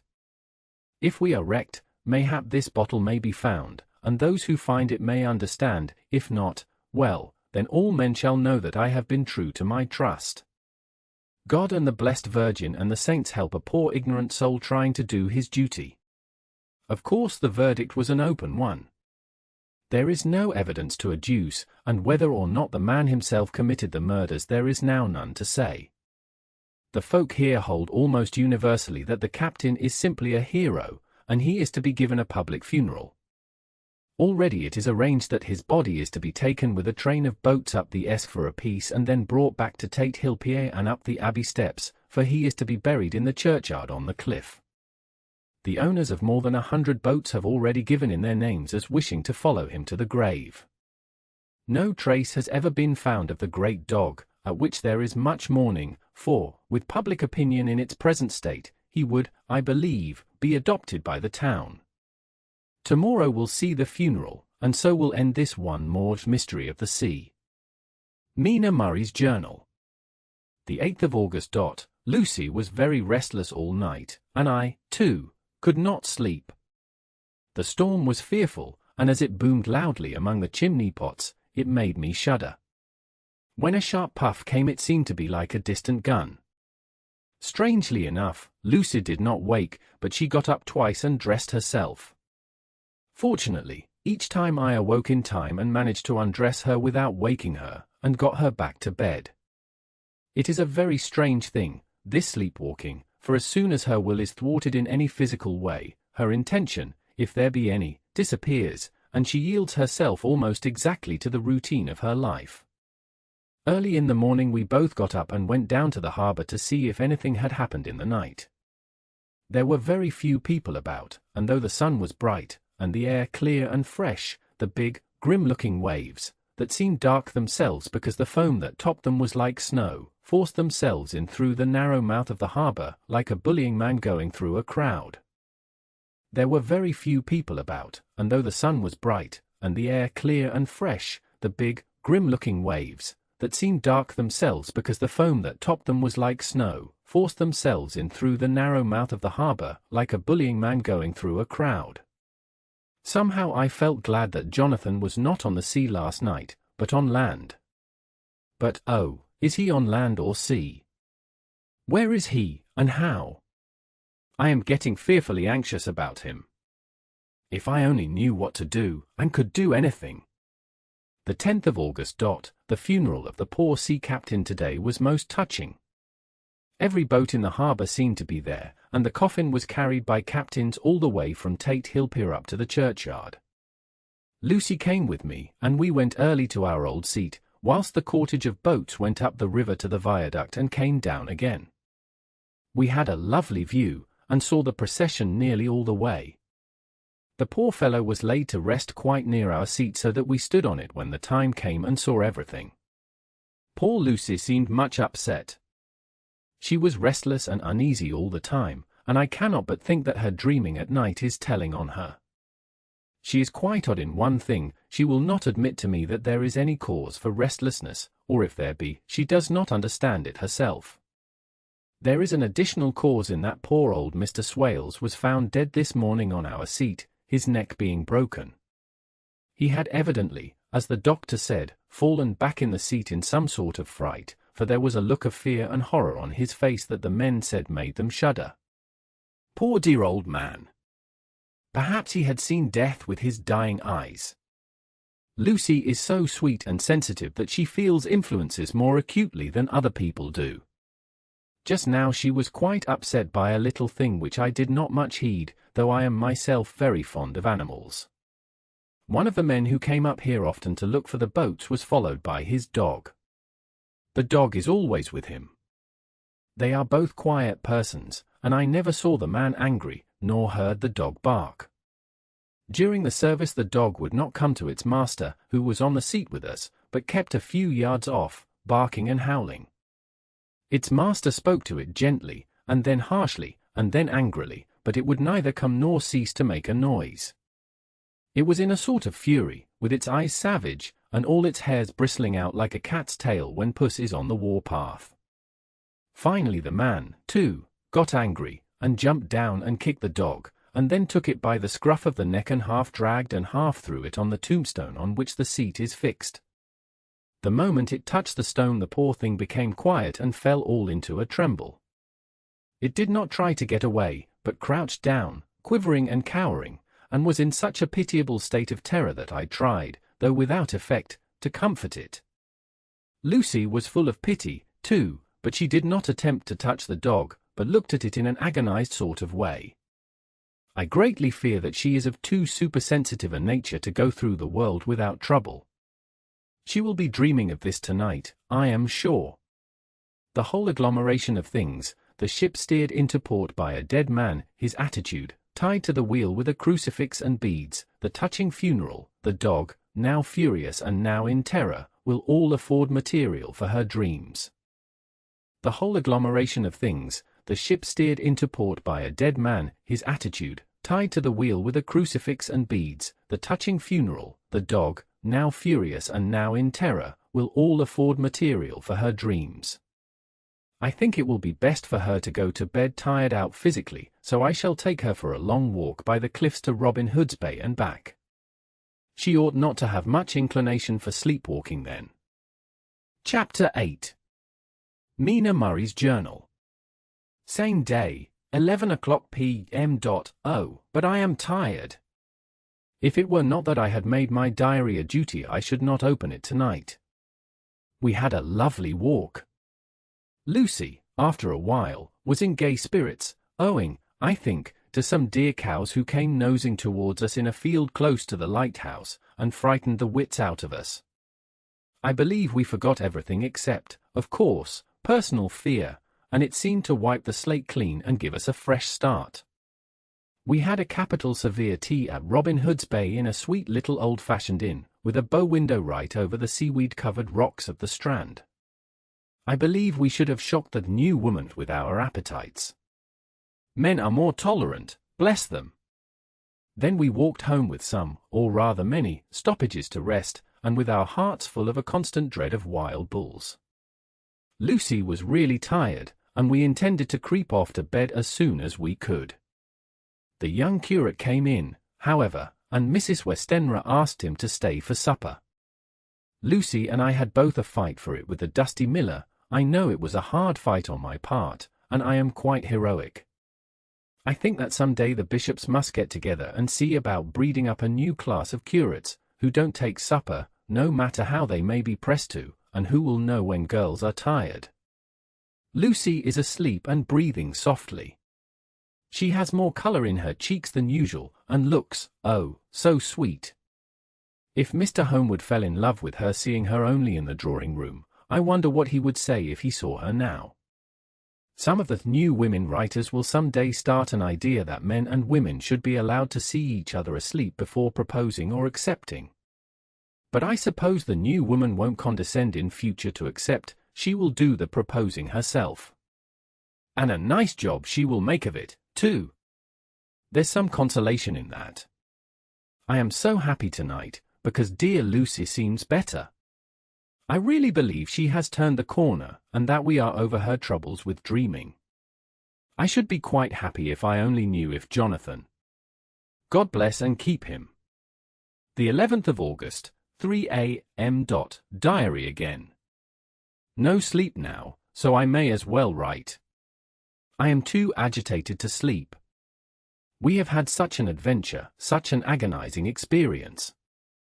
I fell asleep as soon as I had closed my diary. Suddenly I became broad awake, and sat up, with a horrible sense of fear upon me, and of some feeling of emptiness around me. The room was dark, so I could not see Lucy's bed. I stole across and felt for her. The bed was empty. I lit a match and found that she was not in the room. The door was shut, but not locked, as I had left it. I feared to wake her mother, who has been more than usually ill lately, so threw on some clothes and got ready to look for her. As I was leaving the room it struck me that the clothes she wore might give me some clue to her dreaming intention. Dressing gown would mean house, dress, outside. Dressing gown and dress were both in their places. Thank God, I said to myself, she cannot be far, as she is only in her nightdress. I ran downstairs and looked in the sitting room. Not there. Then I looked in all the other open rooms of the house, with an ever-growing fear chilling my heart. Finally I came to the hall door and found it open. It was not wide open, but the catch of the lock had not caught. It was not wide open, but the catch of the lock had not caught. The people of the house are careful to lock the door every night, so I feared that Lucy must have gone out as she was.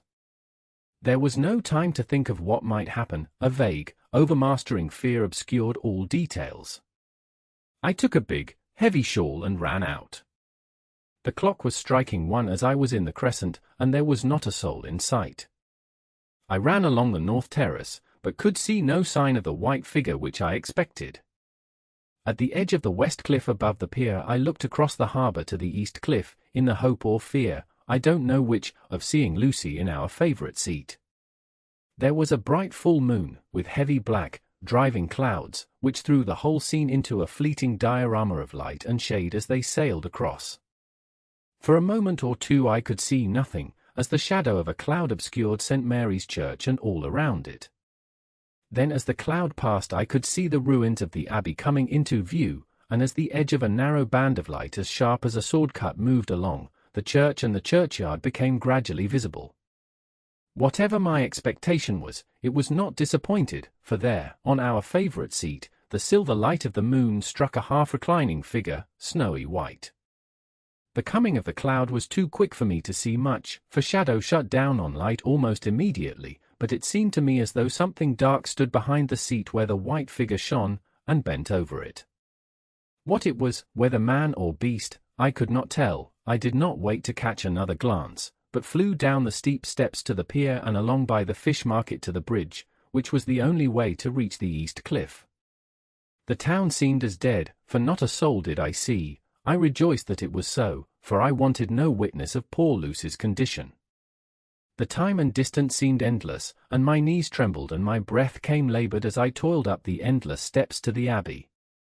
I must have gone fast, and yet it seemed to me as if my feet were weighted with lead, and as though every joint in my body were rusty.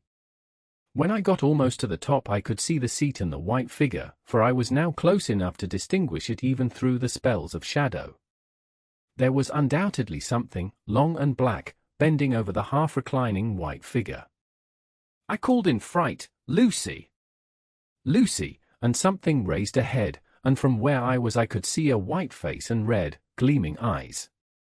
Lucy did not answer, and I ran on to the entrance of the churchyard.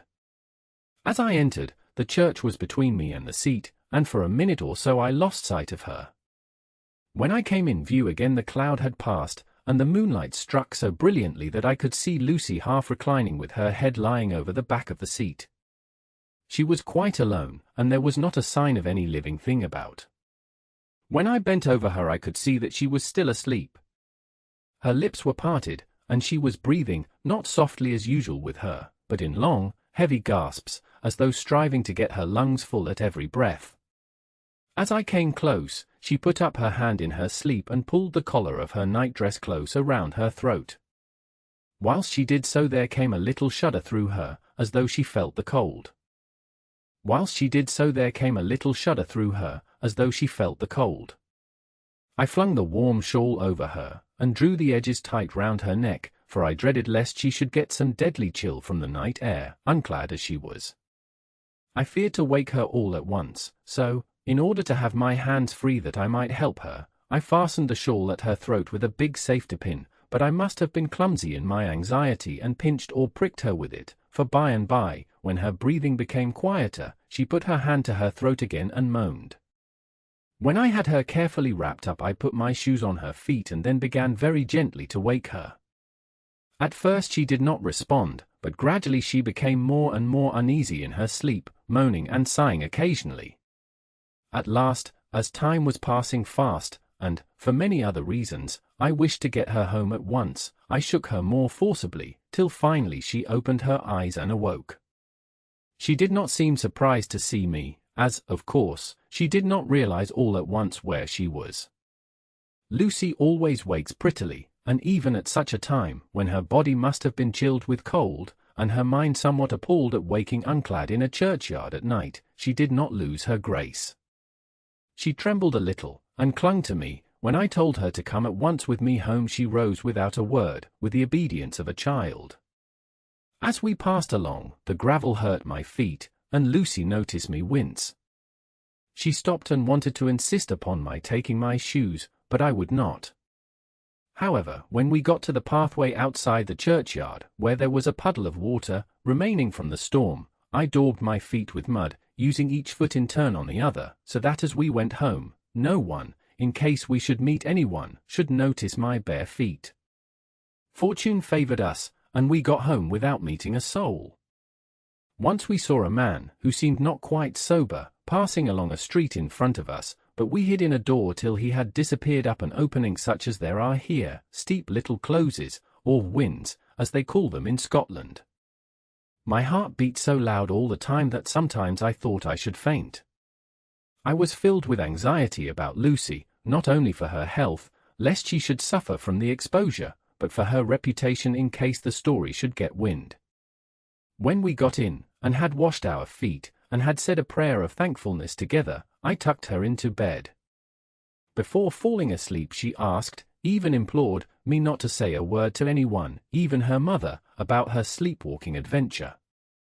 I hesitated at first to promise, but on thinking of the state of her mother's health, and how the knowledge of such a thing would fret her, and thinking, too, of how such a story might become distorted, nay, infallibly would, in case it should leak out, I thought it wiser to do so. I hope I did right. I have locked the door, and the key is tied to my wrist, so perhaps I shall not be again disturbed. Lucy is sleeping soundly, the reflex of the dawn is high and far over the sea. Same day, noon. All goes well. Lucy slept till I woke her and seemed not to have even changed her side. The adventure of the night does not seem to have harmed her, on the contrary, it has benefited her, for she looks better this morning than she has done for weeks. I was sorry to notice that my clumsiness with the safety pin hurt her.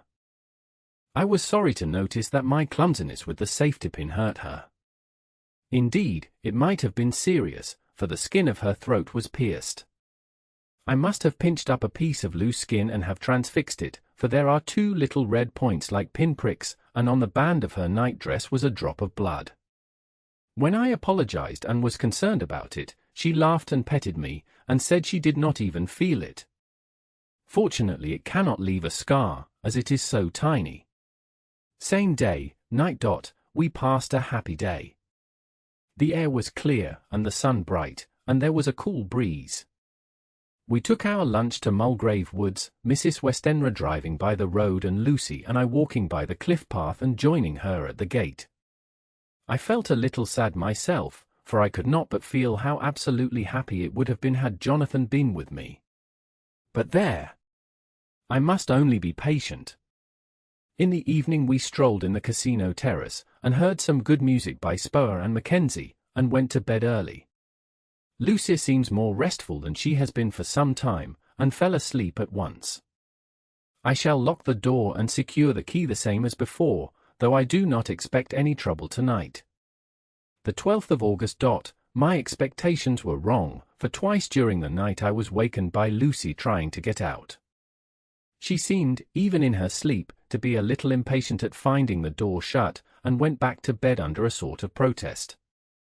I woke with the dawn, and heard the birds chirping outside of the window.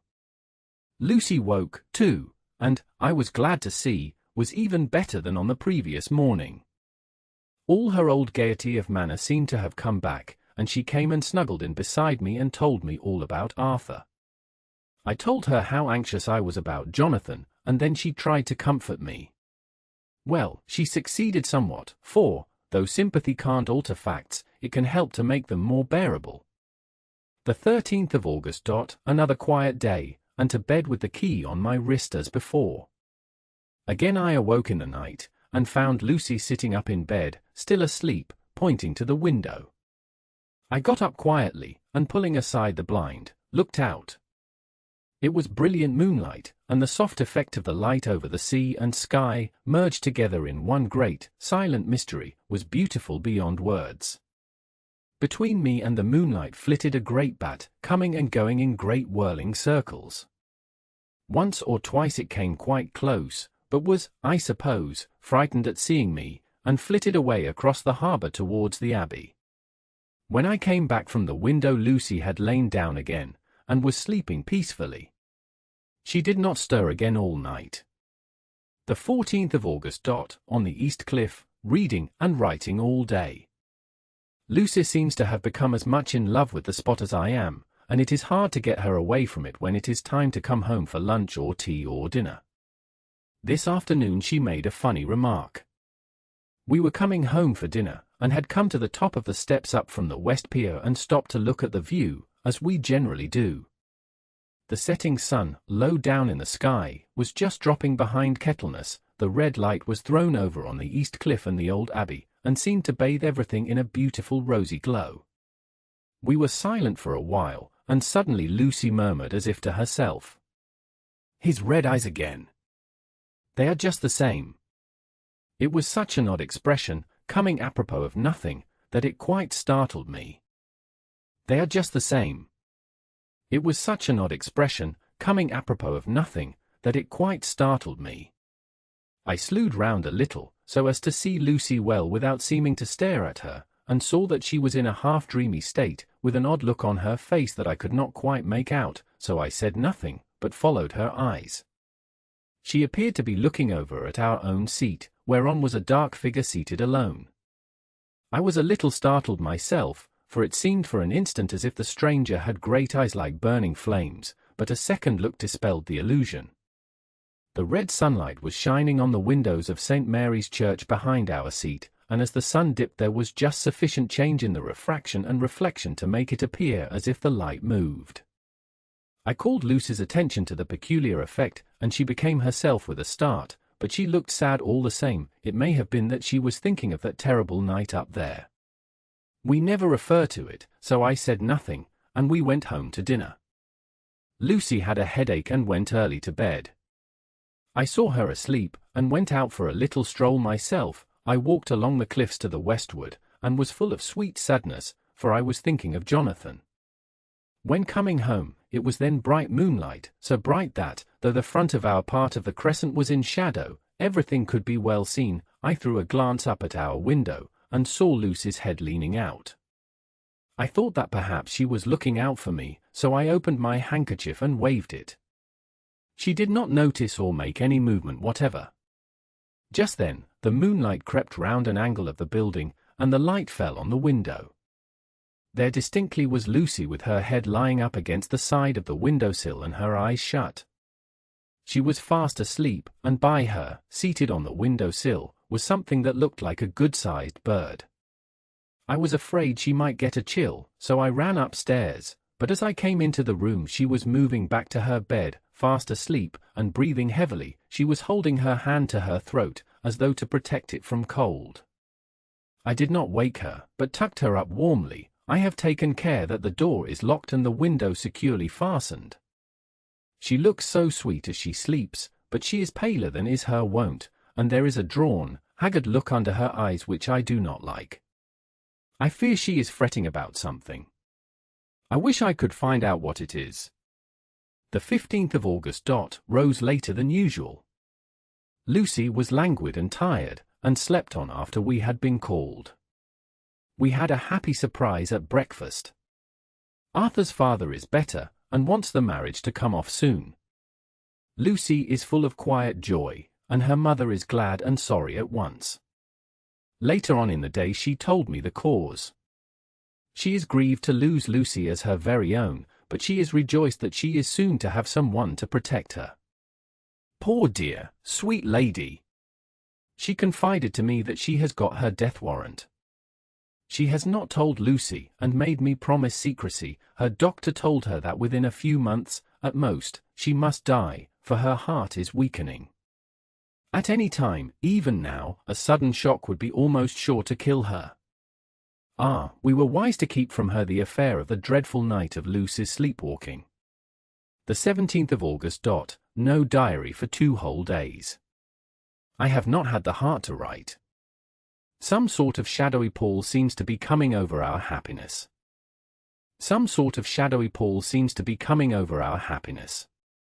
No news from Jonathan, and Lucy seems to be growing weaker, whilst her mother's hours are numbering to a close. I do not understand Lucy's fading away as she is doing. She eats well and sleeps well, and enjoys the fresh air, but all the time the roses in her cheeks are fading, and she gets weaker and more languid day by day. At night I hear her gasping as if for air. I keep the key of our door always fastened to my wrist at night, but she gets up and walks about the room, and sits at the open window. Last night I found her leaning out when I woke up, and when I tried to wake her I could not. She was in a faint. When I managed to restore her she was as weak as water, and cried silently between long, painful struggles for breath. When I asked her how she came to be at the window she shook her head and turned away. I trust her feeling ill may not be from that unlucky prick of the safety pin. I looked at her throat just now as she lay asleep, and the tiny wound seemed not to have healed. They are still open, and, if anything, larger than before, and the edges of them are faintly white. They are like little white dots with red centers. Unless they heal within a day or 2, I shall insist on the doctor seeing about them. Letter, Samuel F. Billington and Son, Solicitors, Whitby, to Messrs. Carter, Patterson and Company, London.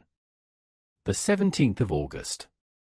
Dear Sirs, herewith please receive invoice of goods sent by Great Northern Railway.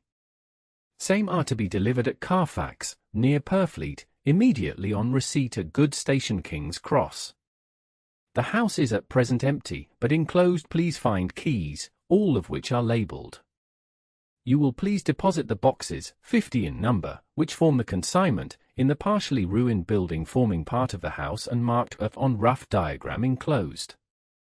Your agent will easily recognize the locality, as it is the ancient chapel of the mansion. The goods leave by the train at 9:30 tonight, and will be due at King's Cross at 4:30 tomorrow afternoon. As our client wishes the delivery made as soon as possible, we shall be obliged by your having teams ready at King's Cross at the time named and forthwith conveying the goods to destination. In order to obviate any delays possible through any routine requirements as to payment in your departments, we enclose cheque herewith for £10, receipt of which please acknowledge. Should the charge be less than this amount, you can return balance. If greater, we shall at once send cheque for difference on hearing from you. You are to leave the keys on coming away in the main hall of the house, where the proprietor may get them on his entering the house by means of his duplicate key. Pray do not take us as exceeding the bounds of business courtesy in pressing you in all ways to use the utmost expedition. We are, dear sirs, faithfully yours, Samuel F. Billington and Son. Letter, Messrs. Carter, Patterson and Company, London, to Messrs. Billington and Son, Whitby. The 21st of August. Dear Sirs, we beg to acknowledge £10 received and to return cheque £1.17. 9d, amount of overplus, as shown in receipted account herewith. Goods are delivered in exact accordance with instructions, and keys left in parcel in main hall, as directed. We are, dear sirs, yours respectfully, Pro Carter, Patterson and Company. Mina Murray's Journal. The 18th of August. I am happy today, and right sitting on the seat in the churchyard. The 18th of August. I am happy today, and right sitting on the seat in the churchyard. Lucy is ever so much better. Last night she slept well all night, and did not disturb me once. The roses seem coming back already to her cheeks, though she is still sadly pale and wan looking. If she were in any way anemic I could understand it, but she is not. She is in gay spirits and full of life and cheerfulness. All the morbid reticence seems to have passed from her, and she has just reminded me, as if I needed any reminding, of that night, and that it was here, on this very seat, I found her asleep. As she told me, she tapped playfully with the heel of her boot on the stone slab and said, "My poor little feet didn't make much noise then." I dare say poor old Mr. Swales would have told me that it was because I didn't want to wake up Geordie. As she was in such a communicative humour, I asked her if she had dreamed at all that night. Before she answered, that sweet, puckered look came into her forehead, which Arthur, I call him Arthur from her habit, says he loves, and, indeed, I don't wonder that he does. Then she went on in a half-dreaming kind of way, as if trying to recall it to herself. I didn't quite dream, but it all seemed to be real. I only wanted to be here in this spot, I don't know why, for I was afraid of something, I don't know what. I remember, though I suppose I was asleep, passing through the streets and over the bridge. A fish leaped as I went by, and I leaned over to look at it, and I heard a lot of dogs howling. The whole town seemed as if it must be full of dogs all howling at once, as I went up the steps. Then I had a vague memory of something long and dark with red eyes, just as we saw in the sunset, and something very sweet and very bitter all around me at once, and then I seemed sinking into deep green water, and there was a singing in my ears, as I have heard there is to drowning men, and then everything seemed passing away from me. Here my soul seemed to go out from my body and float about the air. I seem to remember that once the West Lighthouse was right under me, and then there was a sort of agonizing feeling, as if I were in an earthquake, and I came back and found you shaking my body. I saw you do it before I felt you. Then she began to laugh. It seemed a little uncanny to me, and I listened to her breathlessly. I did not quite like it, and thought it better not to keep her mind on the subject, so we drifted on to other subjects, and Lucy was like her old self again. When we got home the fresh breeze had braced her up, and her pale cheeks were really more rosy. Her mother rejoiced when she saw her, and we all spent a very happy evening together. The 19th of August. The joy, joy, joy. Although not all joy. At last, news of Jonathan. The dear fellow has been ill, that is why he did not write. I am not afraid to think it or say it, now that I know. Mr. Hawkins sent me on the letter, and wrote himself, oh, so kindly. I am to leave in the morning and go over to Jonathan, and to help to nurse him if necessary, and to bring him home. Mr. Hawkins says it would not be a bad thing if we were to be married out there. I have cried over the good sister's letter till I can feel it wet against my bosom, where it lies. It is of Jonathan, and must be next my heart, for he is in my heart. My journey is all mapped out, and my luggage ready. My journey is all mapped out, and my luggage ready. I am only taking one change of dress, Lucy will bring my trunk to London and keep it till I send for it may be that I must write no more. I must keep it to say to Jonathan, my husband. The letter that he has seen and touched must comfort me till we meet. Letter, Sister Agatha, Hospital of St. Joseph and Ste Mary, Budapest, to Miss Wilhelmina Murray. The 12th of August. Dear Madam, I write by desire of Mr. Jonathan Harker, who is himself not strong enough to write, though progressing well, thanks to God and St. Joseph and Ste Mary. He has been under our care for nearly 6 weeks, suffering from a violent brain fever. He wishes me to convey his love, and to say that by this post I write for him to Mr. Peter Hawkins, Exeter, to say, with his dutiful respects, that he is sorry for his delay, and that all of his work is completed. He will require some few weeks' rest in our sanatorium in the hills, but will then return. He wishes me to say that he has not sufficient money with him, and that he would like to pay for his staying here, so that others who need shall not be wanting for help. Believe me, yours, with sympathy and all blessings, Sister Agatha. P.S. My patient being asleep, I open this to let you know something more. He has told me all about you, and that you are shortly to be his wife. All blessings to you both. He has had some fearful shock, so says our doctor, and in his delirium his ravings have been dreadful, of wolves and poison and blood, of ghosts and demons, and I fear to say of what. Be careful with him always, that there may be nothing to excite him of this kind for a long time to come. The traces of such an illness as his do not lightly die away. We should have written long ago, but we knew nothing of his friends, and there was on him nothing that anyone could understand.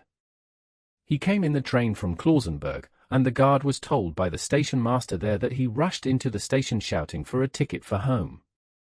Seeing from his violent demeanor that he was English, they gave him a ticket for the furthest station on the way thither that the train reached.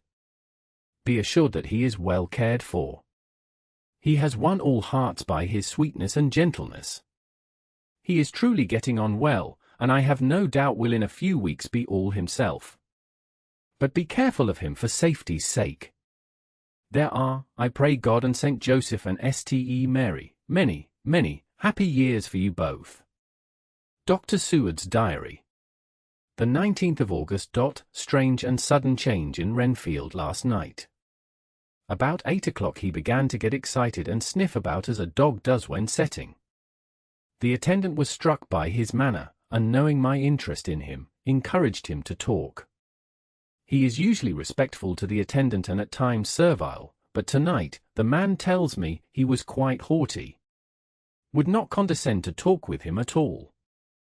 All he would say was, "I don't want to talk to you, you don't count now, the master is at hand."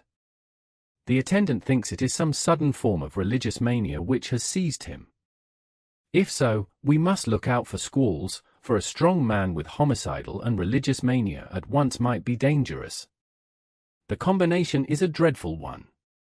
At 9 o'clock I visited him myself. His attitude to me was the same as that to the attendant. In his sublime self-feeling, the difference between myself and attendant seemed to him as nothing. His attitude to me was the same as that to the attendant. In his sublime self-feeling, the difference between myself and attendant seemed to him as nothing.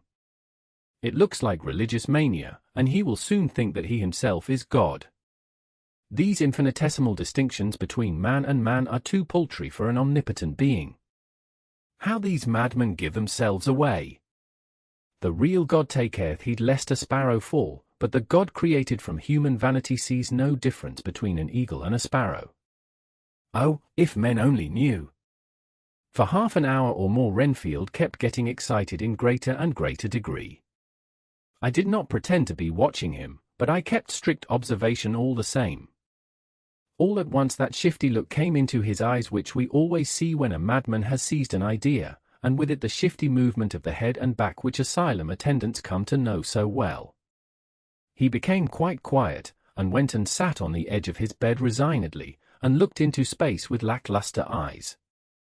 I thought I would find out if his apathy were real or only assumed, and tried to lead him to talk of his pets, a theme which had never failed to excite his attention. At first he made no reply, but at length said testily, "Bother them all.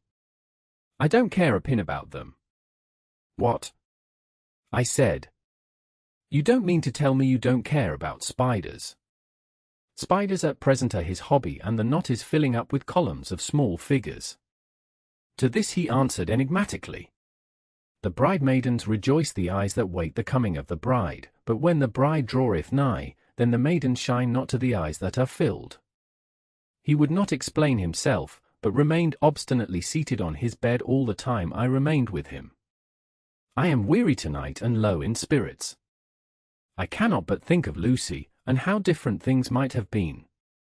If I don't sleep at once, chloral, the modern Morpheus, C2HCl3O. H2O. I must be careful not to let it grow into a habit. No, I shall take none tonight. I have thought of Lucy, and I shall not dishonor her by mixing the two. If need be, tonight shall be sleepless. Later. Glad I made the resolution, gladder that I kept to it. I had lain tossing about, and had heard the clock strike only twice, when the night watchman came to me, sent up from the ward, to say that Renfield had escaped. I threw on my clothes and ran down at once. My patient is too dangerous a person to be roaming about. Those ideas of his might work out dangerously with strangers. The attendant was waiting for me. He said he had seen him not 10 minutes before, seemingly asleep in his bed, when he had looked through the observation trap in the door. His attention was called by the sound of the window being wrenched out. He ran back and saw his feet disappear through the window, and had at once sent up for me. He was only in his night gear, and cannot be far off. The attendant thought it would be more useful to watch where he should go than to follow him, as he might lose sight of him whilst getting out of the building by the door. He is a bulky man, and couldn't get through the window. I am thin, so, with his aid, I got out, but feet foremost, and, as we were only a few feet above ground, landed unhurt. The attendant told me the patient had gone to the left, and had taken a straight line, so I ran as quickly as I could. The attendant told me the patient had gone to the left, and had taken a straight line, so I ran as quickly as I could. As I got through the belt of trees I saw a white figure scale the high wall which separates our grounds from those of the deserted house. I ran back at once, told the watchman to get 3 or 4 men immediately and follow me into the grounds of Carfax, in case our friend might be dangerous. I got a ladder myself, and crossing the wall, dropped down on the other side. I could see Renfield's figure just disappearing behind the angle of the house, so I ran after him. On the far side of the house I found him pressed close against the old iron-bound oak door of the chapel. He was talking, apparently to someone, but I was afraid to go near enough to hear what he was saying, lest I might frighten him, and he should run off.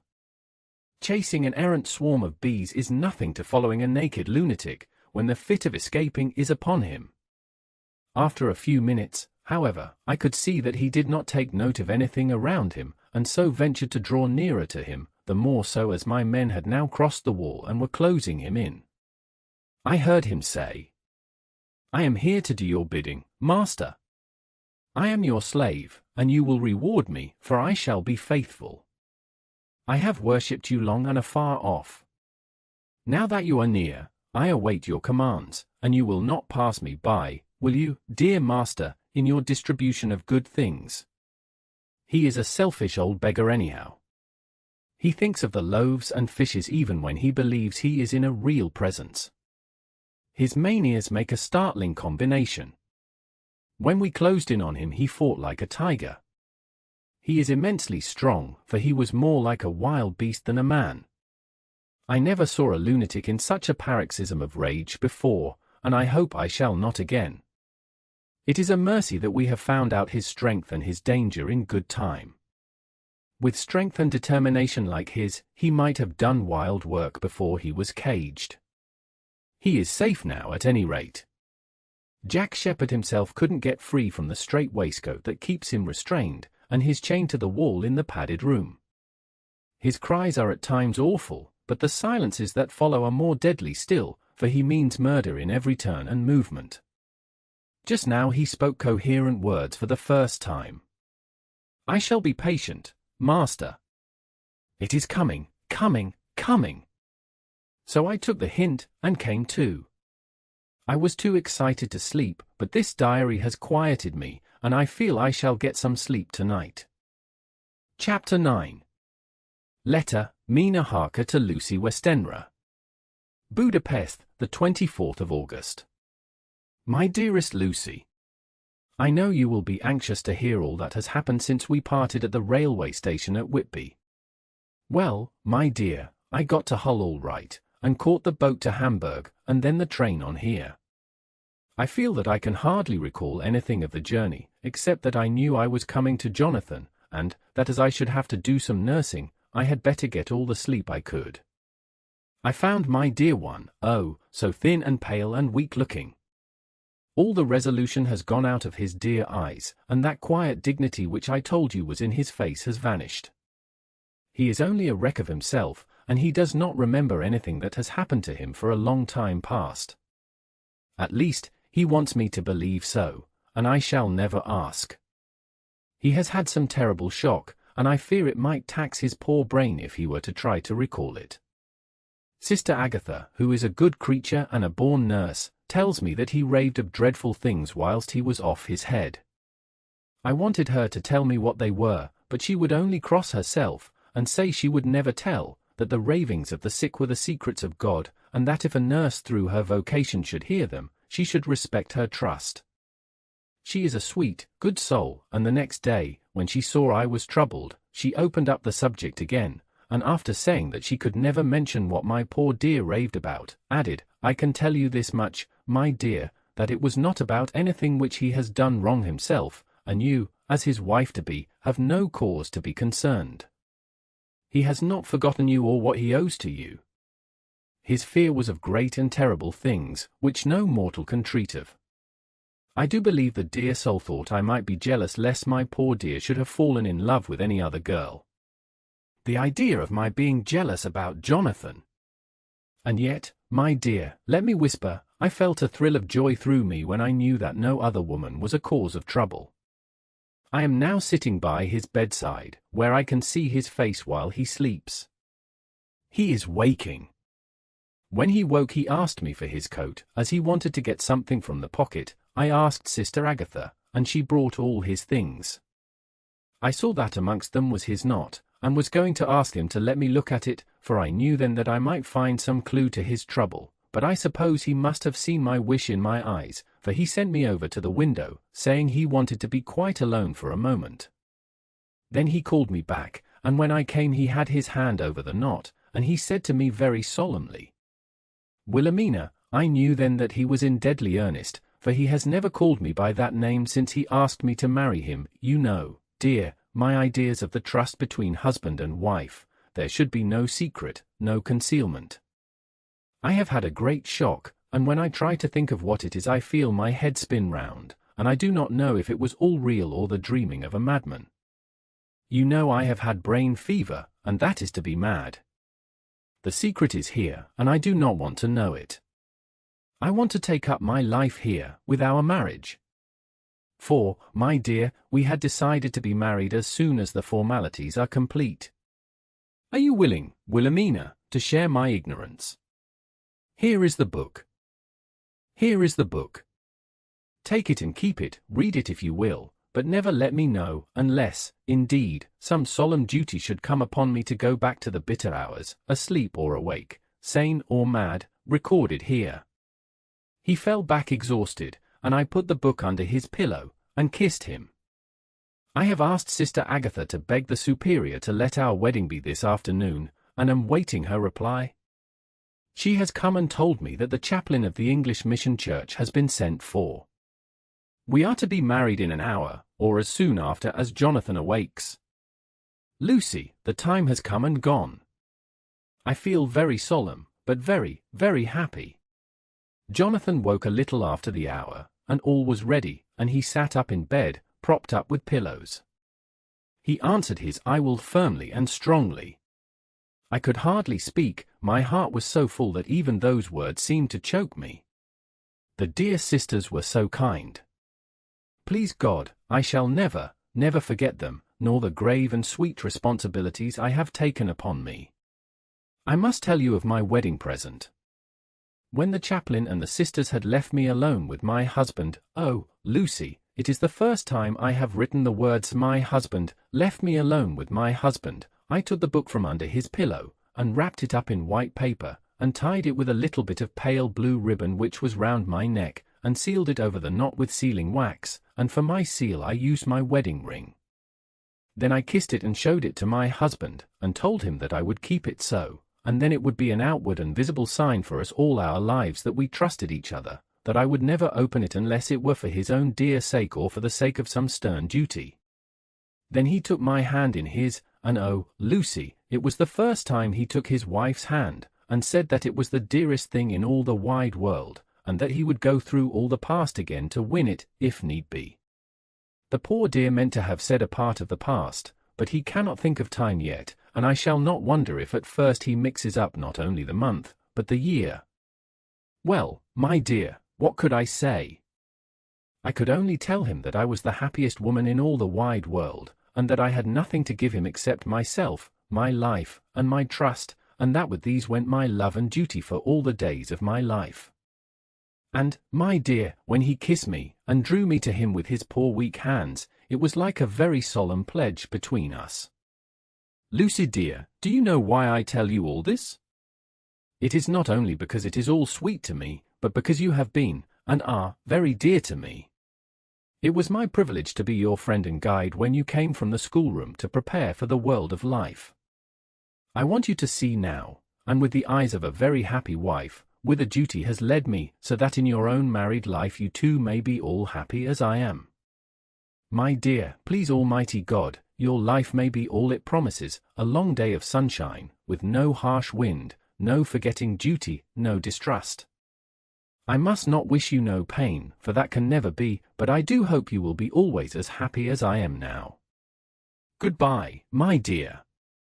I shall post this at once, and, perhaps, write you very soon again. I must stop, for Jonathan is waking. I must attend to my husband. Your ever-loving Mina Harker. Letter, Lucy Westenra to Mina Harker. Whitby, the 30th of August. Whitby, the 30th of August. My dearest Mina, oceans of love and millions of kisses, and may you soon be in your own home with your husband. I wish you could be coming home soon enough to stay with us here. The strong would soon restore Jonathan, it has quite restored me. I have an appetite like a cormorant, am full of life, and sleep well.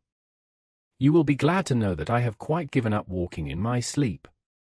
I think I have not stirred out of my bed for a week, that is when I once got into it at night. Arthur says I am getting fat.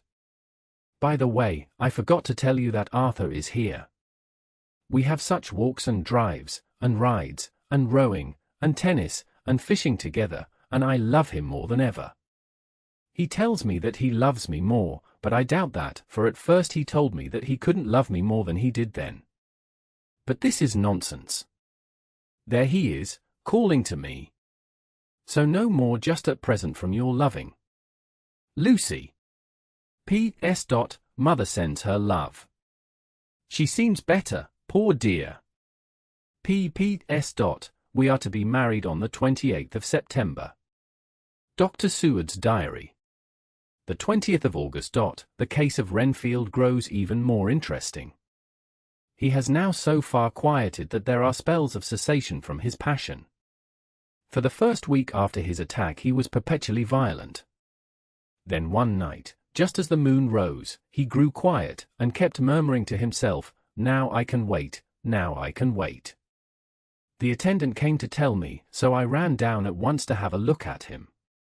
He was still in the strait waistcoat and in the padded room, but the suffused look had gone from his face, and his eyes had something of their old pleading, I might almost say, cringing, softness. I was satisfied with his present condition, and directed him to be relieved. The attendants hesitated, but finally carried out my wishes without protest. It was a strange thing that the patient had humor enough to see their distrust, for, coming close to me, he said in a whisper, all the while looking furtively at them. They think I could hurt you. Fancy me hurting you. The fools!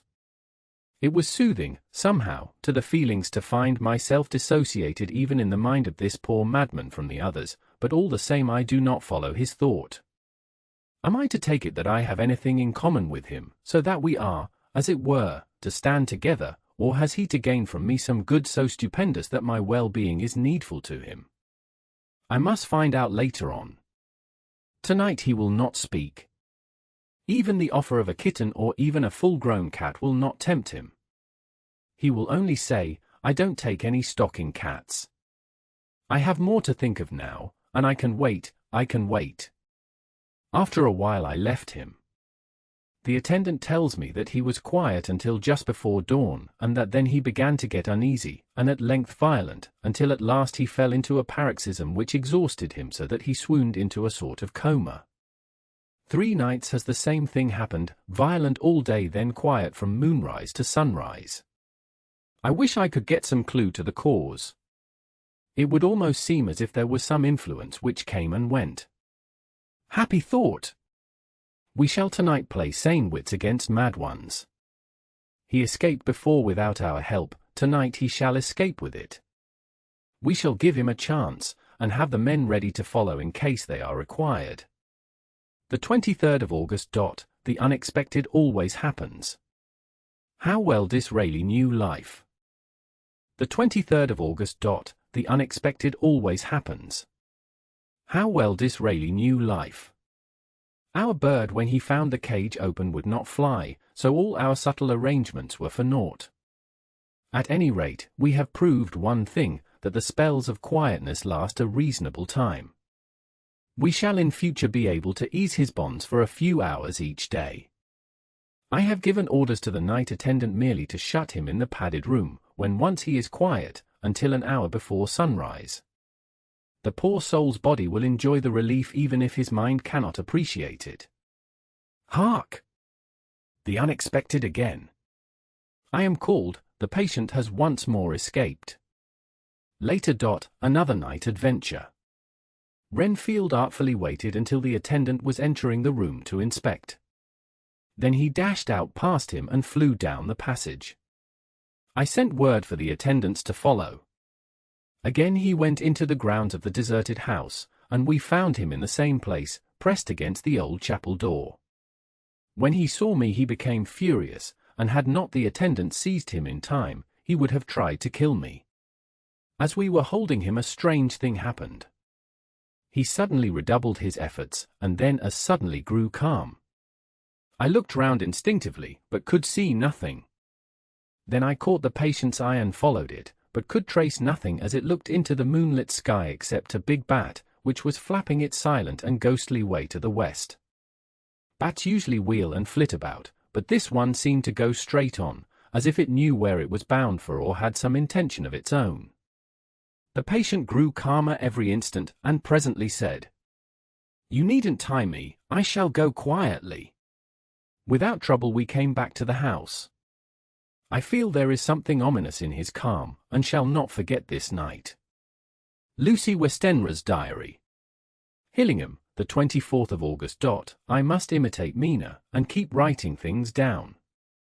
Then we can have long talks when we do meet.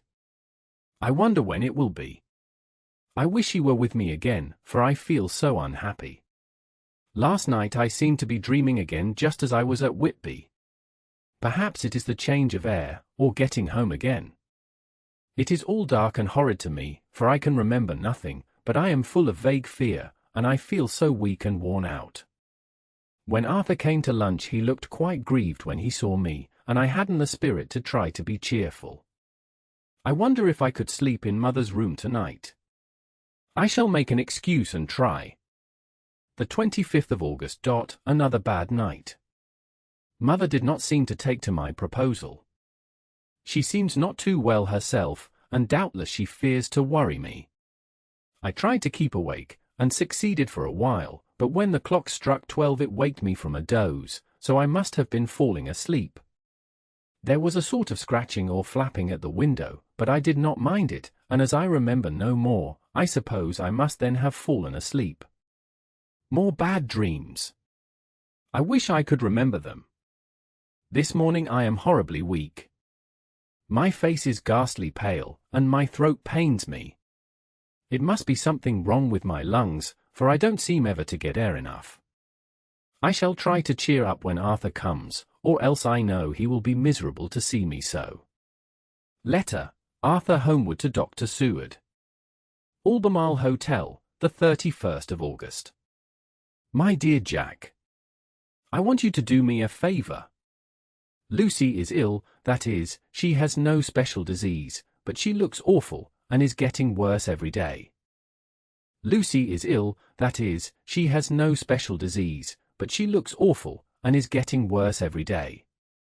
I have asked her if there is any cause. I do not dare to ask her mother, for to disturb the poor lady's mind about her daughter in her present state of health would be fatal. Mrs. Westenra has confided to me that her doom is spoken, disease of the heart, though poor Lucy does not know it yet. I am sure that there is something preying on my dear girl's mind. I am almost distracted when I think of her. To look at her gives me a pang. I told her I should ask you to see her, and though she demurred at first, I know why, old fellow, she finally consented. It will be a painful task for you, I know, old friend, but it is for her sake, and I must not hesitate to ask, or you to act. You are to come to lunch at Hillingham tomorrow, 2 o'clock, so as not to arouse any suspicion in Mrs. Westenra, and after lunch Lucy will take an opportunity of being alone with you. I shall come in for tea, and we can go away together. I am filled with anxiety, and want to consult with you alone as soon as I can after you have seen her. Do not fail. Arthur. Telegram, Arthur Homewood to Seward. The 1st of September. Am summoned to see my father, who is worse. Am writing. Write me fully by tonight's post to ring. Wire me if necessary. Letter from Dr. Seward to Arthur Homewood. The 2nd of September. My dear old fellow. With regard to Miss Westenra's health, I hasten to let you know at once that in my opinion there is not any functional disturbance or any malady that I know of. At the same time, I am not by any means satisfied with her appearance. She is woefully different from what she was when I saw her last. Of course you must bear in mind that I did not have full opportunity of examination such as I should wish. Our very friendship makes a little difficulty which not even medical science or custom can bridge over. I had better tell you exactly what happened, leaving you to draw, in a measure, your own conclusions. I shall then say what I have done and propose doing. I found Miss Westenra in seemingly gay spirits. Her mother was present, and in a few seconds I made up my mind that she was trying all she knew to mislead her mother and prevent her from being anxious. I have no doubt she guesses, if she does not know, what need of caution there is. We lunched alone, and as we all exerted ourselves to be cheerful, we got, as some kind of reward for our labors, some real cheerfulness amongst us. Then Mrs. Westenra went to lie down, and Lucy was left with me. We went into her boudoir. Until we got there her gaiety remained, for the servants were coming and going. As soon as the door was closed, however, the mask fell from her face, and she sank down into a chair with a great sigh, and hid her eyes with her hand. When I saw that her high spirits had failed, I at once took advantage of her reaction to make a diagnosis. She said to me very sweetly, "I cannot tell you how I loathe talking about myself." I reminded her that a doctor's confidence was sacred, but that you were grievously anxious about her. She caught on to my meaning at once, and settled that matter in a word. "Tell Arthur everything you choose. I do not care for myself, but all for him. So I am quite free. I do not care for myself, but all for him. So I am quite free." I could easily see that she is somewhat bloodless, but I could not see the usual anemic signs, and by a chance I was actually able to test the quality of her blood, for in opening a window which was stiff a cord gave way, and she cut her hand slightly with broken glass. It was a slight matter in itself, but it gave me an evident chance, and I secured a few drops of the blood and have analyzed them. The qualitative analysis gives a quite normal condition, and shows, I should infer, in itself a vigorous state of health. In other physical matters I was quite satisfied that there is no need for anxiety, but as there must be a cause somewhere, I have come to the conclusion that it must be something mental. She complains of difficulty in breathing satisfactorily at times, and of heavy, lethargic sleep, with dreams that frighten her, but regarding which she can remember nothing. She says that as a child she used to walk in her sleep, and that when in Whitby the habit came back, and that once she walked out in the night and went to East Cliff, where Miss Murray found her, but she assures me that of late the habit has not returned. I am in doubt, and so have done the best thing I know of. I have written to my old friend and master, Professor Van Helsing, of Amsterdam, who knows as much about obscure diseases as anyone in the world. I have asked him to come over, and as you told me that all things were to be at your charge, I have mentioned to him who you are and your relations to Miss Westenra. This, my dear fellow, is in obedience to your wishes, for I am only too proud and happy to do anything I can for her.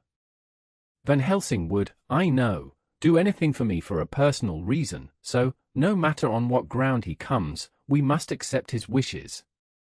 He is a seemingly arbitrary man, but this is because he knows what he is talking about better than anyone else.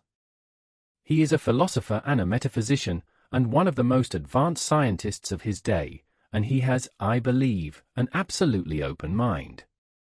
This, with an iron nerve, a temper of the ice-brook, an indomitable resolution, self-command, and toleration exalted from virtues to blessings, and the kindliest and truest heart that beats, these form his equipment for the noble work that he is doing for mankind, work both in theory and practice, for his views are as wide as his all-embracing sympathy.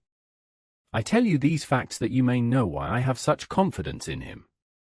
I have asked him to come at once.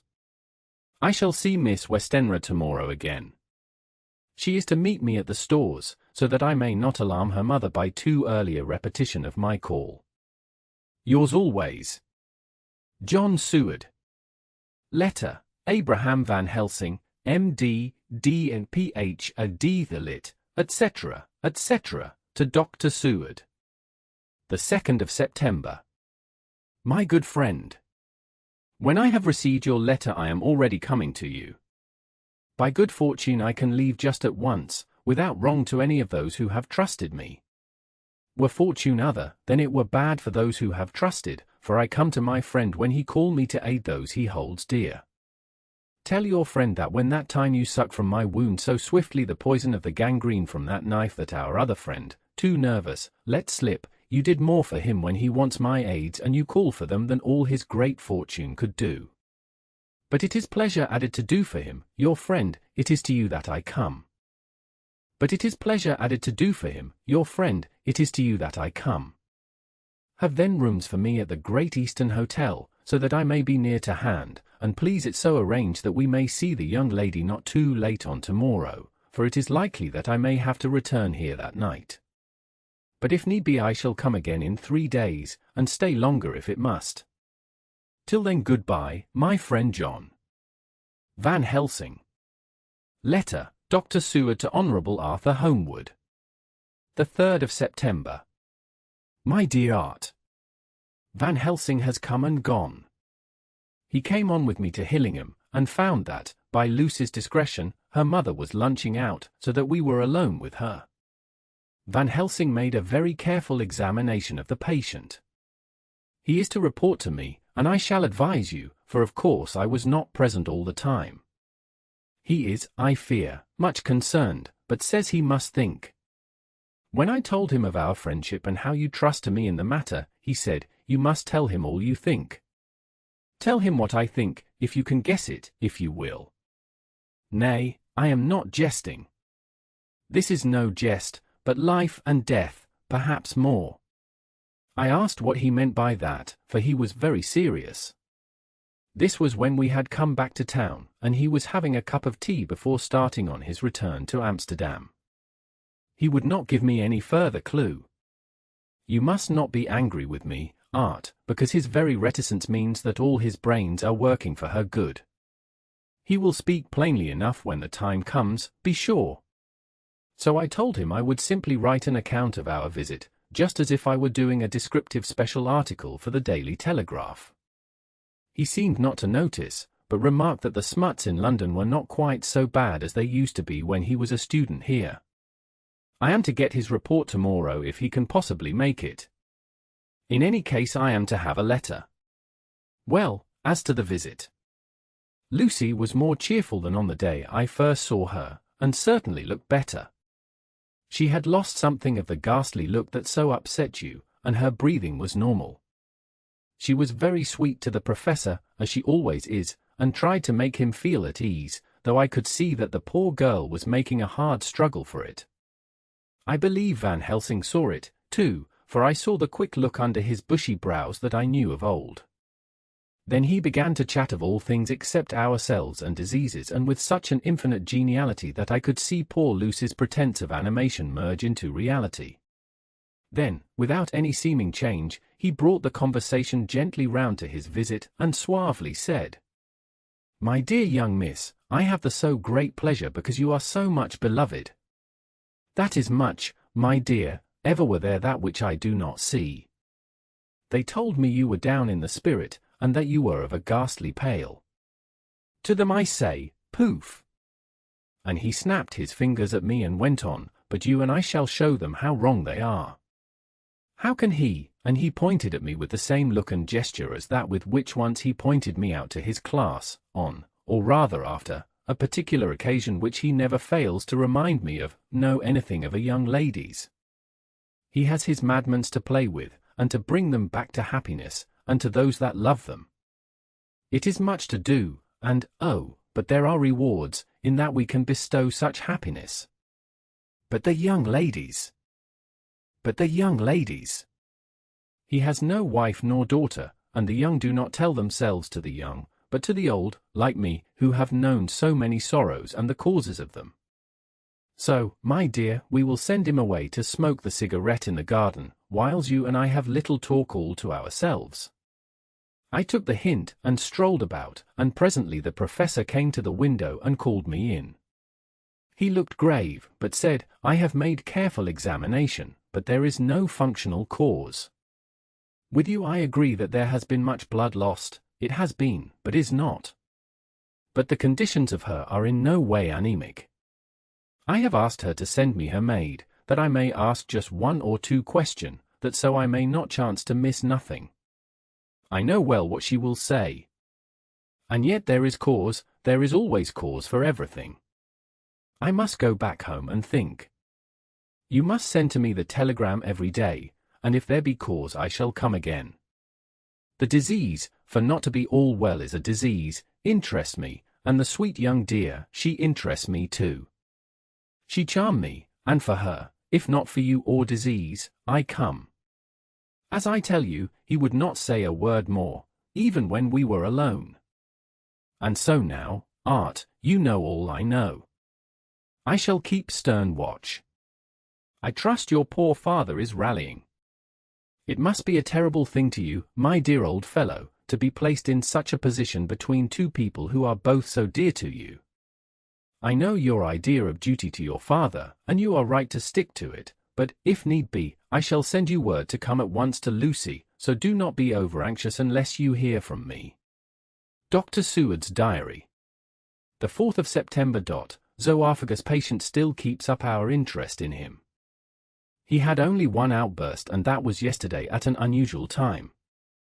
Just before the stroke of noon he began to grow restless. The attendant knew the symptoms, and at once summoned aid. Fortunately the men came at a run, and were just in time, for at the stroke of noon he became so violent that it took all their strength to hold him. In about 5 minutes, however, he began to get more and more quiet, and finally sank into a sort of melancholy, in which state he has remained up to now. The attendant tells me that his screams whilst in the paroxysm were really appalling. I found my hands full when I got in, attending to some of the other patients who were frightened by him. Indeed, I can quite understand the effect, for the sounds disturbed even me, though I was some distance away. It is now after the dinner hour of the asylum, and as yet my patient sits in a corner brooding, with a dull, sullen, woebegone look in his face, which seems rather to indicate than to show something directly. I cannot quite understand it. Later. Another change in my patient. At 5 o'clock I looked in on him, and found him seemingly as happy and contented as he used to be. He was catching flies and eating them, and was keeping note of his capture by making nail marks on the edge of the door between the ridges of padding. When he saw me, he came over and apologized for his bad conduct, and asked me in a very humble, cringing way to be led back to his own room and to have his knot again. I thought it well to humor him, so he is back in his room with the window open. He has the sugar of his tea spread out on the window sill, and is reaping quite a harvest of flies. He has the sugar of his tea spread out on the window sill, and is reaping quite a harvest of flies. He is not now eating them, but putting them into a box, as of old, and is already examining the corners of his room to find a spider. I tried to get him to talk about the past few days, for any clue to his thoughts would be of immense help to me, but he would not rise. For a moment or two he looked very sad, and said in a sort of faraway voice, as though saying it rather to himself than to me, "All over? All over?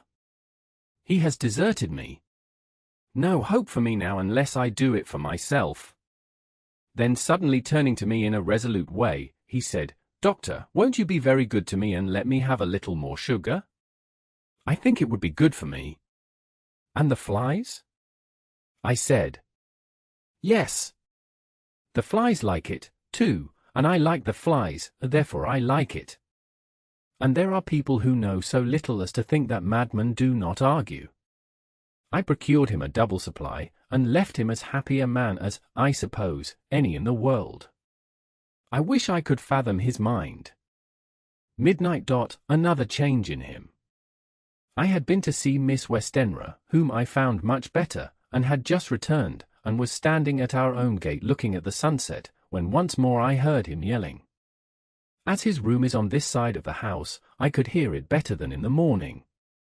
It was a shock to me to turn from the wonderful smoky beauty of a sunset over London, with its lurid lights and inky shadows and all the marvellous tints that come on foul clouds even as on foul water, and to realize all the grim sternness of my own cold stone building, with its wealth of breathing misery, and my own desolate heart to endure it all. I reached him just as the sun was going down, and from his window saw the red disk sink. As it sank he became less and less frenzied, and just as it dipped he slid from the hands that held him, an inert mass, on the floor. It is wonderful, however, what intellectual recuperative power lunatics have, for within a few minutes he stood up quite calmly and looked around him. I signaled to the attendants not to hold him, for I was anxious to see what he would do. He went straight over to the window and brushed out the crumbs of sugar, then he took his fly box, and entered it outside, and threw away the box. Then he shut the window, and crossing over, sat down on his bed. All this surprised me, so I asked him, "Are you not going to keep flies any more?" "No," said he, "I am sick of all that rubbish." He certainly is a wonderfully interesting study. I wish I could get some glimpse of his mind or of the cause of his sudden passion. Stop, there may be a clue after all, if we can find why today his paroxysms came on at high noon and at sunset. Can it be that there is a malign influence of the sun at periods which affects certain natures, as at times the moon does others? We shall see. Telegram, Seward, London, to Van Helsing, Amsterdam. The 4th of September. Patient still better today. Telegram, Seward, London, to Van Helsing, Amsterdam. The 5th of September. Patient greatly improved. Good appetite, sleeps naturally, good spirits, colour coming back. Telegram, Seward, London, to Van Helsing, Amsterdam. The 6th of September. Terrible change for the worse. Come at once, do not lose an hour. I hold over telegram to Homewood till have seen you. Chapter 10. Letter, Dr. Seward to Honourable Arthur Homewood. The 6th of September. My dear Art, my news today is not so good. Lucy this morning had gone back a bit. There is, however, one good thing which has arisen from it. Mrs. Westenra was naturally anxious concerning Lucy, and has consulted me professionally about her. I took advantage of the opportunity, and told her that my old master, Van Helsing, the great specialist, was coming to stay with me, and that I would put her in his charge conjointly with myself, so now we can come and go without alarming her unduly, for a shock to her would mean sudden death, and this, in Lucy's weak condition, might be disastrous to her. We are hedged in with difficulties, all of us, my poor old fellow, but, please God, we shall come through them all right. If any need I shall write, so that, if you do not hear from me, take it for granted that I am simply waiting for news. In haste. Yours ever, John Seward. Dr. Seward's Diary. The 7th of September. The first thing Van Helsing said to me when we met at Liverpool Street was, "Have you said anything to our young friend the lover of her?" "No," I said. "I waited till I had seen you, as I said in my telegram. I wrote him a letter simply telling him that you were coming, as Miss Westenra was not so well, and that I should let him know if need be." "Right, my friend," he said, "quite right. Better he not know as yet, perhaps he shall never know. I pray so, but if it be needed, then he shall know all. And, my good friend John, let me caution you. You deal with the madman. All men are mad in some way or the other, and inasmuch as you deal discreetly with your madman, so deal with God's madman, too, the rest of the world. You tell not your madman what you do nor why you do it, you tell them not what you think. So you shall keep knowledge in its place, where it may rest, where it may gather its kind around it and breed. You and I shall keep as yet what we know here and here." He touched me on the heart and on the forehead, and then touched himself the same way. I have for myself thoughts at the present. Later I shall unfold to you. "Why not now?" I asked.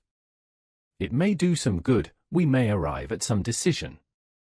He stopped and looked at me, and said, "My friend John, when the corn is grown, even before it has ripened, while the milk of its mother earth is in him, and the sunshine has not yet begun to paint him with his gold, the husbandman he pull the ear and rub him between his rough hands, and blow away the green chaff, and say to you, Look, his good corn, he will make good crop when the time comes." I did not see the application, and told him so. For reply he reached over and took my ear in his hand and pulled it playfully, as he used long ago to do at lectures, and said, "The good husbandman tell you so then because he knows, but not till then. But you do not find the good husbandman dig up his planted corn to see if he grow, that is for the children who play at husbandry, and not for those who take it as of the work of their life. See you now, friend John? I have sown my corn, and nature has her work to do in making it sprout. If he sprout at all, there's some promise, and I wait till the ear begins to swell." He broke off, for he evidently saw that I understood. Then he went on, and very gravely, "You were always a careful student, and your cass was ever more full than the rest." Then he went on, and very gravely, "You were always a careful student, and your cass was ever more full than the rest. You were only student then, now you are master, and I trust that good habit have not fail. Remember, my friend, that knowledge is stronger than memory, and we should not trust the weaker. Even if you have not kept the good practice, let me tell you that this case of our dear miss is one that may be mind, I say may be of such interest to us and others that all the rest may not make him kick the beam, as your people say. Take then good note of it. Nothing is too small. I counsel you, put down in record even your doubts and surmises. Hereafter it may be of interest to you to see how true you guess. We learn from failure, not from success. When I described Lucy's symptoms, the same as before, but infinitely more marked, he looked very grave, but said nothing. He took with him a bag in which were many instruments and drugs, the ghastly paraphernalia of our beneficial trade, as he once called, in one of his lectures, the equipment of a professor of the healing craft. When we were shown in, Mrs. Westenra met us. She was alarmed, but not nearly so much as I expected to find her. Nature in one of her beneficent moods has ordained that even death has some antidote to its own terrors. Here, In a case where any shock may prove fatal, matters are so ordered that, from some cause or other, the things not personal, even the terrible change in her daughter to whom she is so attached, do not seem to reach her. It is something like the way Dame Nature gathers round a foreign body an envelope of some insensitive tissue which can protect from evil that which it would otherwise harm by contact. If this be an ordered selfishness, then we should pause before we condemn any one for the vice of egoism, for there may be deeper root for its causes than we have knowledge of. I used my knowledge of this phase of spiritual pathology, and laid down a rule that she should not be present with Lucy or think of her illness more than was absolutely required. She assented readily, so readily that I saw again the hand of nature fighting for life. Van Helsing and I were shown up to Lucy's room. If I was shocked when I saw her yesterday, I was horrified when I saw her today. She was ghastly, chalkily pale, the red seemed to have gone even from her lips and gums, and the bones of her face stood out prominently, her breathing was painful to see or hear. Van Helsing's face grew set as marble, and his eyebrows converged till they almost touched over his nose.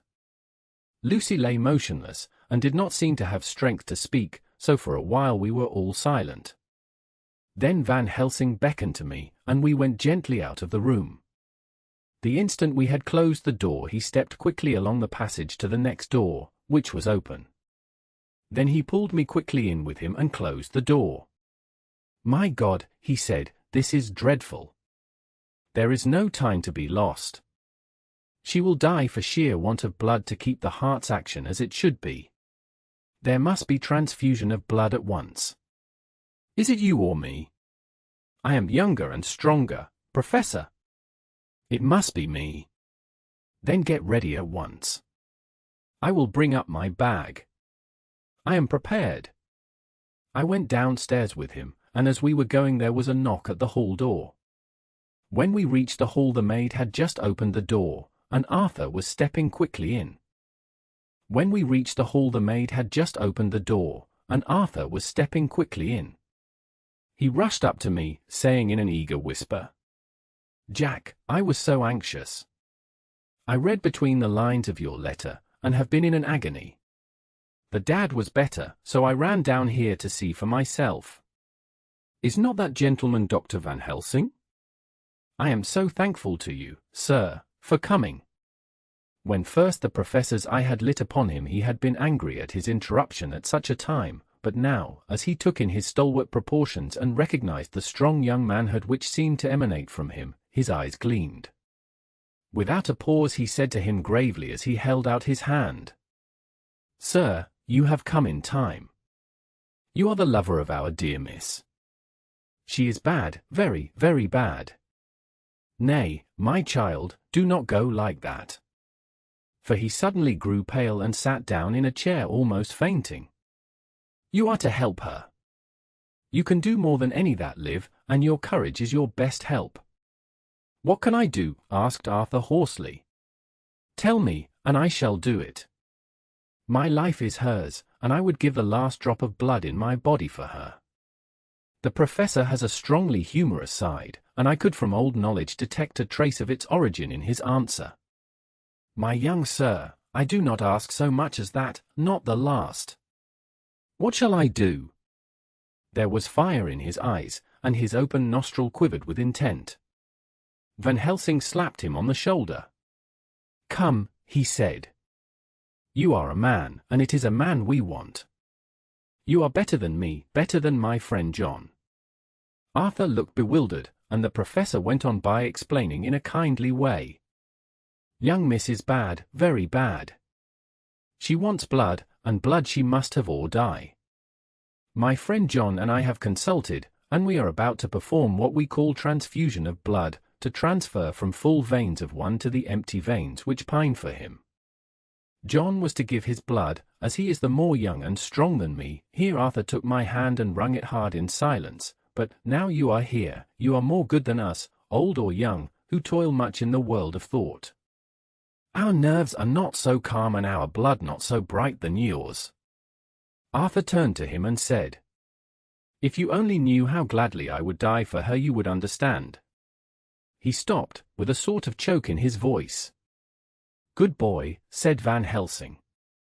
"In the not so far off you will be happy that you have done all for her you love. Come now and be silent. You shall kiss her once before it is done, but then you must go, and you must leave at my sign. Say no word to madam, you know how it is with her. There must be no shock, any knowledge of this would be one. Come." We all went up to Lucy's room. Arthur by direction remained outside. Lucy turned her head and looked at us, but said nothing. She was not asleep, but she was simply too weak to make the effort. Her eyes spoke to us, that was all. Van Helsing took some things from his bag and laid them on a little table out of sight. Then he mixed a narcotic, and coming over to the bed, said cheerily, "Now, little miss, here is your medicine. Drink it off, like a good child. See, I lift you so that to swallow is easy." Yes. She had made the effort with success. It astonished me how long the drug took to act. This, in fact, marked the extent of her weakness. The time seemed endless until sleep began to flicker in her eyelids.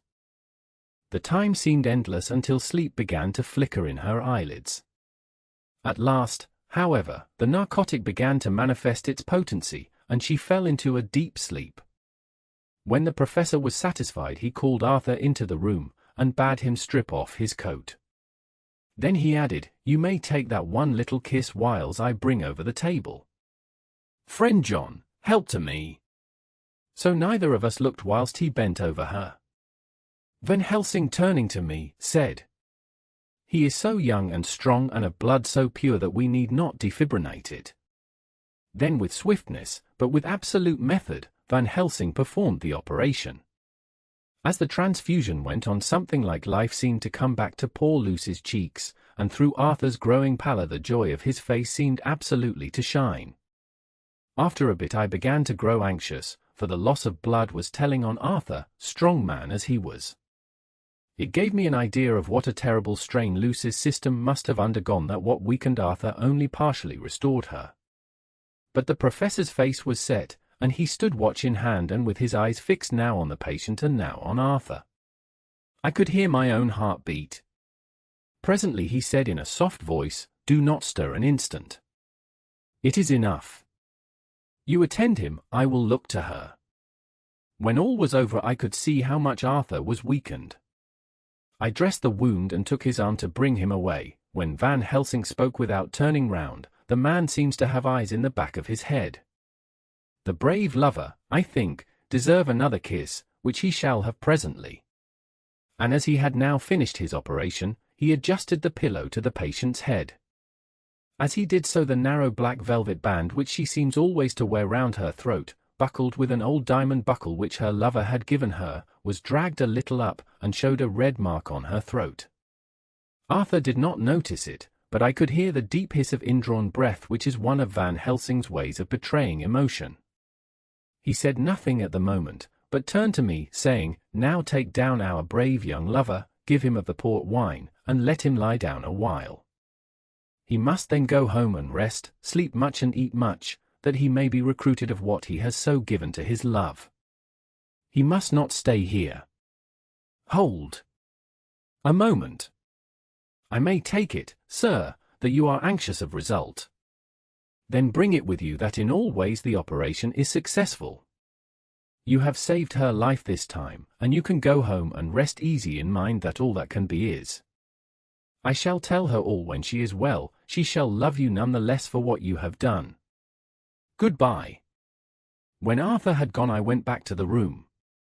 Lucy was sleeping gently, but her breathing was stronger. I could see the counterpane move as her breast heaved. By the bedside sat Van Helsing, looking at her intently.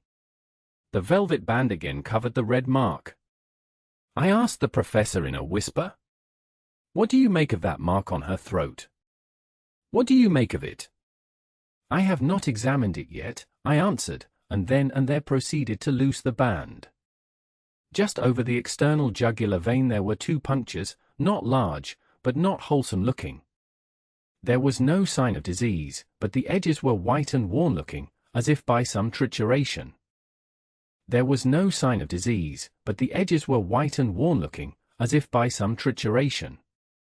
It at once occurred to me that this wound, or whatever it was, might be the means of that manifest loss of blood, but I abandoned the idea as soon as formed, for such a thing could not be. The whole bed would have been drenched to a scarlet with the blood which the girl must have lost to leave such a pallor as she had before the transfusion. "Well," said Van Helsing. "Well," said I can make nothing of it." The professor stood up. "I must go back to Amsterdam tonight," he said. "There are books and things there which I want. You must remain here all the night, and you must not let your sight pass from her." "Shall I have a nurse?" I asked. "We are the best nurses, you and I. You keep watch all night, see that she is well fed, and that nothing disturbs her. You must not sleep all the night. Later on we can sleep, you and I. I shall be back as soon as possible. And then we may begin." "May begin?" I said. "What on earth do you mean?" "We shall see," he answered, as he hurried out. He came back a moment later and put his head inside the door and said with warning finger held up, "Remember, she is your charge. If you leave her, and harm befall, you shall not sleep easy hereafter." Dr. Seward's diary, continued. The 8th of September. I sat up all night with Lucy. The opiate worked itself off towards dusk, and she waked naturally. She looked a different being from what she had been before the operation. Her spirits even were good, and she was full of a happy vivacity, but I could see evidences of the absolute prostration which she had undergone. When I told Mrs. Westenra that Dr. Van Helsing had directed that I should sit up with her, she almost pooh-poohed the idea, pointing out her daughter's renewed strength and excellent spirits. I was firm, however, and made preparations for my long vigil. When her maid had prepared her for the night, I came in, having in the meantime had supper, and took a seat by the bedside. She did not in any way make objection, but looked at me gratefully whenever I caught her eye. After a long spell she seemed sinking off to sleep, but with an effort seemed to pull herself together and shook it off. This was repeated several times, with greater effort and with shorter pauses as the time moved on. It was apparent that she did not want to sleep, so I tackled the subject at once. "You do not want to go to sleep?" "No, I am afraid." "Afraid to go to sleep? Why so?" "It is the boon we all crave for." "Ah, not if you were like me, if sleep was to you a presage of horror." "A presage of horror? What on earth do you mean?" "I don't know, I don't know. And that is what is so terrible. All this weakness comes to me in sleep, until I dread the very thought. But, my dear girl, you may sleep tonight. I am here watching you, and I can promise that nothing will happen." "Ah, I can trust you." I seized the opportunity, and said, "I promise you that if I see any evidence of bad dreams I will wake you at once." "You will?" "Oh, will you really?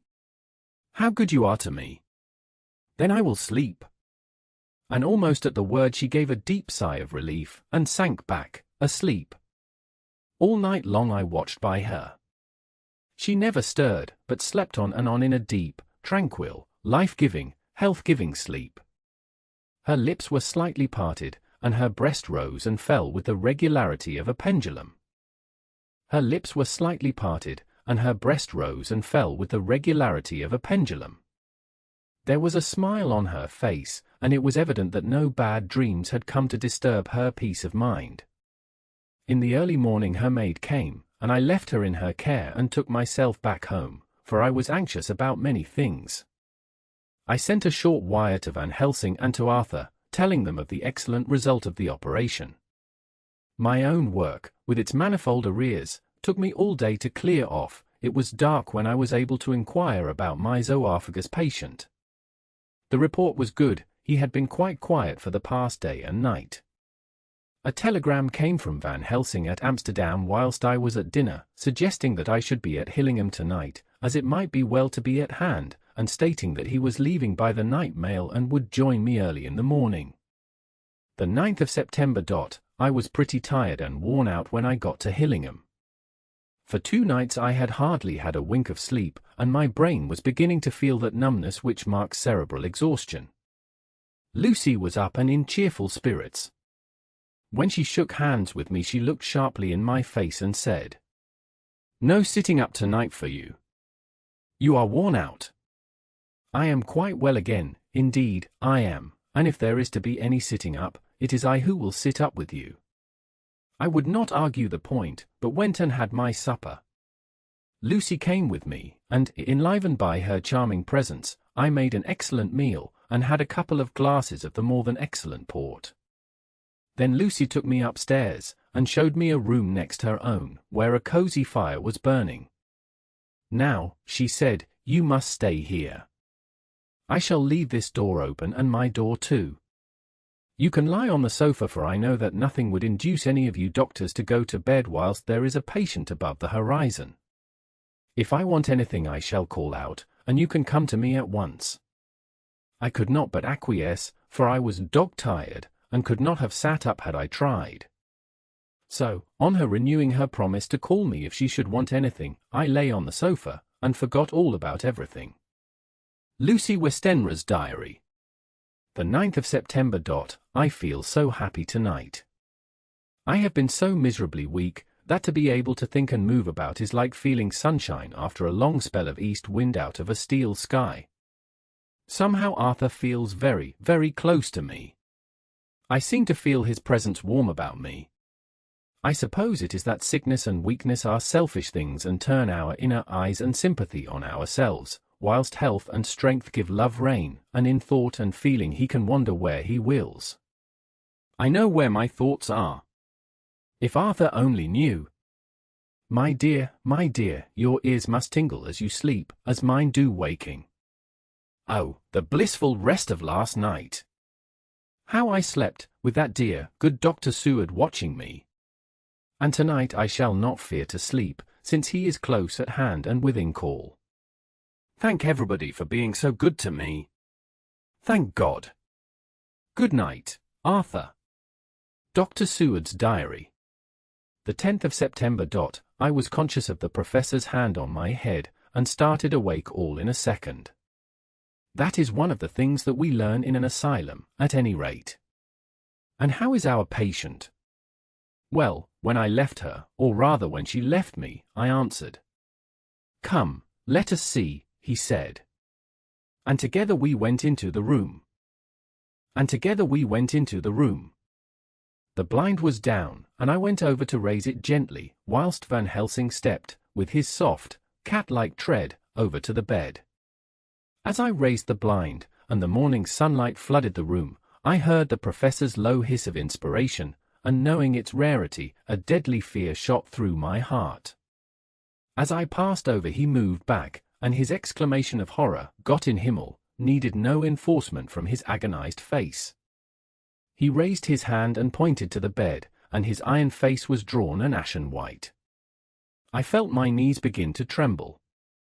There on the bed, seemingly in a swoon, lay poor Lucy, more horribly white and wan-looking than ever.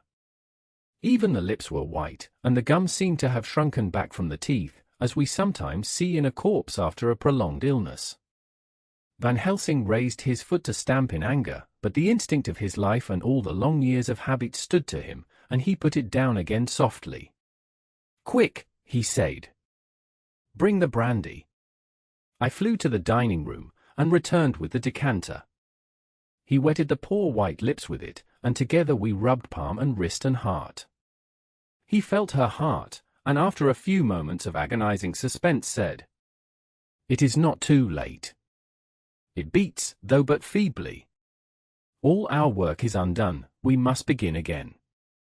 There is no young Arthur here now, I have to call on you yourself this time, friend John." As he spoke, he was dipping into his bag and producing the instruments for transfusion. I had taken off my coat and rolled up my shirt sleeve.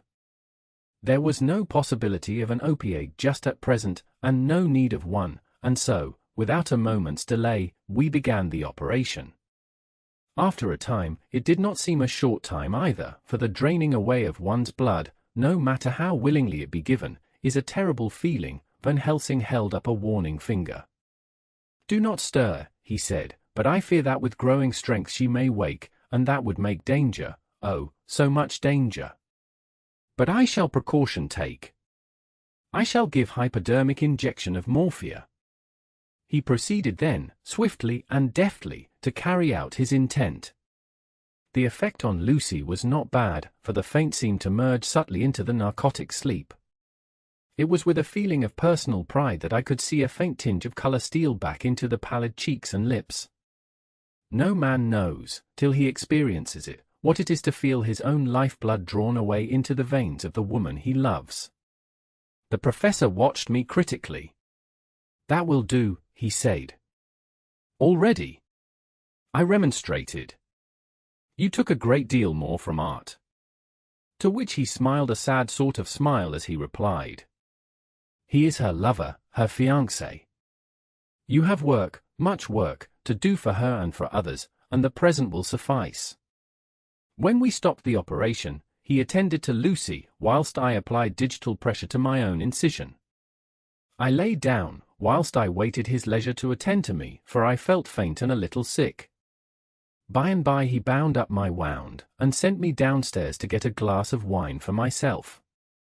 As I was leaving the room, he came after me, and half whispered, "Mind, nothing must be said of this. If our young lover should turn up unexpected, as before, no word to him. It would at once frighten him and enjealous him, too. There must be none." So, when I came back he looked at me carefully, and then said, "You are not much the worse." So, when I came back he looked at me carefully, and then said, "You are not much the worse. Go into the room, and lie on your sofa, and rest a while, then have much breakfast, and come here to me." I followed out his orders, for I knew how right and wise they were. I had done my part, and now my next duty was to keep up my strength. I felt very weak, and in the weakness lost something of the amazement at what had occurred. I fell asleep on the sofa, however, wondering over and over again how Lucy had made such a retrograde movement, and how she could have been drained of so much blood with no sign anywhere to show for it. I think I must have continued my wonder in my dreams, for, sleeping and waking, my thoughts always came back to the little punctures in her throat and the ragged, exhausted appearance of their edges, tiny though they were. Lucy slept well into the day, and when she woke she was fairly well and strong, though not nearly so much so as the day before. When Van Helsing had seen her, he went out for a walk, leaving me in charge, with strict injunctions that I was not to leave her for a moment. I could hear his voice in the hall, asking the way to the nearest telegraph office. Lucy chatted with me freely, and seemed quite unconscious that anything had happened. I tried to keep her amused and interested.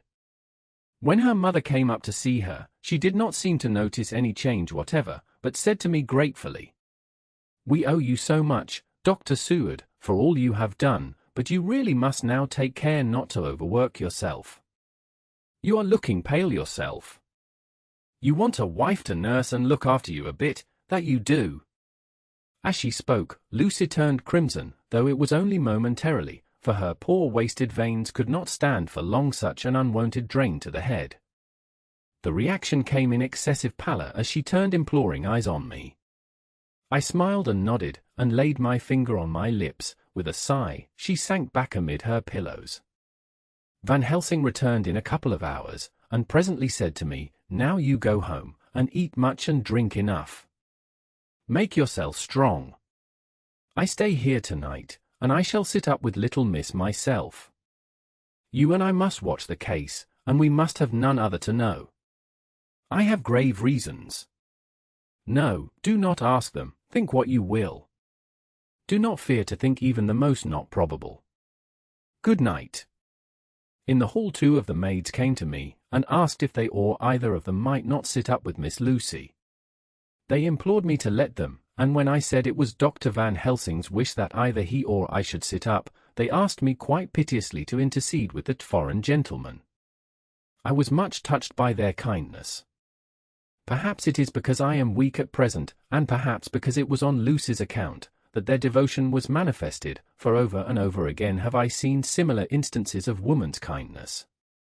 I got back here in time for a late dinner, went my rounds, all well, and set this down whilst waiting for sleep. It is coming. The 11th of September. This afternoon I went over to Hillingham. Found Van Helsing in excellent spirits, and Lucy much better. Shortly after I had arrived, a big parcel from abroad came for the professor. He opened it with much impressment, assumed, of course, and showed a great bundle of white flowers. "These are for you, Miss Lucy," he said. "For me?" "Oh, Dr. Van Helsing." "Yes, my dear, but not for you to play with." "Oh, Dr. Van Helsing." "Yes, my dear, but not for you to play with. These are medicines." Here Lucy made a wry face. "Nay, but they are not to take in a decoction or in nauseous form, so you need not snub that so charming nose, or I shall point out to my friend Arthur what woes he may have to endure in seeing so much beauty that he so loves so much distort. Aha, my pretty miss, that bring the so nice nose all straight again. This is medicinal, but you do not know how. I put him in your window, I make pretty wreath, and hang him round your neck, so that you sleep well. Oh yes. They, like the lotus flower, make your trouble forgotten. It smells so like the waters of Lethe, and of that fountain of youth that the conquistadores sought for in the Floridas, and find him all too late. Whilst he was speaking, Lucy had been examining the flowers and smelling them. Now she threw them down, saying, with half laughter and half disgust, "Oh, Professor, I believe you are only putting up a joke on me. Why, these flowers are only common garlic."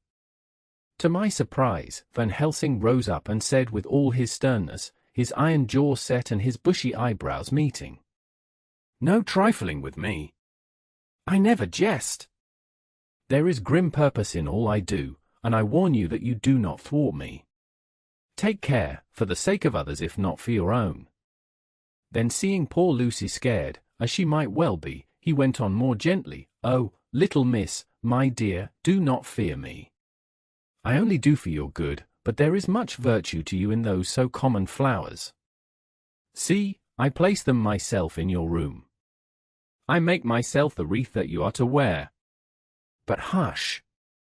No telling to others that make so inquisitive questions.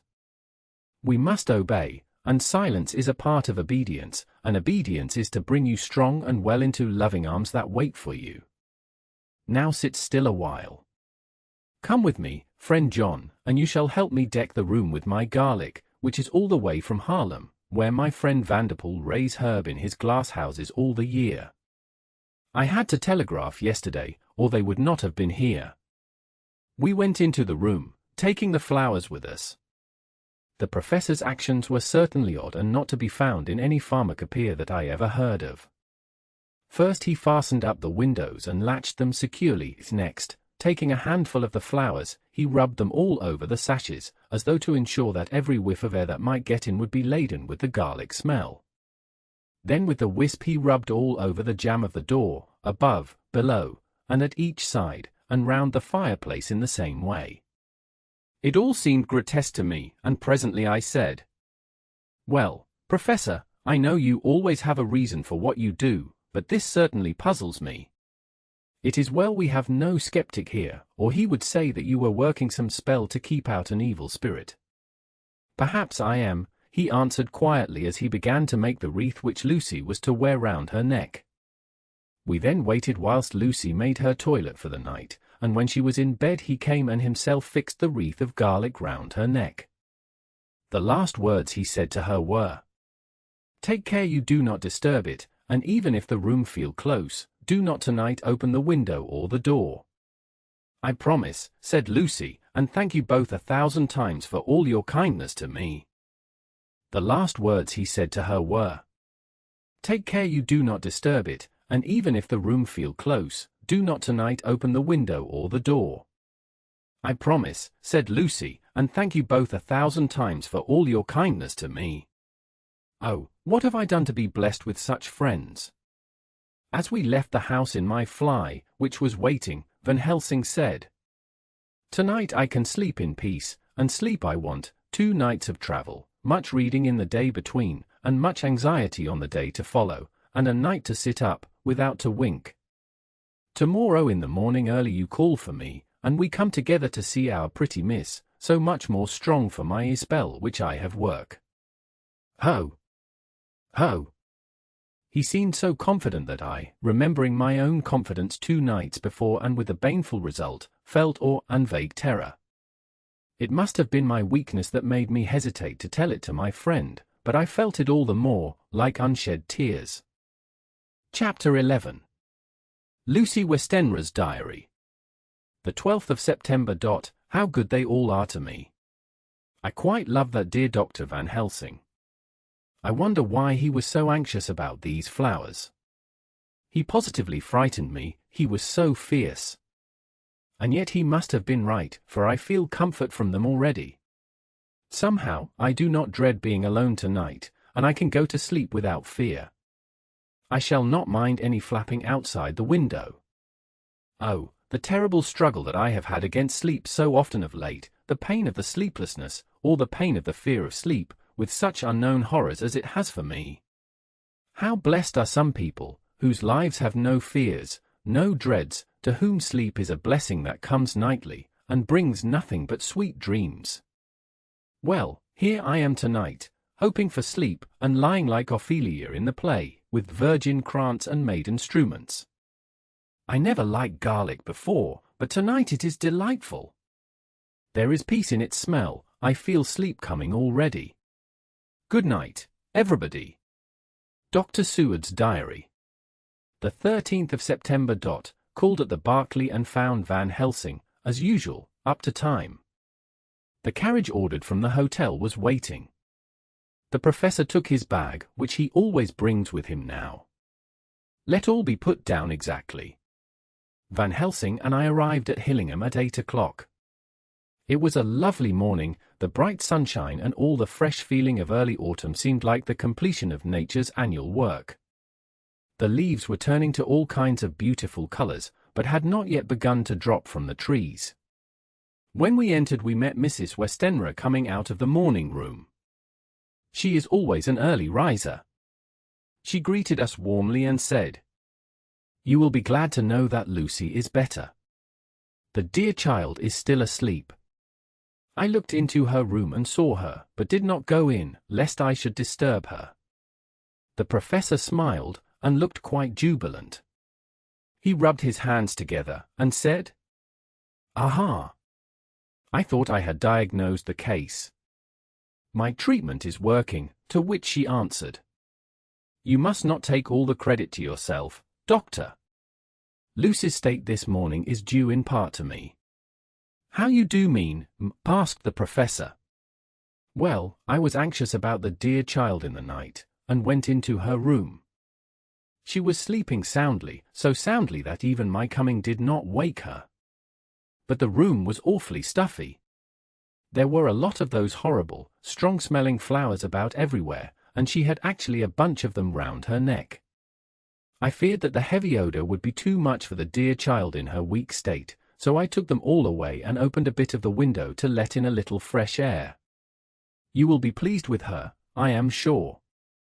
She moved off into her boudoir, where she usually breakfasted early. As she had spoken, I watched the professor's face, and saw it turn ashen grey. He had been able to retain his self-command whilst the poor lady was present, for he knew her state and how mischievous a shock would be. He actually smiled on her as he held open the door for her to pass into her room. But the instant she had disappeared he pulled me, suddenly and forcibly, into the dining room and closed the door. Then, for the first time in my life, I saw Van Helsing break down.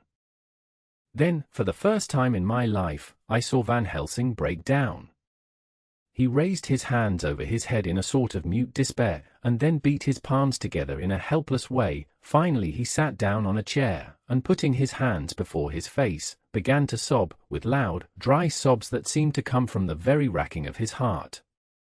Then he raised his arms again, as though appealing to the whole universe. "God! God! God," he said. "What have we done, what has this poor thing done, that we are so sore beset?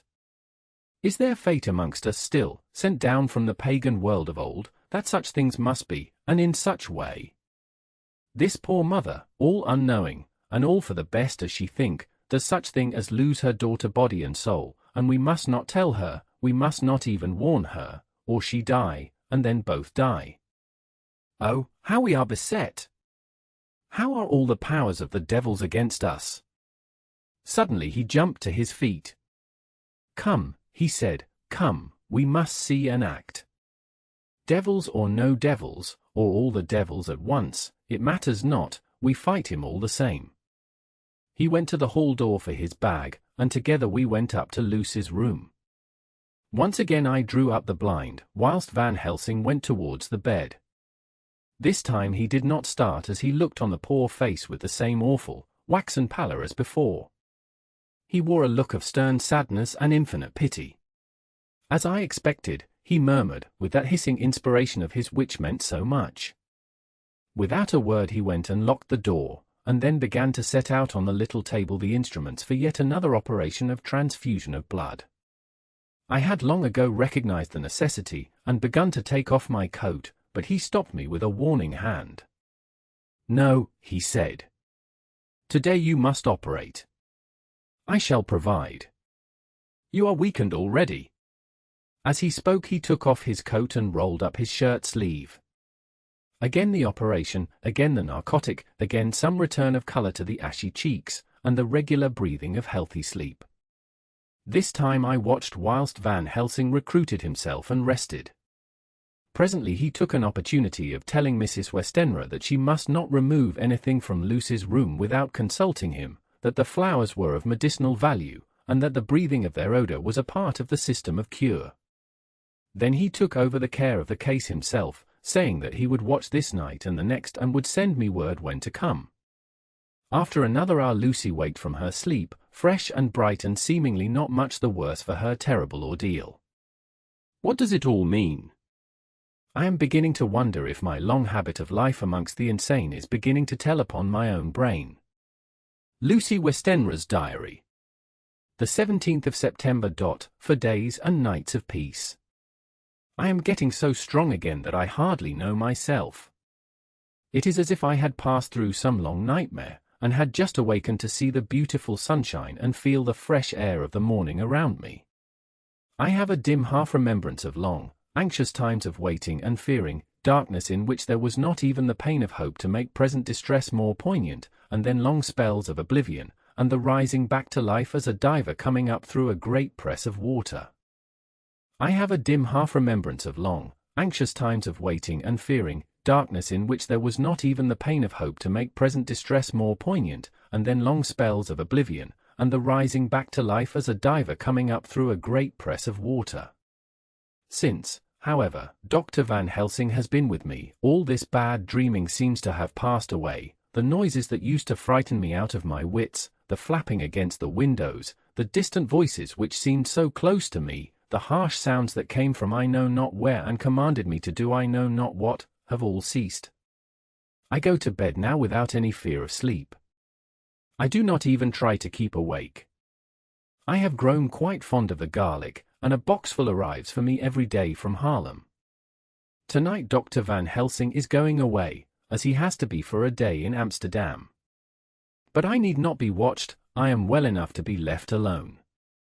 Thank God for Mother's sake, and dear Arthur's, and for all our friends who have been so kind. I shall not even feel the change, for last night Dr. Van Helsing slept in his chair a lot of the time. I found him asleep twice when I awoke, but I did not fear to go to sleep again, although the boughs or bats or something napped almost angrily against the window panes. The Pall Mall Gazette, the 18th of September. The Escaped Wolf. Perilous adventure of our interview. Interview with the keeper in the Zoological Gardens. After many inquiries and almost as many refusals, and perpetually using the words Pall Mall Gazette as a sort of talisman, I managed to find the keeper of the section of the zoological gardens in which the wolf department is included. Thomas Builder lives in one of the cottages in the enclosure behind the elephant house, and was just sitting down to his tea when I found him. Thomas and his wife are hospitable folk, elderly, and without children, and if the specimen I enjoyed of their hospitality be of the average kind, their lives must be pretty comfortable. The keeper would not enter on what he called business until the supper was over, and we were all satisfied. Then when the table was cleared, and he had lit his pipe, he said, "Now, sir, you can go on and ask me what you want. You'll excuse me refusing to talk of professional subjects afore meals. I gives the wolves and the jackals and the hyenas in all our section their tea afore I begins to ask them questions." "How do you mean, ask them questions?" I queried, wishful to get him into a talkative humor. "Itting of them over the lead with a pole is one way, scratching of their ears is another, when gents as is flush wants a bit of a show-off to their gals. I don't so much mind the fust, that itting with a pole afore I chucks in their dinner, but I waits till they've had their sherry and coffee, so to speak, afore I tries on with the ear-scratching. Mind you," he added philosophically, "there's a deal of the same nature in us as in them there on miles. Here's you coming and askins of me questions about my business, and I that grumpy like that only for your bloomin' half-quid I'd o' seen you blowed fast for I'd answer. Not even when you asked me sarcastic like if I'd like you to ask the superintendent if you might ask me questions. Without offense did I tell you to go to Zell? You did. And so when you said you'd report me for using of obscene language that was hitting me over the head, but that half-quid made that all right. Without offense did I tell you to go to Zell? You did. And so when you said you'd report me for using of obscene language that was hitting me over the head, but that half-quid made that all right. I weren't going to fight, so I waited for the food, and did with my yowl as the wolves, and lions, and tigers does. But, Lord love your art, now that the old woman has stuck a chunk of her tea cake in me, and rinsed me out with her bloomin' old teapot, and I've lit up, you may scratch my ears for all you're worth, and won't git even a growl out of me. Drive along with your questions. I know what you're coming at, that escaped wolf. Exactly. I want you to give me your view of it. Just tell me how it happened, and when I know the facts I'll get you to say what you consider was the cause of it, and how you think the whole affair will end. All right, governor. This is about that Ole story. That wolf what we called Basika was one of 3 grey ones that came from Norway to Jamrackers, which we bought off him for years ago. He was a nice well-behaved wolf, that never gave no trouble to talk of. I'm more surprised at him for wanting to get out nor any other animal in the place. But there, you can't trust wolves no more nor women. Don't you mind him, sir, broke in Mrs. Tom, with a cheery laugh. He's got mindin' the animal so long that blessed if he ain't like a old wolf herself. But there ain't no darm in him. Well, sir, it was about 2 hours after feedin' yesterday when I first hear my disturbance. I was marking up a litter in the monkey house for a young puma which is ill, but when I heard the yelping and owling I came away straight. There was Basika tearing like a mad thing at the bars as if he wanted to get out. There wasn't much people about that day, and close at hand was only one man, a tall, thin chap, with a okay nose and a pointed beard, with a few white hairs running through it. He had a horrid, cold look and red eyes, and I took a sort of mislike to him, for it seemed as if it was him as they was irritated at. He had white kid gloves on his hands, and he pointed out the animals to me and says, "Keeper, these wolves seem upset at something." "Maybe it's you," says I, for I did not like the airs as he give herself. He didn't git angry, as I'd opt he would, but he smiled a kind of insolent smile, with a mouthful of white, sharp teeth. "Oh no, they wouldn't like me," he says. "Oh yes, they would," says I, imitating of him. "They always likes a bone or two to clean their teeth on about tea time, which you has a bagful." Well, it was a odd thing, but when the animals see us talking they laid down, and when I went over to Basika he let me stroke his ears same as ever. that there man came over and blessed, but if he didn't put in his hand and stroke the old wolf's ears too. Take care, says I, Basica is quick. Never mind, he says. I'm used to em. Are you in the business yourself? I says, taking off my hat, for a man what trades in wolves, etc., is a good friend to keepers.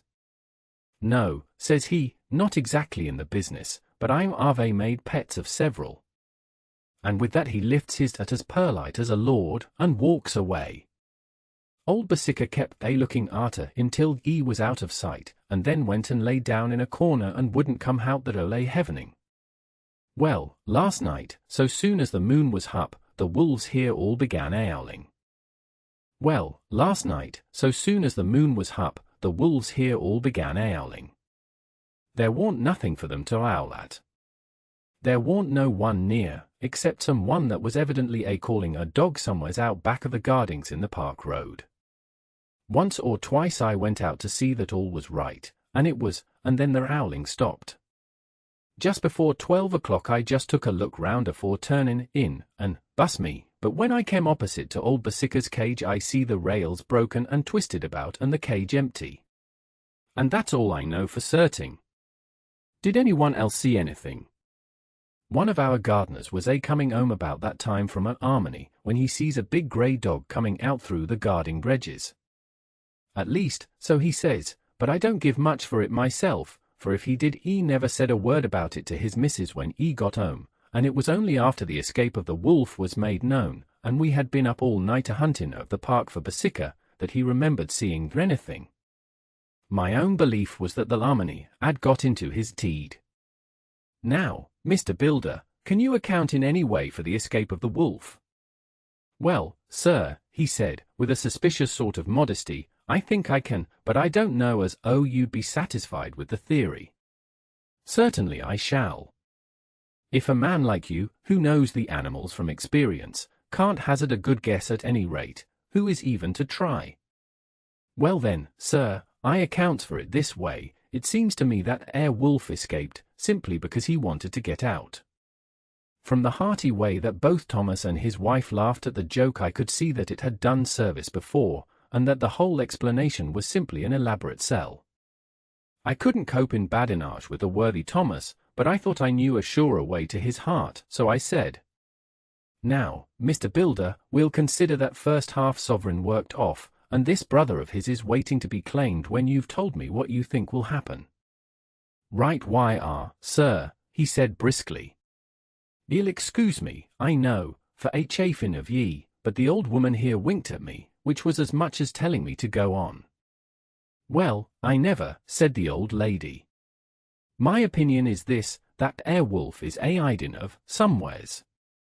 The gardener what didn't remember said he was galloping northward faster than a horse could go, but I don't believe him, for, you'll see, sir, wolves don't gallop no more nor dogs does, they not being built that way. Wolves is fine things in a storybook, and I dessery when they gets in packs and does be chivvying something that's more afeard than they can make a devil of a noise and chop it up, whatever it is. But, Lord bless you, in real life a wolf is only a low creature, not half so clever or bold as a good dog, and not half a quarter so much fighting him. This one ain't been used to fighting, or even to providing for hisself, and more like his somewhere round the park hiding and shivering of, and, if he thinks at all, wondering where he is to get his breakfast from, or maybe he's got down some area and is in a coal cellar. My eye, won't some cook get a rum start when she sees his green eyes shining at her out of the dark? If he can't get food he's bound to look for it, and mayhap he may chance to light on a butcher's shop in time. If he can't get food he's bound to look for it, and mayhap he may chance to light on a butcher's shop in time. If he doesn't, and some nursemaid goes walking off with a soldier, leaving of the hinfant in the perambulator, well, then I shouldn't be surprised if the census is one babby the less. That's all. I was handing him the half-sovereign when something came bobbing up against the window, and Mr. Builder's face doubled its natural length with surprise. God bless me, he said. If there ain't old Basica come back by yourself. He went to the door and opened it, a most unnecessary proceeding it seemed to me. I have always thought that a wild animal never looks so well as when some obstacle of pronounced durability is between us. A personal experience has intensified rather than diminished that idea. After all, however, there is nothing like custom, for neither Builder nor his wife thought any more of the wolf than I should of a dog. The animal itself was as peaceful and well-behaved as that father of all picture wolves, Red Riding Hood's quondam friend, whilst moving her confidence in masquerade. The whole scene was an unutterable mixture of comedy and pathos. The wicked wolf that for half a day had paralyzed London and set all the children in the town shivering in their shoes, was there in a sort of penitent mood, and was received and petted like a sort of vulpine prodigal son. Old Builder examined him all over with most tender solicitude, and when he had finished with his penitent said, "There, I knew the poor old chap would get into some kind of trouble, didn't I say it all along? Here's his head all cut and full of broken glass. He's been gettin' over some bloomin' a wall or other. It's a shame that people are allowed to top their walls with broken bottles. This guess what comes of it. Come along, Basica." He took the wolf and locked him up in a cage, with a piece of meat that satisfied, in quantity at any rate, the elementary conditions of the fatted calf, and went off to report. I came off, too, to report the only exclusive information that is given today regarding the strange escapade at the zoo. Dr. Seward's diary. The 17th of September. I was engaged after dinner in my study posting up my books, which, through press of other work and the many visits to Lucy, had fallen sadly into arrear. Suddenly the door was burst open, and in rushed my patient, with his face distorted with passion. I was thunderstruck, for such a thing as a patient getting of his own accord into the superintendent's study is almost unknown. Without an instant's pause he made straight at me. He had a dinner knife in his hand, and, as I saw he was dangerous, I tried to keep the table between us. He was too quick and too strong for me, however, for before I could get my balance he had struck at me and cut my left wrist rather severely. Before he could strike again, however, I got in my right and he was sprawling on his back on the floor. My wrist bled freely, and quite a little pool trickled onto the carpet. I saw that my friend was not intent on further effort, and occupied myself binding up my wrist, keeping a wary eye on the prostrate figure all the time. When the attendants rushed in, and we turned our attention to him, his employment positively sickened me. He was lying on his belly on the floor licking up, like a dog, the blood which had fallen from my wounded wrist. He was lying on his belly on the floor licking up, like a dog, the blood which had fallen from my wounded wrist. He was easily secured, and, to my surprise, went with the attendants quite placidly, simply repeating over and over again, "The blood is the life. The blood is the life. I cannot afford to lose blood just at present. I have lost too much of late for my physical good, and then the prolonged strain of Lucy's illness and its horrible phases is telling on me. I am overexcited and weary, and I need rest, rest, rest.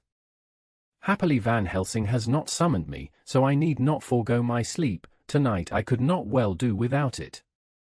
Telegram, Van Helsing, Antwerp, to Seward, Carfax. Sent to Carfax, Sussex, as no county given, delivered late by 22 hours. The 17th of September. Do not fail to be at Hillingham tonight. If not watching all the time frequently, visit and see that flowers are as placed, very important, do not fail. Shall be with you as soon as possible after arrival. Dr. Seward's diary. The 18th of September. Just off for train to London. The arrival of Van Helsing's telegram filled me with dismay. A whole night lost, and I know by bitter experience what may happen in a night. Of course it is possible that all may be well, but what may have happened?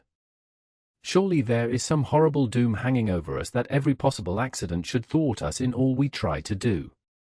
I shall take this cylinder with me, and then I can complete my entry on Lucy's phonograph. Memorandum left by Lucy Westenra. The 17th of September. Night. I write this and leave it to be seen, so that no one may by any chance get into trouble through me. This is an exact record of what took place tonight.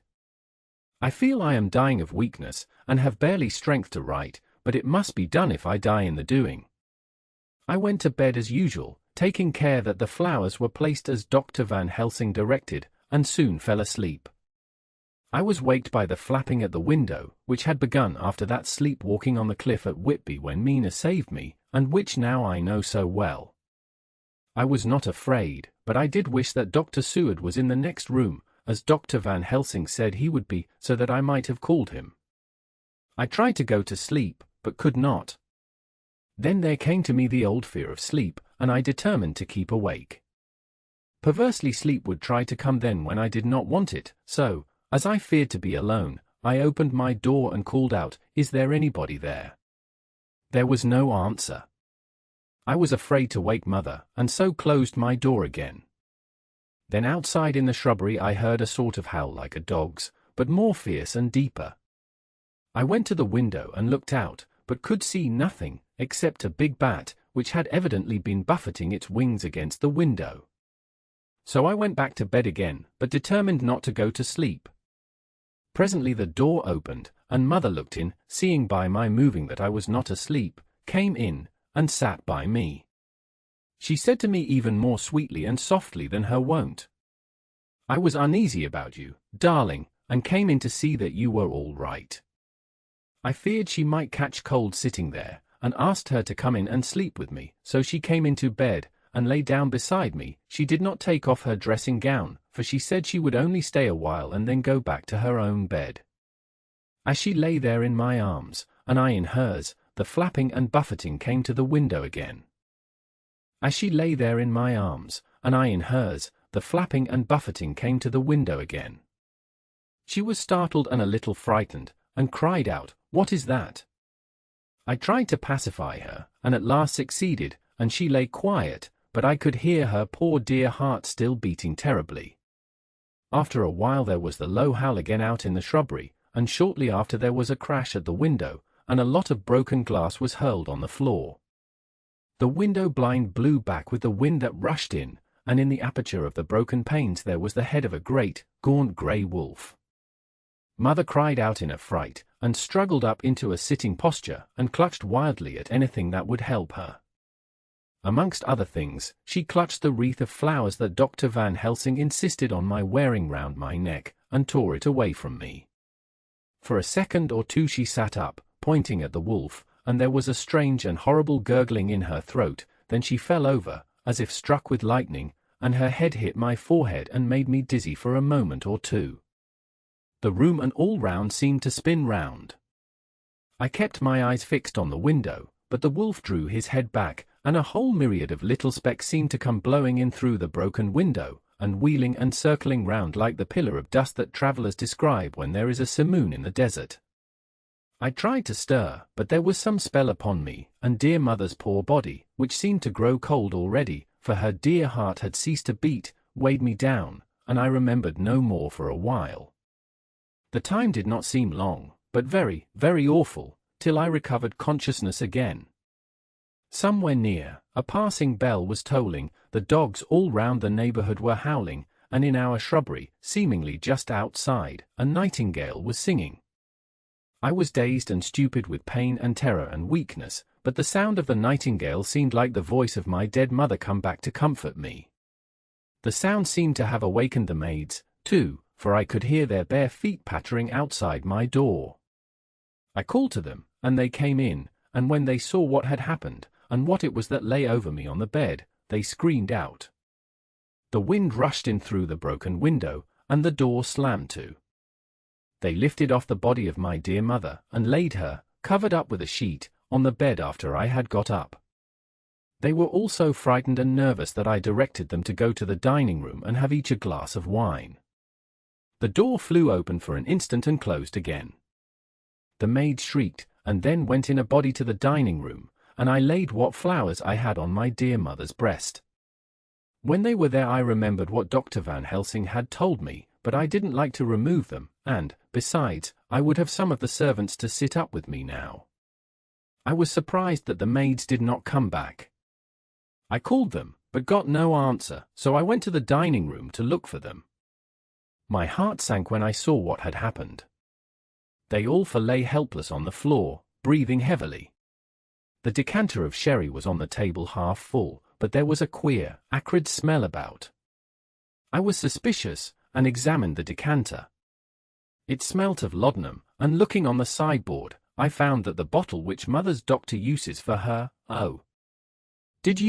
was empty. What am I to do? What am I to do? What am I to do? I am back in the room with Mother. I cannot leave her, and I am alone, save for the sleeping servants, whom someone has drugged. Alone with the dead. I dare not go out, for I can hear the low howl of the wolf through the broken window. The air seems full of specks, floating and circling in the draught from the window, and the lights burn blue and dim. What am I to do? God shield me from harm this night. I shall hide this paper in my breast, where they shall find it when they come to lay me out. My dear Mother gone. It is time that I go too. Goodbye, dear Arthur, if I should not survive this night. God keep you, dear, and God help me. Chapter 12. Dr. Seward's Diary. The 18th of September. I drove at once to Hillingham and arrived early. Keeping my cab at the gate, I went up the avenue alone. I knocked gently and rang as quietly as possible, for I feared to disturb Lucy or her mother, and hoped to only bring a servant to the door. After a while, finding no response, I knocked and rang again, still no answer. I cursed the laziness of the servants that they should lie abed at such an hour, for it was now 10 o'clock, and so rang and knocked again, but more impatiently, but still without response. Hitherto I had blamed only the servants, but now a terrible fear began to assail me. Was this desolation but another link in the chain of doom which seemed drawing tight around us? Was it indeed a house of death to which I had come, too late? I knew that minutes, even seconds of delay, might mean hours of danger to Lucy, if she had had again one of those frightful relapses, and I went round the house to try if I could find by chance an entry anywhere. I could find no means of ingress. Every window and door was fastened and locked, and I returned baffled to the porch. As I did so, I heard the rapid pit-pat of a swiftly driven horse's feet. They stopped at the gate, and a few seconds later I met Van Helsing running up the avenue. When he saw me, he gasped out, "Then it was you, and just arrived. How is she? Are we too late? Did you not get my telegram?" I answered as quickly and coherently as I could that I had only got his telegram early in the morning, and had not lost a minute in coming here, and that I could not make anyone in the house hear me. He paused and raised his hat as he said solemnly, "Then I fear we are too late. God's will be done." With his usual recuperative energy, he went on, "Come. If there be no way open to get in, we must make one. Time is all in all to us now." We went round to the back of the house, where there was a kitchen window. The professor took a small surgical saw from his case, and handing it to me, pointed to the iron bars which guarded the window. I attacked them at once and had very soon cut through 3 of them. Then with a long, thin knife we pushed back the fastening of the sashes and opened the window. I helped the professor in, and followed him. There was no one in the kitchen or in the servants' rooms, which were close at hand. We tried all the rooms as we went along, and in the dining room, dimly lit by rays of light through the shutters, found 4 servant women lying on the floor. There was no need to think them dead, for their stertorous breathing and the acrid smell of laudanum in the room left no doubt as to their condition. Van Helsing and I looked at each other, and as we moved away he said, "We can attend to them later." Then we ascended to Lucy's room. For an instant or two we paused at the door to listen, but there was no sound that we could hear. With white faces and trembling hands, we opened the door gently, and entered the room. How shall I describe what we saw? On the bed lay 2 women, Lucy and her mother. The latter lay farthest in, and she was covered with a white sheet, the edge of which had been blown back by the draught through the broken window, showing the drawn, white face, with a look of terror fixed upon it. By her side lay Lucy, with face white and still more drawn. By her side lay Lucy, with face white and still more drawn. The flowers which had been round her neck we found upon her mother's bosom, and her throat was bare, showing the two little wounds which we had noticed before, but looking horribly white and mangled. Without a word the professor bent over the bed, his head almost touching poor Lucy's breast. Then he gave a quick turn of his head, as of one who listens, and leaping to his feet, he cried out to me, "It is not yet too late. Quick! Quick! Bring the brandy." I flew downstairs and returned with it, taking care to smell and taste it, lest it, too, were drugged like the decanter of sherry which I found on the table. The maids were still breathing, but more restlessly, and I fancied that the narcotic was wearing off. I did not stay to make sure, but returned to Van Helsing. He rubbed the brandy, as on another occasion, on her lips and gums and on her wrists and the palms of her hands. He said to me, "I can do this, all that can be at the present. You go wake those maids. Flick them in the face with a wet towel, and flick them hard. Make them get heat and fire and a warm bath. This poor soul is nearly as cold as that beside her. She will need be heated before we can do anything more." I went at once, and found little difficulty in waking 3 of the women. The 4th was only a young girl, and the drug had evidently affected her more strongly, so I lifted her on the sofa and let her sleep. The others were dazed at first, but as remembrance came back to them they cried and sobbed in a hysterical manner. I was stern with them, however, and would not let them talk. I told them that one life was bad enough to lose, and that if they delayed they would sacrifice Miss Lucy. So, sobbing and crying, they went about their way, half clad as they were, and prepared fire and water. Fortunately, the kitchen and boiler fires were still alive, and there was no lack of hot water. We got a bath and carried Lucy out as she was and placed her in it. Whilst we were busy chafing her limbs there was a knock at the hall door. One of the maids ran off, hurried on some more clothes, and opened it. Then she returned and whispered to us that there was a gentleman who had come with a message from Mr. Homewood. I bade her simply tell him that he must wait, for we could see no one now. She went away with the message, and, engrossed with our work, I clean forgot all about him. I never saw in all my experience the professor work in such deadly earnest. I knew, as he knew, that it was a stand-up fight with death, and in a pause told him so. He answered me in a way that I did not understand, but with the sternest look that his face could wear. If that were all, I would stop here where we are now, and let her fade away into peace, for I see no light in life over her horizon. He went on with his work with, if possible, renewed and more frenzied vigor. Presently we both began to be conscious that the heat was beginning to be of some effect. Lucy's heart beat a trifle more audibly to the stethoscope, and her lungs had a perceptible movement. Van Helsing's face almost beamed, and as we lifted her from the bath and rolled her in a hot sheet to dry her he said to me, "The first gain is ours. Check to the king." We took Lucy into another room, which had by now been prepared, and laid her in bed and forced a few drops of brandy down her throat. Check to the king. We took Lucy into another room, which had by now been prepared, and laid her in bed and forced a few drops of brandy down her throat. I noticed that Van Helsing tied a soft silk handkerchief round her throat. She was still unconscious, and was quite as bad as, if not worse than, we had ever seen her. Van Helsing called in one of the women, and told her to stay with her and not to take her eyes off her till we returned, and then beckoned me out of the room. "We must consult as to what is to be done," he said as we descended the stairs. In the hall he opened the dining-room door, and we passed in, he closing the door carefully behind him. The shutters had been opened, but the blinds were already down, with that obedience to the etiquette of death which the British woman of the lower classes always rigidly observes. The room was, therefore, dimly dark. It was, however, light enough for our purposes. Van Helsing's sternness was somewhat relieved by a look of perplexity. He was evidently torturing his mind about something, so I waited for an instant and he spoke. "What are we to do now?" Where are we to turn for help? We must have another transfusion of blood, and that soon, or that poor girl's life won't be worth an hour's purchase.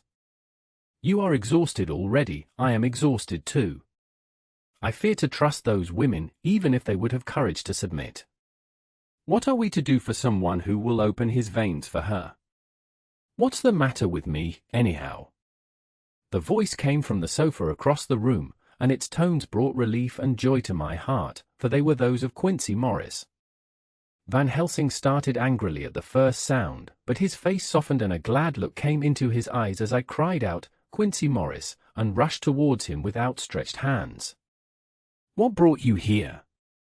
I cried as our hands met. "I guess art is the cause." He handed me a telegram. "Have not heard from Seward for 3 days, and am terribly anxious. Cannot leave. Father still in sane condition. Send me word how Lucy is. Do not delay. Homeward. I think I came just in the nick of time. You know you have only to tell me what to do."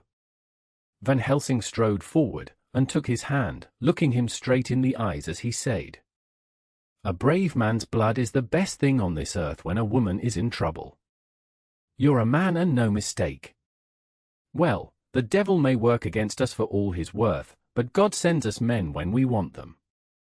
Once again we went through the ghastly operation. I have not the heart to go through with the details. Lucy had got a terrible shock and it told on her more than before, for though plenty of blood went into her veins, her body did not respond to the treatment as well as on the other occasions. Her struggle back into life was something frightful to see and hear.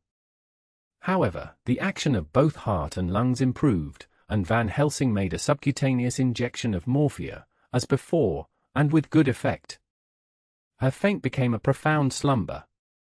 The professor watched whilst I went downstairs with Quincy Morris, and sent one of the maids to pay off one of the cabmen who were waiting. I left Quincy lying down after having a glass of wine, and told the cook to get ready a good breakfast. Then a thought struck me, and I went back to the room where Lucy now was. When I came softly in, I found Van Helsing with a sheet or two of note paper in his hand. When I came softly in, I found Van Helsing with a sheet or two of note paper in his hand.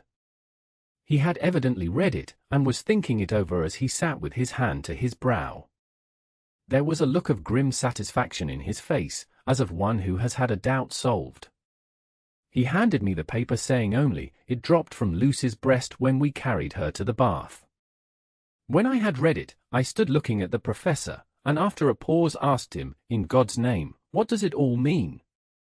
Was she, or is she, mad, or what sort of horrible danger is it?"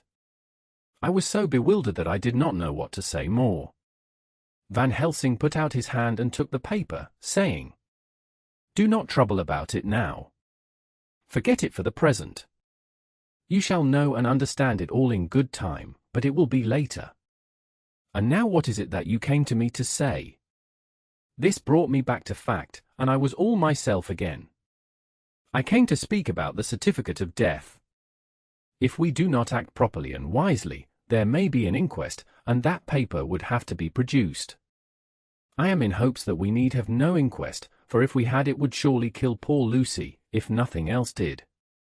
I know, and you know, and the other doctor who attended her knows, that Mrs. Westenra had disease of the heart, and we can certify that she died of it. Let us fill up the certificate at once, and I shall take it myself to the registrar and go on to the undertaker." "Good, oh my friend John. Well thought of. Truly Miss Lucy, if she be sad in the foes that beset her, is at least happy in the friends that love her. 1, 2, 3, all open their veins for her, besides one old man. Ah yes, I know, friend John, I am not blind. I love you all the more for it. Now go." In the hall I met Quincy Morris, with a telegram for Arthur telling him that Mrs. Westenra was dead, that Lucy also had been ill, but was now going on better, and that Van Helsing and I were with her. I told him where I was going, and he hurried me out, but as I was going said, "When you come back, Jack, may I have 2 words with you all to ourselves?" I nodded in reply and went out. I found no difficulty about the registration, and arranged with the local undertaker to come up in the evening to measure for the coffin and to make arrangements. When I got back, Quincy was waiting for me. I told him I would see him as soon as I knew about Lucy, and went up to her room. She was still sleeping, and the professor seemingly had not moved from his seat at her side. From his putting his finger to his lips, I gathered that he expected her to wake before long and was afraid of forestalling nature. So I went down to Quincy and took him into the breakfast room, where the blinds were not drawn down, and which was a little more cheerful, or rather less cheerless, than the other rooms. When we were alone, he said to me, "Jack Seward, I don't want to shove myself in anywhere where I've no right to be, but this is no ordinary case. You know I loved that girl and wanted to marry her, but, although that's all past and gone, I can't help feeling anxious about her all the same. What is it that's wrong with her?" The Dutchman, and a fine old fellow he is, I can see that, said, "That time you two came into the room, that you must have another transfusion of blood, and that both you and he were exhausted. Now I know well that you medical men speak in camera, and that a man must not expect to know what they consult about in private. Now I know well that you medical men speak in camera, and that a man must not expect to know what they consult about in private. But this is no common matter, and, whatever it is, I have done my part. Is not that so?" "That's so," I said, and he went on. "I take it that both you and Van Helsing had done already what I did today. Is not that so?" "That's so. And I guess Art was in it too. When I saw him 4 days ago down at his own place he looked queer. I have not seen anything pulled down so quick since I was on the pampas and had a mare that I was fond of go to grass all in a night. One of those big bats that they call vampires had got at her in the night, and what with his gorge and the vein left open, there wasn't enough blood in her to let her stand up, and I had to put a bullet through her as she lay. Jack, if you may tell me without betraying confidence, Arthur was the first, is not that so?" As he spoke the poor fellow looked terribly anxious. He was in a torture of suspense regarding the woman he loved, and his utter ignorance of the terrible mystery which seemed to surround her intensified his pain. His very heart was bleeding, and it took all the manhood of him, and there was a royal lot of it, too, to keep him from breaking down. I paused before answering, for I felt that I must not betray anything which the professor wished kept secret, but already he knew so much, and guessed so much, that there could be no reason for not answering, so I answered in the same phrase, "That's so." "And how long has this been going on?" "About 10 days. 10 days. Then I guess, Jack Seward, that poor pretty creature that we all love has had put into her veins within that time the blood of 4 strong men. Man alive, her whole body wouldn't hold it." Then, coming close to me, he spoke in a fierce half-whisper, "What took it out?" I shook my head. "That," I said, "is the crux. Van Helsing is simply frantic about it, and I am at my wit's end. I can't even hazard a guess. There has been a series of little circumstances which have thrown out all our calculations as to Lucy being properly watched. But these shall not occur again. Here we stay until all be well, or ill." Quincy held out his hand. "Count me in," he said. "You and the Dutchman will tell me what to do, and I'll do it." When she woke late in the afternoon, Lucy's first movement was to feel in her breast, and, to my surprise, produce the paper which Van Helsing had given me to read. The careful professor had replaced it where it had come from, lest on waking she should be alarmed. Her eye then lit on Van Helsing and on me too, and gladdened. Then she looked around the room, and seeing where she was, shuddered. She gave a loud cry, and put her poor thin hands before her pale face. We both understood what that meant, that she had realized to the full her mother's death, so we tried what we could to comfort her. Doubtless sympathy eased her somewhat, but she was very low in thought and spirit, and wept silently and weakly for a long time. We told her that either or both of us would now remain with her all the time, and that seemed to comfort her. Towards dusk she fell into a doze. Here a very odd thing occurred.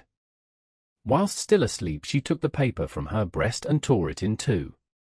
Van Helsing stepped over and took the pieces from her. Van Helsing stepped over and took the pieces from her.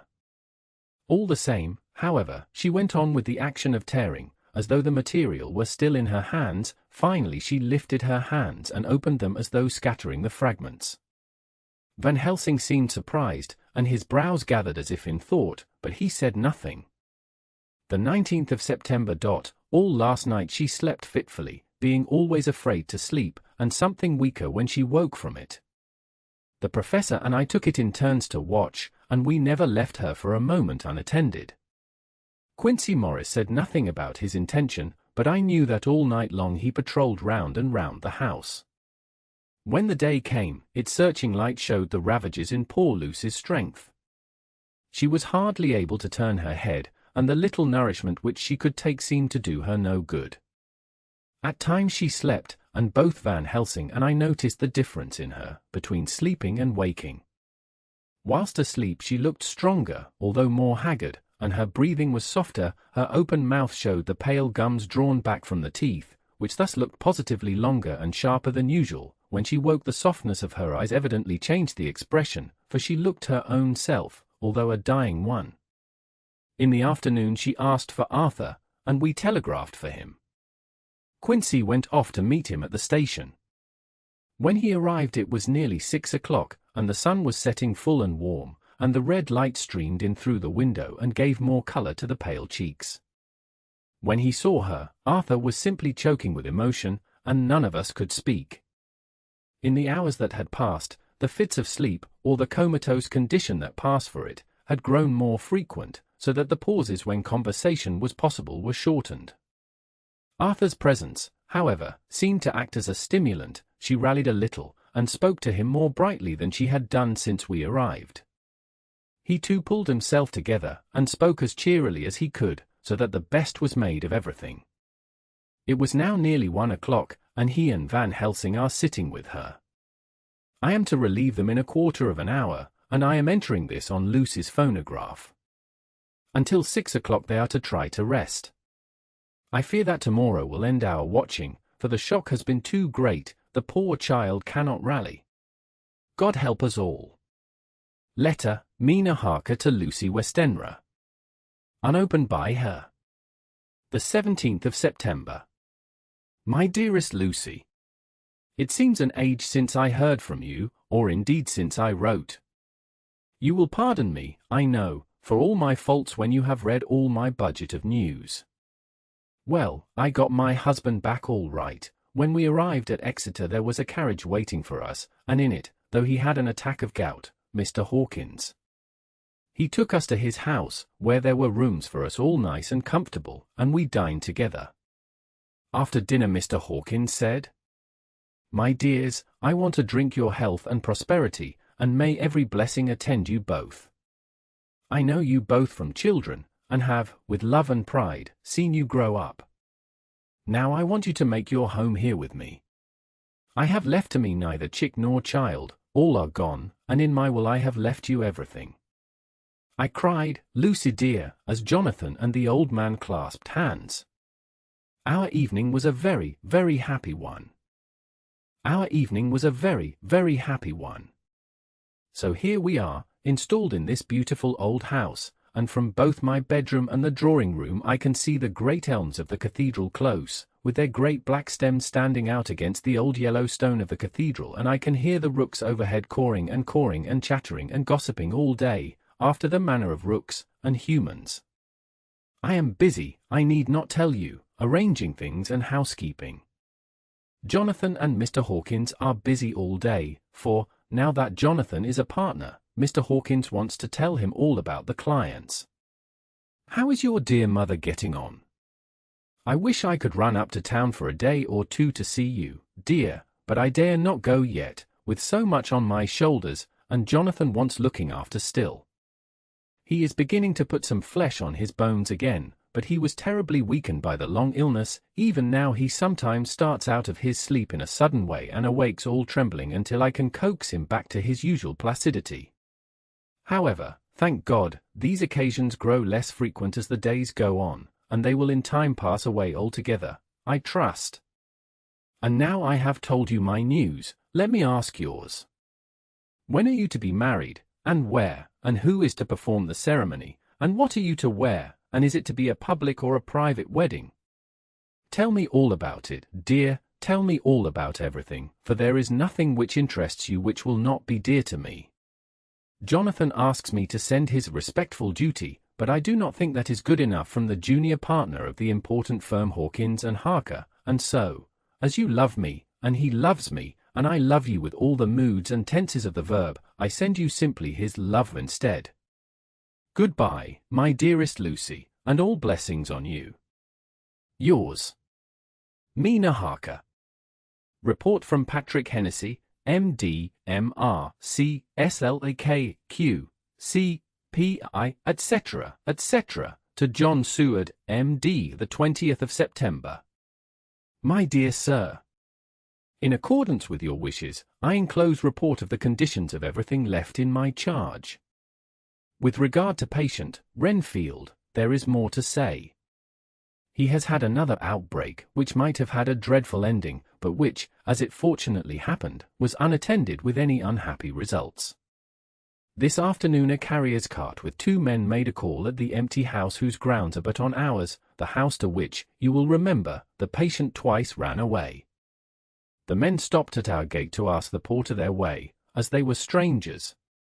I was myself looking out of the study window, having a smoke after dinner, and saw one of them come up to the house. As he passed the window of Renfield's room, the patient began to rate him from within, and called him all the foul names he could lay his tongue to. The man, who seemed a decent fellow enough, contented himself by telling him to shut up for a foul-mouthed beggar, whereon our man accused him of robbing him and wanting to murder him, and said that he would hinder him if he were to swing for it.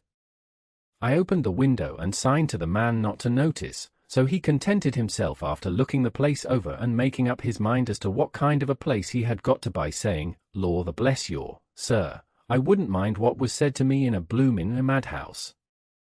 I opened the window and signed to the man not to notice, so he contented himself after looking the place over and making up his mind as to what kind of a place he had got to by saying, "Law the bless you, sir, I wouldn't mind what was said to me in a bloomin' madhouse. I pity ye and the governor for having to live in the house with a wild beast like that." Then he asked his way civilly enough, and I told him where the gate of the empty house was. He went away, followed by threats and curses and revilings from our man.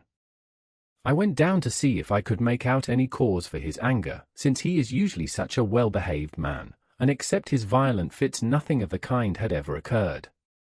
I found him, to my astonishment, quite composed and most genial in his manner. I tried to get him to talk of the incident, but he blandly asked me questions as to what I meant, and led me to believe that he was completely oblivious of the affair. It was, I am sorry to say, however, only another instance of his cunning, for within half an hour I heard of him again. This time he had broken out through the window of his room, and was running down the avenue. I called to the attendants to follow me, and ran after him, for I feared he was intent on some mischief. My fear was justified when I saw the same cart which had passed before coming down the road, having on it some great wooden boxes. The men were wiping their foreheads, and were flushed in the face, as if with violent exercise. Before I could get up to him the patient rushed at them, and pulling one of them off the cart, began to knock his head against the ground. If I had not seized him just at the moment I believe he would have killed the man there and then. The other fellow jumped down and struck him over the head with the butt end of his heavy whip. It was a terrible blow, but he did not seem to mind it, but seized him also, and struggled with the 3 of us, pulling us to and fro as if we were kittens. You know I am no lightweight, and the others were both burly men. At first he was silent in his fighting, but as we began to master him, and the attendants were putting a straight waistcoat on him, he began to shout, "I'll frustrate them. They shan't rob me. They shan't murder me by inches. I'll fight for my lord and master," and all sorts of similar incoherent ravings. It was with very considerable difficulty that they got him back to the house and put him in the padded room. One of the attendants, Hardy, had a finger broken. However, I set it all right, and he is going on well. The two carriers were at first loud in their threats of actions for damages, and promised to rain all the penalties of the law on us. Their threats were, however, mingled with some sort of indirect apology for the defeat of the two of them by a feeble madman. They said that if it had not been for the way their strength had been spent in carrying and raising the heavy boxes to the cart, they would have made short work of him. They gave as another reason for their defeat the extraordinary state of drought to which they had been reduced by the dusty nature of their occupation and the reprehensible distance from the scene of their labors of any place of public entertainment. They gave as another reason for their defeat the extraordinary state of drought to which they had been reduced by the dusty nature of their occupation and the reprehensible distance from the scene of their labors of any place of public entertainment. I quite understood their drift, and after a stiff glass of grog, or rather more of the same, and with each a sovereign in hand, they made light of the attack, and swore that they would encounter a worse madman any day for the pleasure of meeting so bloomin' good a bloke as your correspondent. I took their names and addresses, in case they might be needed. They are as follows: Jack Smollett, of Dudding's Rents, King George's Road, Great Woolworth, and Thomas Snelling, Peter Farley's Row, Guide Court, Bethnal Green. They are both in the employment of Harris and Sons, Moving and Shipment Company, Orange Master's Yard, Soho. I shall report to you any matter of interest occurring here, and shall wire you at once if there is anything of importance. Believe me, dear sir, yours faithfully, Patrick Hennessy. Letter, Mina Harker to Lucy Westenra. Unopened by her. The 18th of September. My dearest Lucy, such a sad blow has befallen us. Mr. Hawkins has died very suddenly. Some may not think it so sad for us, but we had both come to so love him that it really seems as though we had lost a father. I never knew either father or mother, so that the dear old man's death is a real blow to me. Jonathan is greatly distressed. It is not only that he feels sorrow, deep sorrow, for the dear, good man who has befriended him all his life, and now at the end has treated him like his own son and left him a fortune which to people of our modest bringing up is wealth beyond the dream of avarice, but Jonathan feels it on another account. He says the amount of responsibility which it puts upon him makes him nervous. He begins to doubt himself.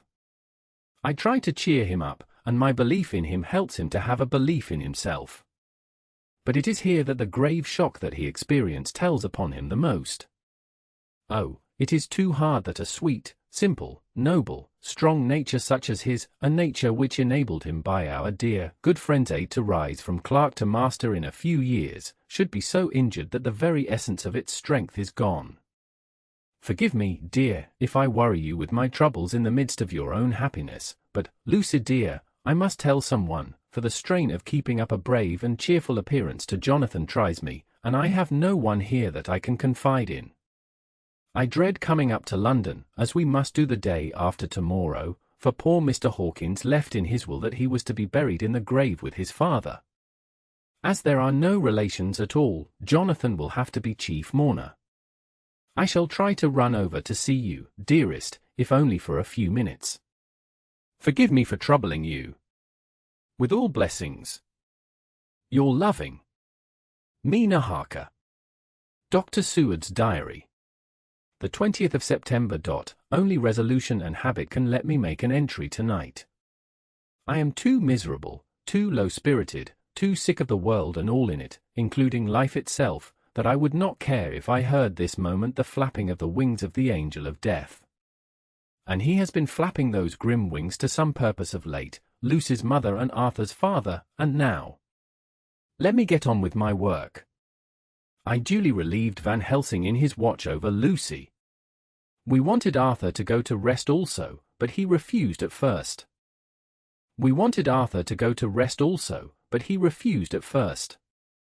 It was only when I told him that we should want him to help us during the day, and that we must not all break down for want of rest, lest Lucy should suffer, that he agreed to go.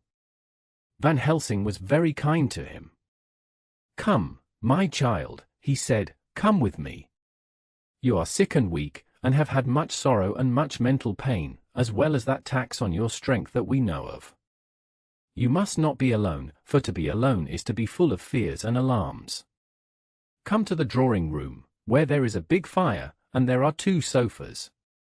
You shall lie on one, and I on the other, and our sympathy will be comfort to each other, even though we do not speak, and even if we sleep."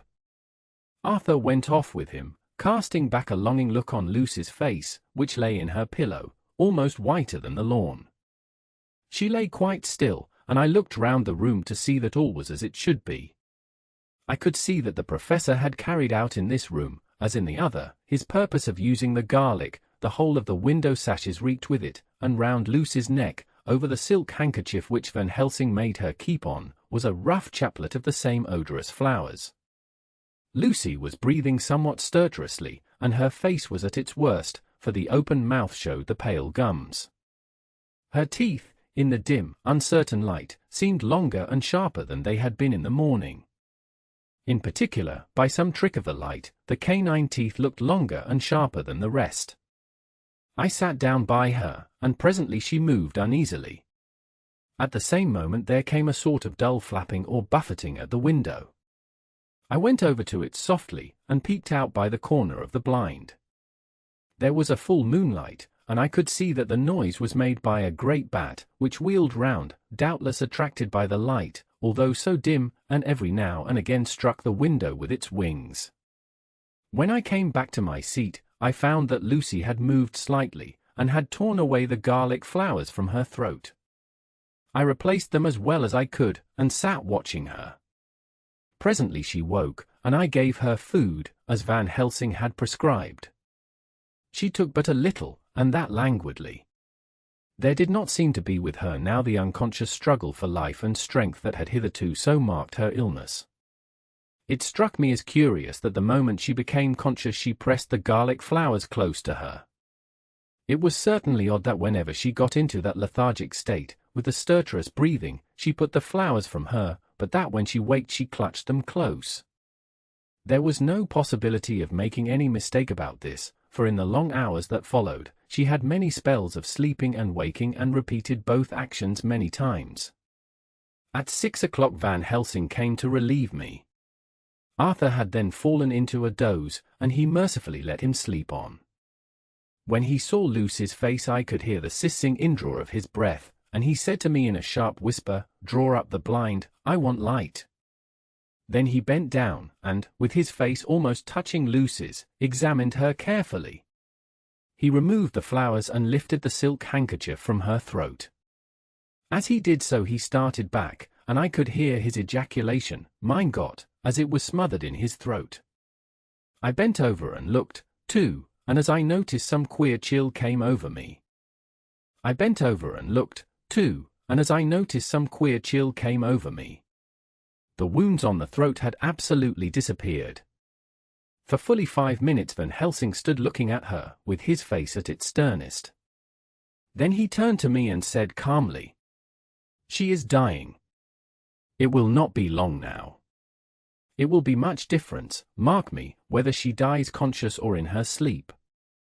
Wake that poor boy, and let him come and see the last. He trusts us, and we have promised him."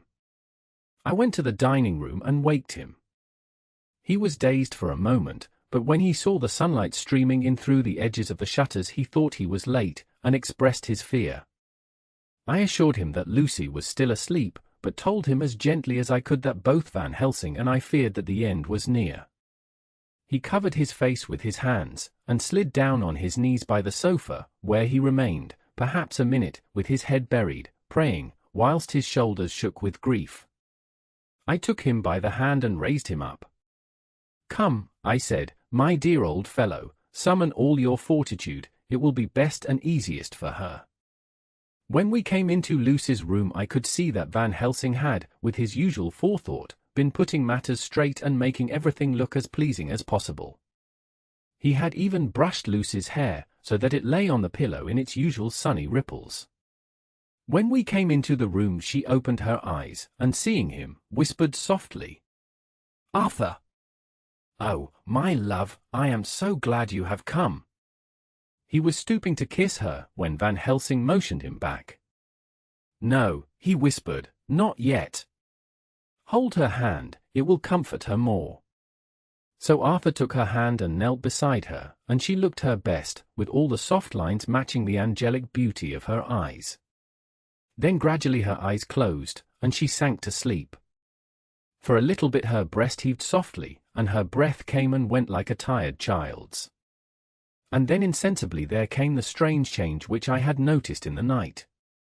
Her breathing grew stertorous, the mouth opened, and the pale gums, drawn back, made the teeth look longer and sharper than ever. In a sort of sleep-waking, vague, unconscious way she opened her eyes, which were now dull and hard at once, and said in a soft, voluptuous voice, such as I had never heard from her lips, "Arthur! Oh, my love, I am so glad you have come. Kiss me." Arthur bent eagerly over to kiss her, but at that instant Van Helsing, who, like me, had been startled by her voice, swooped upon him, and catching him by the neck with both hands, dragged him back with a fury of strength which I never thought he could have possessed, and actually hurled him almost across the room. "Not for your life," he said, "not for your living soul and hers." And he stood between them like a lion at bay. Arthur was so taken aback that he did not for a moment know what to do or say, and before any impulse of violence could seize him he realized the place and the occasion, and stood silent, waiting. I kept my eyes fixed on Lucy, as did Van Helsing, and we saw a spasm as of rage flit like a shadow over her face, the sharp teeth champed together. Then her eyes closed, and she breathed heavily. Very shortly after she opened her eyes in all their softness, and putting out her poor, pale, thin hand, took Van Helsing's great brown one, drawing it to her, she kissed it.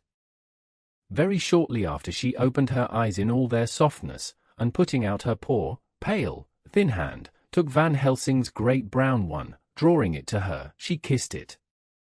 "My true friend," she said, in a faint voice, but with untellable pathos, "my true friend, and his.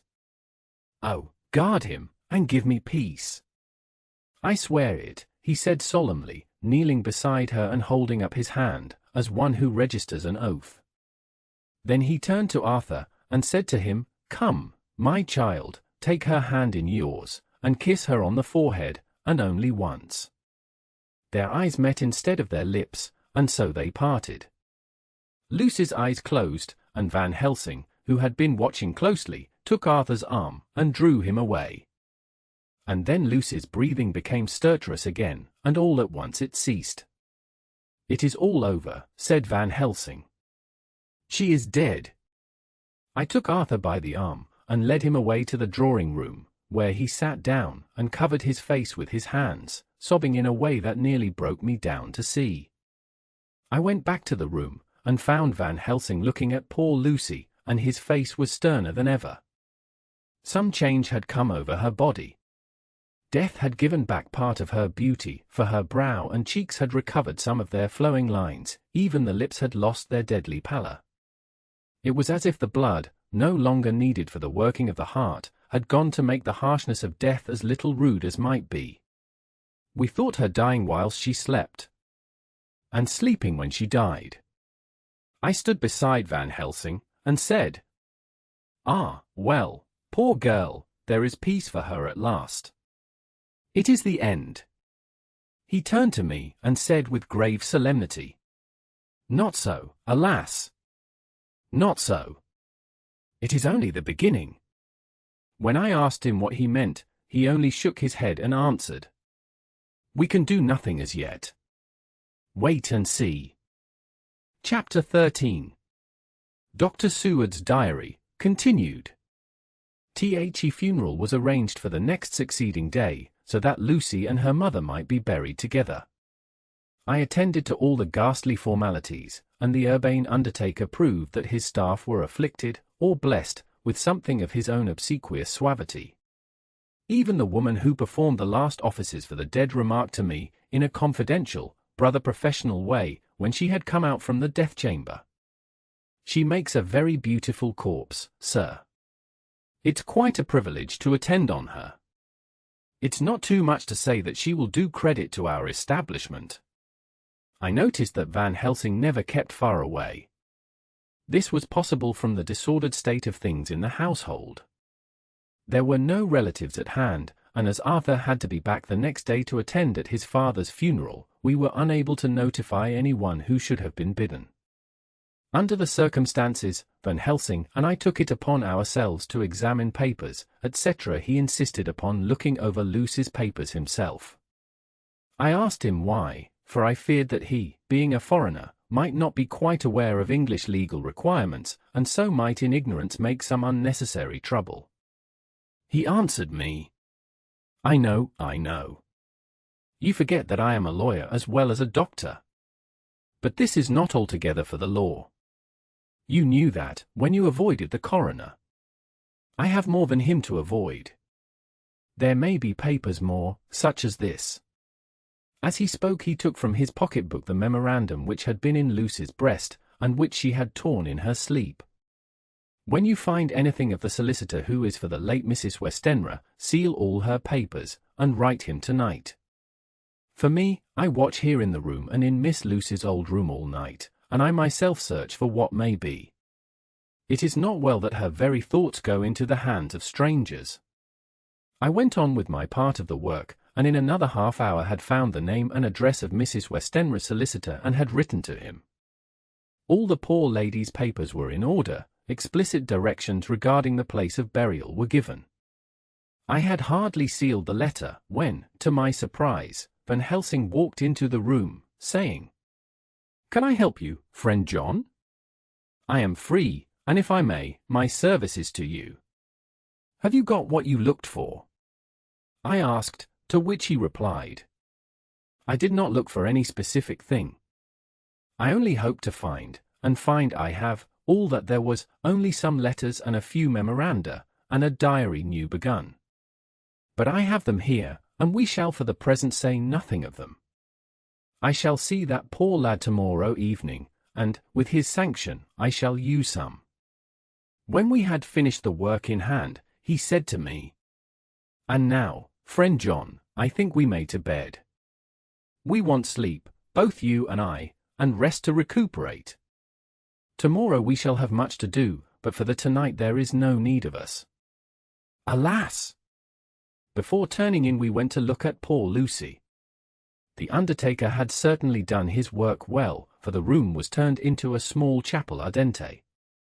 There was a wilderness of beautiful white flowers, and death was made as little repulsive as might be. The end of the winding sheet was laid over the face. When the professor bent over and turned it gently back, we both started at the beauty before us, the tall wax candle showing a sufficient light to note it well. The end of the winding sheet was laid over the face. When the professor bent over and turned it gently back, we both started at the beauty before us, the tall wax candle showing a sufficient light to note it well. All Lucy's loveliness had come back to her in death, and the hours that had passed, instead of leaving traces of decay's effacing fingers, had but restored the beauty of life, till positively I could not believe my eyes that I was looking at a corpse. The professor looked sternly grave. He had not loved her as I had, and there was no need for tears in his eyes. He said to me, Remain till I return, and left the room. He came back with a handful of wild garlic from the box waiting in the hall, but which had not been opened, and placed the flowers amongst the others on and around the bed. Then he took from his neck, inside his collar, a little gold crucifix, and placed it over the mouth. He restored the sheet to its place, and we came away. I was undressing in my own room, when, with a premonitory tap at the door, he entered, and at once began to speak. Tomorrow I want you to bring me, before night, a set of post-mortem knives. Must we make an autopsy? I asked. Yes and no. I want to operate, but not as you think. Let me tell you now, but not a word to another. I want to cut off her head and take out her heart.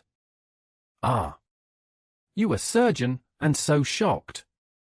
You, whom I have seen with no tremble of hand or heart, do operations of life and death that make the rest shudder.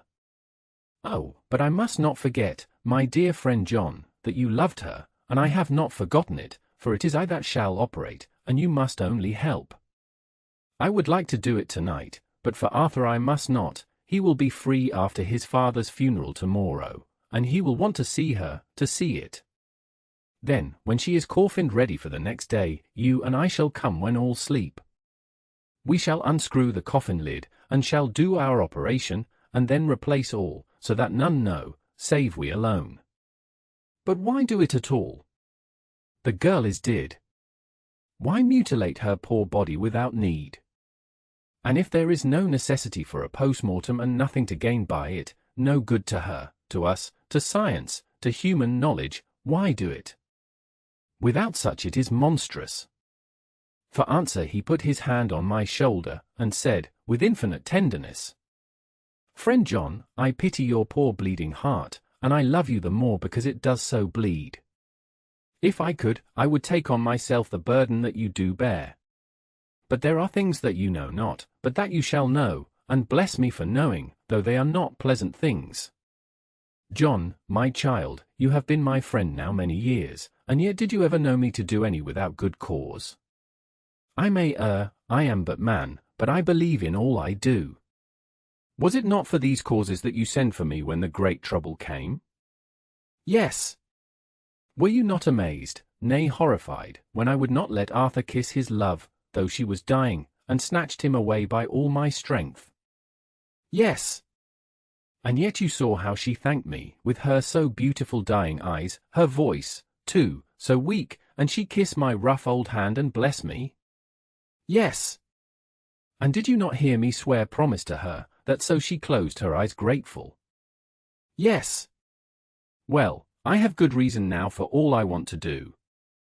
You have for many years trust me, you have believed me weeks past, when there be things so strange that you might have well doubt. Believe me yet a little, friend John. Believe me yet a little, friend John. If you trust me not, then I must tell what I think, and that is not perhaps well. And if I work, as work I shall, no matter trust or no trust, without my friend trust in me, I work with heavy heart and feel, oh, so lonely when I want all help and courage that may be. He paused a moment and went on solemnly, friend John, there are strange and terrible days before us. Let us not be two, but one, that so we work to a good end. Will you not have faith in me? I took his hand, and promised him. I held my door open as he went away, and watched him go into his room and close the door.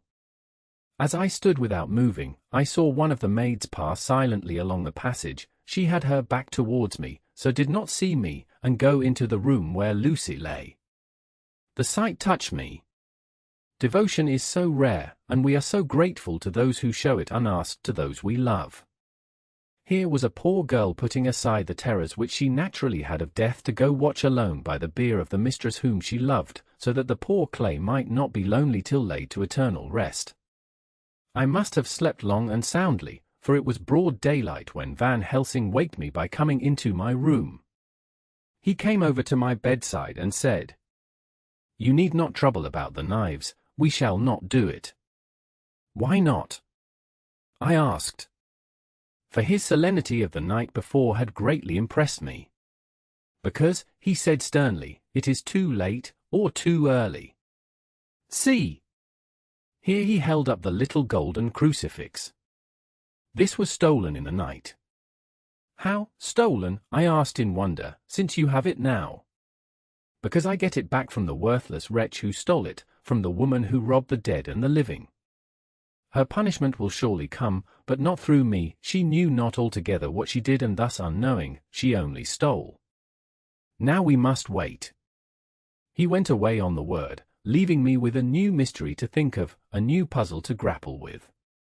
The forenoon was a dreary time, but at noon the solicitor came, Mr. Marquand, of Holman, Sons, Marquand and Lidderdale.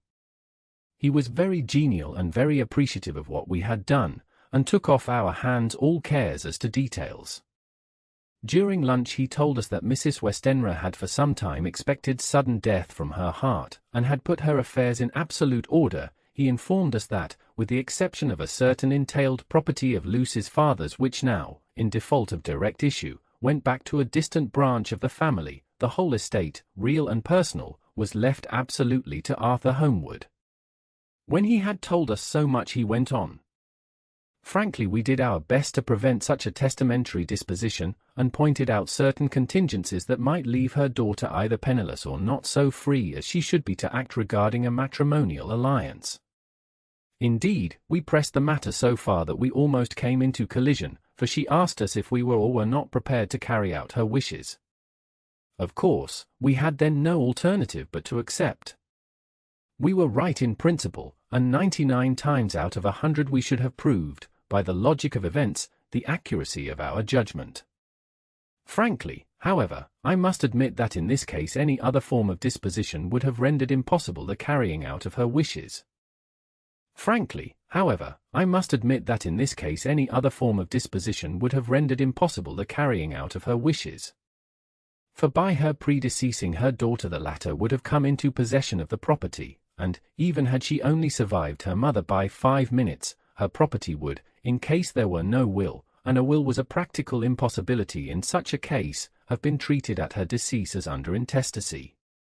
In which case Lord Godalming, though so dear a friend, would have had no claim in the world, and the inheritors, being remote, would not be likely to abandon their just rights, for sentimental reasons regarding an entire stranger. I assure you, my dear sirs, I am rejoiced at the result, perfectly rejoiced. He was a good fellow, but his rejoicing at the one little part, in which he was officially interested, of so great a tragedy, was an object lesson in the limitations of sympathetic understanding. He did not remain long, but said he would look in later in the day and see Lord Godalming. His coming, however, had been a certain comfort to us, since it assured us that we should not have to dread hostile criticism as to any of our acts. Arthur was expected at 5 o'clock, so a little before that time we visited the death chamber. It was so in very truth, for now both mother and daughter lay in it. The undertaker, true to his craft, had made the best display he could of his goods, and there was a mortuary air about the place that lowered our spirits at once.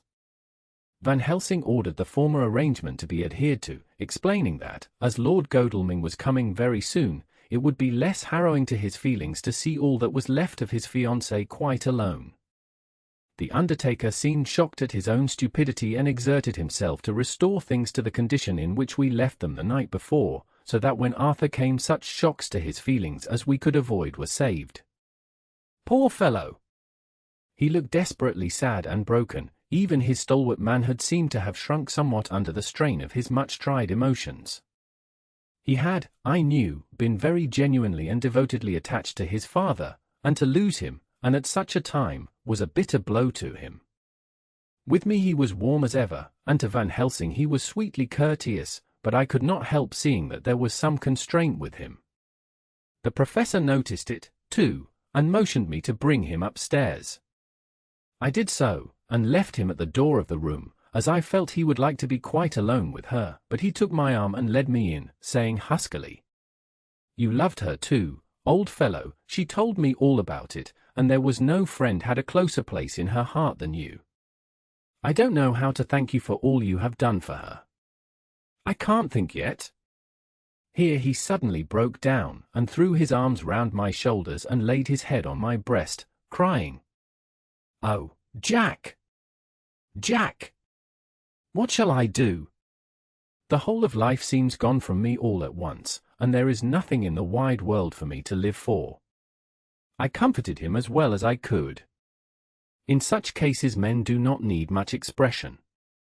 A grip of the hand, the tightening of an arm over the shoulder, a sob in unison, are expressions of sympathy dear to a man's heart. I stood still and silent till his sobs died away, and then I said softly to him, "Come and look at her." Together we moved over to the bed, and I lifted the lawn from her face. God! God! How beautiful she was! Every hour seemed to be enhancing her loveliness. It frightened and amazed me somewhat, and as for Arthur, he fell a trembling, and finally was shaken with doubt as with an ague. At last, after a long pause, he said to me in a faint whisper, "Jack, is she really dead?" I assured him sadly that it was so, and went on to suggest, for I felt that such a horrible doubt should not have life for a moment longer than I could help, that it often happened that after death faces became softened and even resolved into their youthful beauty, that this was especially so when death had been preceded by any acute or prolonged suffering. It seemed to quite do away with any doubt, and, after kneeling beside the couch for a while and looking at her lovingly and long, he turned aside.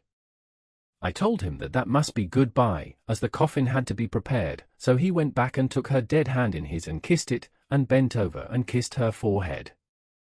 He came away, fondly looking back over his shoulder at her as he came. I left him in the drawing-room, and told Van Helsing that he had said goodbye, so the latter went to the kitchen to tell the undertaker's men to proceed with the preparations and to screw up the coffin. When he came out of the room again I told him of Arthur's question, and he replied, "I am not surprised. Just now I doubted for a moment myself." We all dined together, and I could see that poor Art was trying to make the best of things. Van Helsing had been silent all dinner time, but when we had lit our cigars he said, "Lord," but Arthur interrupted him.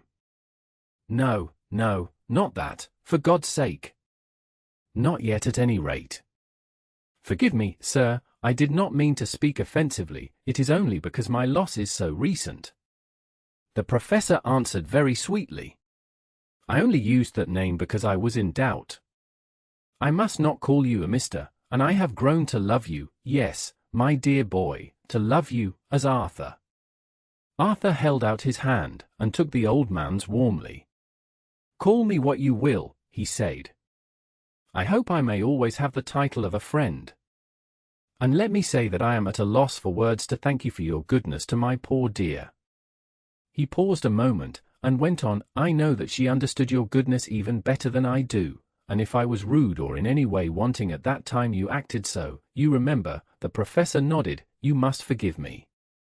He answered with a grave kindness, "I know it was hard for you to quite trust me then, for to trust such violence needs to understand, and I take it that you do not, that you cannot, trust me now, for you do not yet understand. And there may be more times when I shall want you to trust when you cannot, and may not, and must not yet understand. But the time will come when your trust shall be whole and complete in me, and when you shall understand as though the sunlight himself shone through. Then you shall bless me from first to last for your own sake, and for the sake of others and for her dear sake to whom I swore to protect." "And, indeed, sir," said Arthur warmly, "I shall in all ways trust you. I know and believe you have a very noble heart, and you are Jack's friend, and you were hers. I know and believe you have a very noble heart, and you are Jack's friend, and you were hers. You shall do what you like." The professor cleared his throat a couple of times, as though about to speak, and finally said, "May I ask you something now?" "Certainly." "You know that Mrs. Westenra left you all her property?" "No, poor dear, I never thought of it." "And as it is all yours, you have a right to deal with it as you will. I want you to give me permission to read all Miss Lucy's papers and letters. Believe me, it is no idle curiosity. I have a motive of which, be sure, she would have approved. I have them all here. I took them before we knew that all was yours, so that no strange hand might touch them, no strange eye look through words into her soul. I shall keep them, if I may, even you may not see them yet, but I shall keep them safe. No word shall be lost, and in a good time I shall give them back to you. It's a hard thing I ask, but you will do it, will you not, for Lucy's sake?" Arthur spoke out heartily, like his old self. "Dr. Van Helsing, you may do what you will. I feel that in saying this I am doing what my dear one would have approved. I shall not trouble you with questions till the time comes." The old professor stood up as he said solemnly, "And you are right. There will be pain for us all, but it will not be all pain, nor will this pain be the last. We and you too, you most of all, my dear boy, will have to pass through the bitter water before we reach the sweet. But we must be brave of heart and unselfish, and do our duty, and all will be well." I slept on a sofa in Arthur's room that night. Van Helsing did not go to bed at all. He went to and fro, as if patrolling the house, and was never out of sight of the room where Lucy lay in her coffin, strewn with the wild garlic flowers, which sent, through the odor of lily and rose, a heavy, overpowering smell into the night. Mina Harker's Journal. The 22nd of September. In the train to Exeter. Jonathan sleeping. It seems only yesterday that the last entry was made, and yet how much between then, in Whitby and all the world before me, Jonathan away and no news of him, and now, married to Jonathan, Jonathan a solicitor, a partner, rich, master of his business, Mr. Hawkins dead and buried, and Jonathan with another attack that may harm him. Some day he may ask me about it. Down it all goes. I am rusty in my shorthand, see what unexpected prosperity does for us, so it may be as well to freshen it up again with an exercise anyhow. The service was very simple and very solemn. There were only ourselves and the servants there, one or two old friends of his from Exeter, his London agent, and a gentleman representing Sir John Paxton, the president of the Incorporated Law Society. Jonathan and I stood hand in hand, and we felt that our best and dearest friend was gone from us. We came back to town quietly, taking a bus to Hyde Park Corner. Jonathan thought it would interest me to go into the Row for a while, so we sat down, but there were very few people there, and it was sad-looking and desolate to see so many empty chairs. It made us think of the empty chair at home, so we got up and walked down Piccadilly. Jonathan was holding me by the arm, the way he used to in old days before I went to school. Jonathan was holding me by the arm, the way he used to in old days before I went to school. I felt it very improper, for you can't go on for some years teaching etiquette and decorum to other girls without the pedantry of it biting into yourself a bit, but it was Jonathan, and he was my husband, and we didn't know anybody who saw us, and we didn't care if they did, so on we walked. I was looking at a very beautiful girl, in a big cartwheel hat, sitting in a Victoria outside Giuliano's, when I felt Jonathan clutch my arm so tight that he hurt me, and he said under his breath, "My God." I am always anxious about Jonathan, for I fear that some nervous fit may upset him again, so I turned to him quickly, and asked him what it was that disturbed him. He was very pale, and his eyes seemed bulging out as, half in terror and half in amazement, he gazed at a tall, thin man, with a beaky nose and black moustache and pointed beard, who was also observing the pretty girl. He was looking at her so hard that he did not see either of us, and so I had a good view of him. His face was not a good face, it was hard, and cruel, and sensual, and his big white teeth, that looked all the whiter because his lips were so red, were pointed like an animal's. Jonathan kept staring at him, till I was afraid he would notice. I feared he might take it ill, he looked so fierce and nasty. I asked Jonathan why he was disturbed, and he answered, evidently thinking that I knew as much about it as he did, "Do you see who it is?" "No, dear," I said, "I don't know him, who is it?" His answer seemed to shock and thrill me, for it was said as if he did not know that it was to me, Mina, to whom he was speaking. "It is the man himself." The poor dear was evidently terrified at something, very greatly terrified. I do believe that if he had not had me to lean on and to support him he would have sunk down. He kept staring. A man came out of the shop with a small parcel, and gave it to the lady, who then drove off. The dark man kept his eyes fixed on her, and when the carriage moved up Piccadilly he followed in the same direction, and hailed a hansom. Jonathan kept looking after him, and said, as if to himself, "I believe it is the Count, but he has grown young. My God, if this be so! Oh, my God! My God! If I only knew! If I only knew!" He was distressing himself so much that I feared to keep his mind on the subject by asking him any questions, so I remained silent. I drew him away quietly, and he, holding my arm, came easily. We walked a little further, and then went in and sat for a while in the Green Park. It was a hot day for autumn, and there was a comfortable seat in a shady place. After a few minutes staring at nothing, Jonathan's eyes closed, and he went quietly into a sleep, with his head on my shoulder. I thought it was the best thing for him, so did not disturb him. In about 20 minutes he woke up, and said to me quite cheerfully, Why, Mina, have I been asleep? Oh, do forgive me for being so rude. Come, and we'll have a cup of tea somewhere. He had evidently forgotten all about the dark stranger, as in his illness he had forgotten all that this episode had reminded him of. I don't like this lapsing into forgetfulness, it may make or continue some injury to the brain. I must not ask him, for fear I shall do more harm than good, but I must somehow learn the facts of his journey abroad. I must not ask him, for fear I shall do more harm than good, but I must somehow learn the facts of his journey abroad. The time is come, I fear, when I must open that parcel, and know what is written.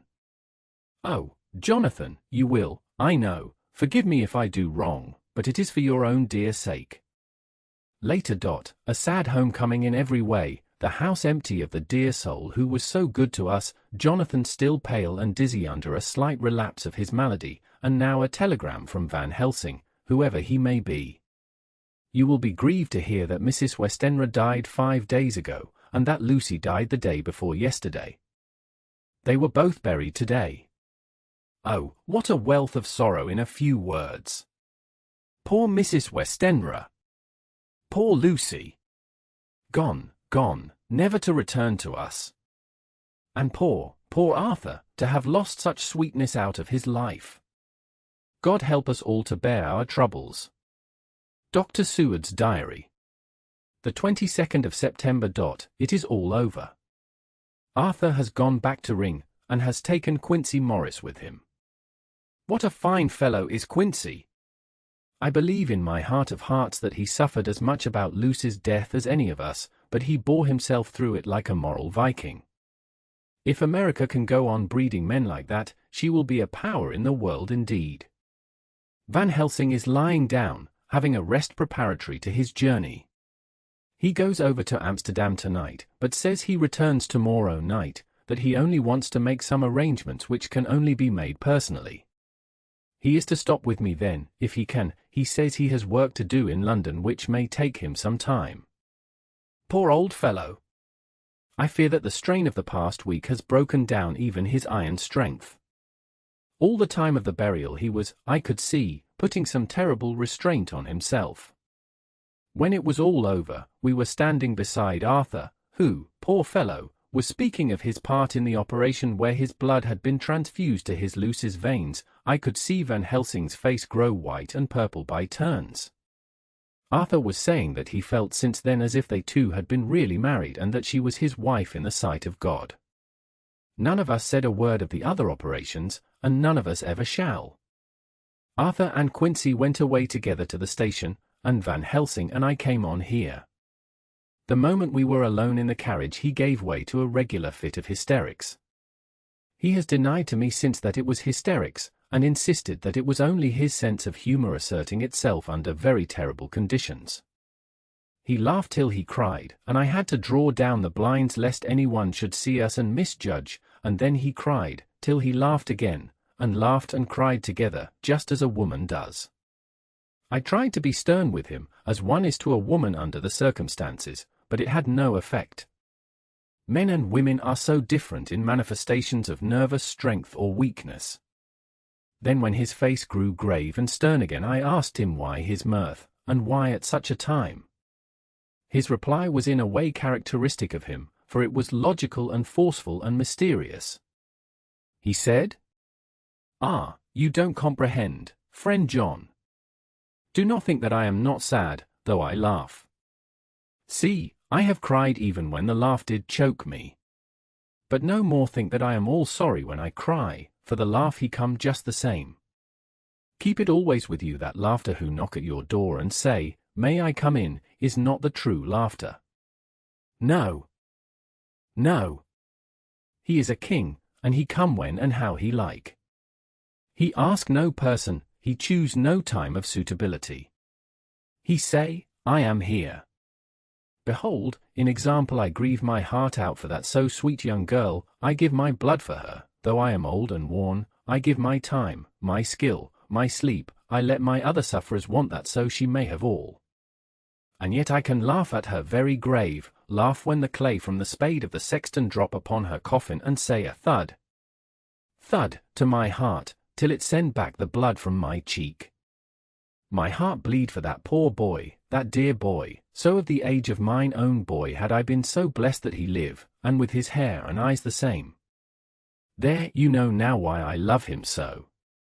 And yet when he say things that touch my husband heart to the quick, and make my father heart yearn to him as to no other man, not even to you, friend John, for we are more level in experiences than father and son, yet even at such moment King Laugh he come to me and shout and bellow in my ear, Here I am.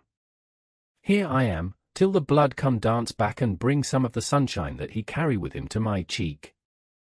Oh, friend John, it is a strange world, a sad world, a world full of miseries, and woes, and troubles, and yet when King Laugh come he make them all dance to the tune he play. Bleeding hearts, and dry bones of the churchyard, and tears that burn as they fall, all dance together to the music that he make with that smileless mouth of him. And believe me, friend John, that he is good to come, and kind. Ah, we men and women are like ropes drawn tight with strain that pull us different ways. Then tears come, and, like the rain on the ropes, they brace us up, until perhaps the strain become too great, and we break. But King Laugh he come like the sunshine, and he ease off the strain again, and we bear to go on with our labor, what it may be. I did not like to wound him by pretending not to see his idea, but, as I did not yet understand the cause of his laughter, I asked him. As he answered me his face grew stern, and he said in quite a different tone. Oh, it was the grim irony of it all, this so lovely lady garlanded with flowers, that looked so fair as life, till one by one we wondered if she were truly dead, she laid in that so fine marble house in that lonely churchyard, where rest so many of her kin, laid there with the mother who loved her, and whom she loved, and that sacred bell going toll. Toll. Toll, so sad and slow, and those holy men, with the white garments of the angel, pretending to read books, and yet all the time their eyes never on the page, and all of us with the bowed head. And all for what? She is dead, so. Is it not? Well, for the life of me, Professor, I said, I can't see anything to laugh at in all that. Why, your explanation makes it a harder puzzle than before. But even if the burial service was comic, what about poor Art and his trouble? Why, his heart was simply breaking. Just so. Said he not that the transfusion of his blood to her veins had made her truly his bride? Yes, and it was a sweet and comforting idea for him. Quite so. But there was a difficulty, friend John. If so that, then what about the others? Ho, ho. Ho, ho. Then this so sweet maid is a polyandrist, and me, with my poor wife dead to me, but alive by church's law, though no wits, all gone, even I, who am faithful husband to this now no wife, am bigamist. I don't see where the joke comes in there either. I said, and I did not feel particularly pleased with him for saying such things. He laid his hand on my arm, and said, Friend John, forgive me if I pain. I showed not my feeling to others when it would wound, but only to you, my old friend, whom I can trust. If you could have looked into my very heart then when I want to laugh, if you could have done so when the laugh arrived, if you could do so now, when King Laugh have pack up his crown, and all that is to him, for he go far, far away from me, and for a long, long time, maybe you would perhaps pity me the most of all. I was touched by the tenderness of his tone, and asked why. Because I know. And now we are all scattered, and for many a long day loneliness will sit over our roofs with brooding wings. Lucy lies in the tomb of her kin, a lordly death-house in a lonely churchyard, away from teeming London, where the air is fresh, and the sun rises over Hampstead Hill, and where wild flowers grow of their own accord. So I can finish this diary, and God only knows if I shall ever begin another. If I do, or if I even open this again, it will be to deal with different people and different themes, for here at the end, where the romance of my life is told, ere I go back to take up the thread of my life work, I say sadly and without hope. Finis. The Westminster Gazette, the 25th of September. A Hampstead Mystery. The neighborhood of Hampstead is just at present exercised with a series of events which seem to run on lines parallel to those of what was known to the writers of headlines as the Kensington Horror, or the Stabbing Woman, or the Woman in Black. During the past 2 or 3 days several cases have occurred of young children straying from home or neglecting to return from their playing on the heath. In all these cases the children were too young to give any properly intelligible account of themselves, but the consensus of their excuses is that they had been with a bloofer lady. It has always been late in the evening when they have been missed, and on 2 occasions the children have not been found until early in the following morning. It is generally supposed in the neighborhood that, as the first child missed gave as his reason for being away that a bloofer lady had asked him to come for a walk, the others had picked up the phrase and used it as occasion served. This is the more natural as the favorite game of the little ones at present is luring each other away by whiles. A correspondent writes us that to see some of the tiny tots pretending to be the bloofer lady is supremely funny. Some of our caricaturists might, he says, take a lesson in the irony of grotesque by comparing the reality and the picture. It is only in accordance with general principles of human nature that the bloofer lady should be the popular role at these al fresco performances.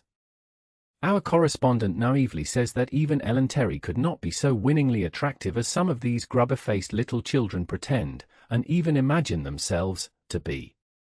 There is, however, possibly a serious side to the question, for some of the children, indeed all who have been missed at night, have been slightly torn or wounded in the throat. There is, however, possibly a serious side to the question, for some of the children, indeed all who have been missed at night, have been slightly torn or wounded in the throat. The wound seemed such as Chapter 14. Mina Harker's Journal. The 23rd of September. Jonathan is better after a bad night. I am so glad that he has plenty of work to do, for that keeps his mind off the terrible things, and oh, I am rejoiced that he is not now weighed down with the responsibility of his new position. I knew he would be true to himself, and now how proud I am to see my Jonathan rising to the height of his advancement and keeping pace in all ways with the duties that come upon him. He will be away all day till late, for he said he could not lunch at home. My household work is done, so I shall take his foreign journal, and lock myself up in my room and read it. The 24th of September. I hadn't the heart to write last night, that terrible record of Jonathan's upset me so. Poor dear! How he must have suffered, whether it be true or only imagination. I wonder if there is any truth in it at all. Did he get his brain fever and then write all those terrible things, or had he some cause for it all? I suppose I shall never know, for I dare not open the subject to him. And yet that man we saw yesterday. He seemed quite certain of him. Poor fellow! I suppose it was the funeral upset him and sent his mind back on some train of thought. He believes it all himself. I remember how on our wedding day he said, unless some solemn duty come upon me to go back to the bitter hours, asleep or awake, mad or sane. There seems to be through it all some thread of continuity. That fearful Count was coming to London. If it should be, and he came to London, with his teeming millions. There may be a solemn duty, and if it come we must not shrink from it. I shall be prepared. I shall get my typewriter this very hour and begin transcribing. Then we shall be ready for other eyes if required. And if it be wanted, then, perhaps, if I am ready, poor Jonathan may not be upset, for I can speak for him and never let him be troubled or worried with it at all. If ever Jonathan quite gets over the nervousness he may want to tell me of it all, and I can ask him questions and find out things, and see how I may comfort him. Letter, Van Helsing to Mrs. Harker. The 24th of September. Confidence. Dear Madam, I pray you to pardon my writing, in that I am so far friend as that I sent to you sad news of Miss Lucy Westenra's death.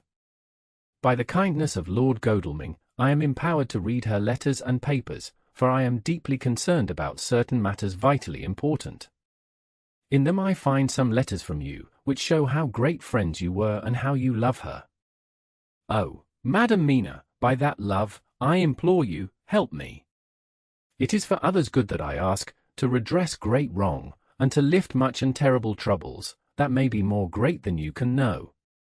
May it be that I see you? You can trust me. I am friend of Dr. John Seward and of Lord Godalming, that was Arthur of Miss Lucy. I must keep it private for the present from all. I should come to Exeter to see you at once if you tell me I am privileged to come, and where and when. I implore your pardon, madam.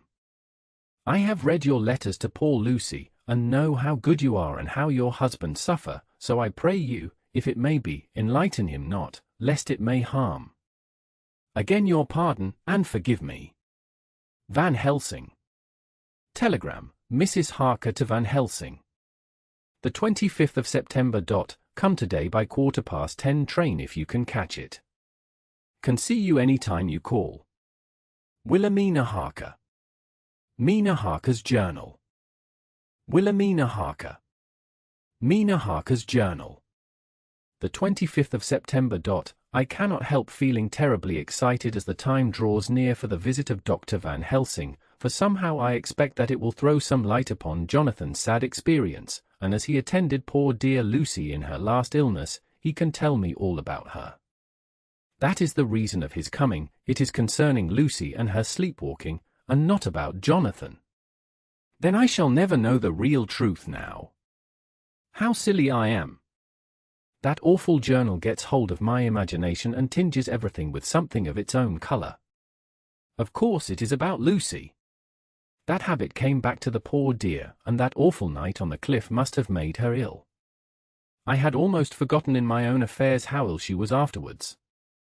She must have told him of her sleepwalking adventure on the cliff, and that I knew all about it, and now he wants me to tell him what she knows, so that he may understand. I hope I did right in not saying anything of it to Mrs. Westenra. I should never forgive myself if any act of mine, were it even a negative one, brought harm on poor dear Lucy. I hope, too, Dr. Van Helsing will not blame me. I have had so much trouble and anxiety of late that I feel I cannot bear more just at present. I suppose a cry does us all good at times, clears the air as other rain does. Perhaps it was reading the journal yesterday that upset me, and then Jonathan went away this morning to stay away from me a whole day and night, the first time we have been parted since our marriage. I do hope the dear fellow will take care of himself, and that nothing will occur to upset him. It is 2 o'clock, and the doctor will be here soon now. I shall say nothing of Jonathan's journal unless he asks me. I am so glad I have typewritten out my own journal, so that, in case he asks about Lucy, I can hand it to him. It will save much questioning. Later. He has come and gone. Oh, what a strange meeting, and how it all makes my head whirl round. I feel like one in a dream. Can it be all possible, or even a part of it? If I had not read Jonathan's journal first, I should never have accepted even a possibility. Poor, dear Jonathan! How he must have suffered! Please the good God, all this may not upset him again. I shall try to save him from it, but it may be even a consolation and a help to him, terrible though it be and awful in its consequences, to know for certain that his eyes and ears and brain did not deceive him, and that it is all true. It may be that it is the doubt which haunts him, that when the doubt is removed, no matter which, waking or dreaming, may prove the truth, he will be more satisfied and better able to bear the shock. Dr. Van Helsing must be a good man as well as a clever one if he is Arthur's friend and Dr. Seward's, and if they brought him all the way from Holland to look after Lucy. I feel from having seen him that he is good and kind and of a noble nature. When he comes tomorrow I shall ask him about Jonathan, and then, please God, all this sorrow and anxiety may lead to a good end. I used to think I would like to practice interviewing. Jonathan's friend on the Exeter News told him that memory was everything in such work, that you must be able to put down exactly almost every word spoken, even if you had to refine some of it afterwards. Here was a rare interview. I shall try to record it verbatim. It was 2:30 when the knock came. I took my courage a duck's manes and waited. In a few minutes Mary opened the door, and announced Dr. Van Helsing.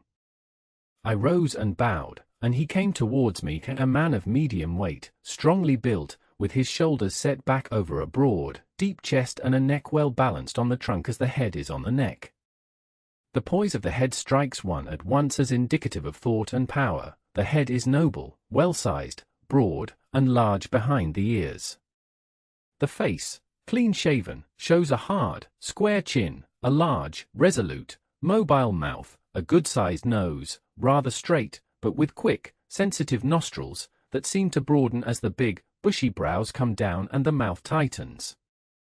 The forehead is broad and fine, rising at first almost straight and then sloping back above two bumps or ridges wide apart, such a forehead that the reddish hair cannot possibly tumble over it, but falls naturally back and to the sides.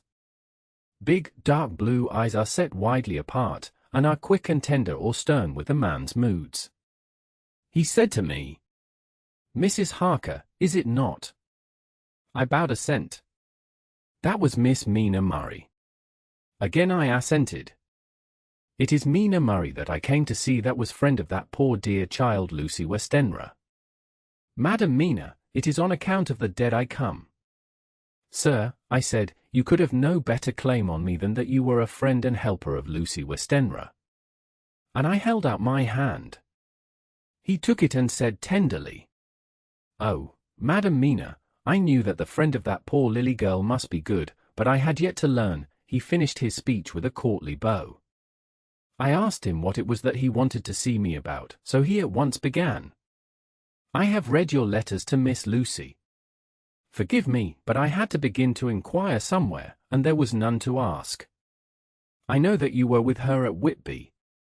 She sometimes kept a diary. You need not look surprised, Madam Mina, it was begun after you had left, and was in imitation of you, and in that diary she traces by inference certain things to a sleepwalking in which she puts down that you saved her. In great perplexity then I come to you, and ask you out of your so much kindness to tell me all of it that you can remember. I can tell you, I think, Dr. Van Helsing, all about it." "Ah, then you have good memory for facts, for details?" "It is not always so with young ladies." "No, doctor, but I wrote it all down at the time. I can show it to you if you like." "Oh, Madam Mina, I will be grateful, you will do me much favor." I could not resist the temptation of mystifying him a bit. I suppose it is some of the taste of the original apple that remains still in our mouths, so I handed him the shorthand diary. He took it with a grateful bow, and said, "May I read it?" "If you wish," I answered as demurely as I could. He opened it, and for an instant his face fell. Then he stood up and bowed. "Oh, you so clever woman," he said. I knew long that Mr. Jonathan was a man of much thankfulness, but see, his wife have all the good things. "And will you not so much honor me and so help me as to read it for me?" "Alas! I know not the shorthand." By this time my little joke was over, and I was almost ashamed, so I took the typewritten copy from my work basket and handed it to him. "I know not the shorthand." By this time my little joke was over, and I was almost ashamed, so I took the typewritten copy from my work basket and handed it to him. "Forgive me," I said, "I could not help it, but I had been thinking that it was of dear Lucy that you wished to ask, and so that you might not have time to wait, not on my account, but because I know your time must be precious, I have written it out on the typewriter for you." He took it and his eyes glistened. "You are so good," he said. "And may I read it now? I may want to ask you some things when I have read." "By all means," I said, "read it over whilst I order lunch, and then you can ask me questions whilst we eat." He bowed and settled himself in a chair with his back to the light, and became absorbed in the papers, whilst I went to see after lunch chiefly in order that he might not be disturbed. When I came back, I found him walking hurriedly up and down the room, his face all ablaze with excitement. He rushed up to me and took me by both hands. "Oh, Madam Mina," he said, "how can I say what I owe to you? This paper is as sunshine. It opens the gate to me. I am dazzle, with so much light, and yet clouds roll in behind the light every time. But that you do not, cannot comprehend. Oh, but I am grateful to you, you so clever woman. Madam, he said this very solemnly, if ever Abraham Van Helsing can do anything for you or yours, I trust you will let me know. It will be pleasure and delight if I may serve you as a friend, but all I have ever learned, all I can ever do, shall be for you and those you love. There are darknesses in life, and there are lights, you are one of the lights. You will have happy life and good life, and your husband will be blessed in you. But, doctor, you praise me too much, and you do not know me. Not know you or I, who am old, and who have studied all my life men and women, I, who have made my specialty the brain and all that belongs to him and all that follow from him. And I have read your diary that you have so goodly written for me, and which breathes out truth in every line. I, who have read your so sweet letter to poor Lucy of your marriage and your trust, not know you. Oh, Madam Mina, good women tell all their lives, and by day and by hour and by minute, such things that angels can read, and we men who wish to know have in us something of angels' eyes. Your husband is noble nature, and you are noble too, for you trust, and trust cannot be where there is mean nature. And your husband, tell me of him. Is he quite well? Is all that fever gone, and is he strong and hearty? I saw here an opening to ask him about Jonathan, so I said.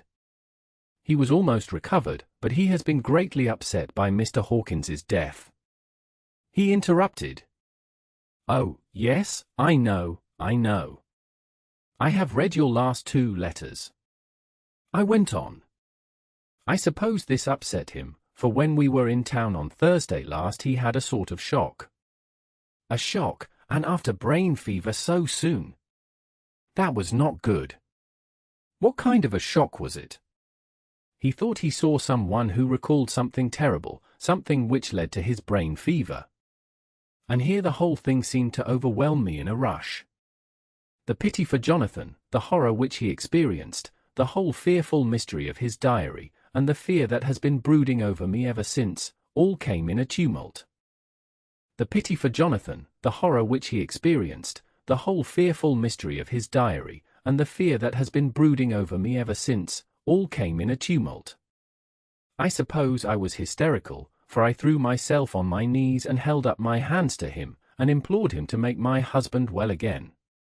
He took my hands and raised me up, and made me sit on the sofa, and sat by me. He held my hand in his, and said to me with, oh, such infinite sweetness, my life is a barren and lonely one, and so full of work that I have not had much time for friendships, but since I have been summoned to here by my friend John Seward I have known so many good people and seen such nobility that I feel more than ever, and it has grown with my advancing years, the loneliness of my life. Believe me, then, that I come here full of respect for you, and you have given me hope, not in what I am seeking of, but that there are good women still left to make life happy, good women, whose lives and whose truths may make good lesson for the children that are to be. I am glad that I may here be of some use to you, for if your husband suffer, he suffer within the range of my study and experience. I promise you that I will gladly do all for him that I can, all to make his life strong and manly, and your life a happy one. Now you must eat. You are overwrought and perhaps over-anxious. Husband Jonathan would not like to see you so pale, and what he like not where he love, is not to his good. Therefore for his sake you must eat and smile. You have told me all about Lucy, and so now we shall not speak of it, lest it distress. I shall stay in Exeter tonight, for I want to think much over what you have told me, and when I have thought I will ask you questions, if I may. And then, too, you will tell me of husband Jonathan's trouble so far as you can, but not yet. You must eat now, afterwards you shall tell me all.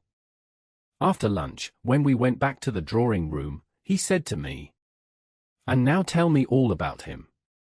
When it came to speaking to this great learned man, I began to fear that he would think me a weak fool, and Jonathan a madman, that journal is all so strange, and I hesitated to go on.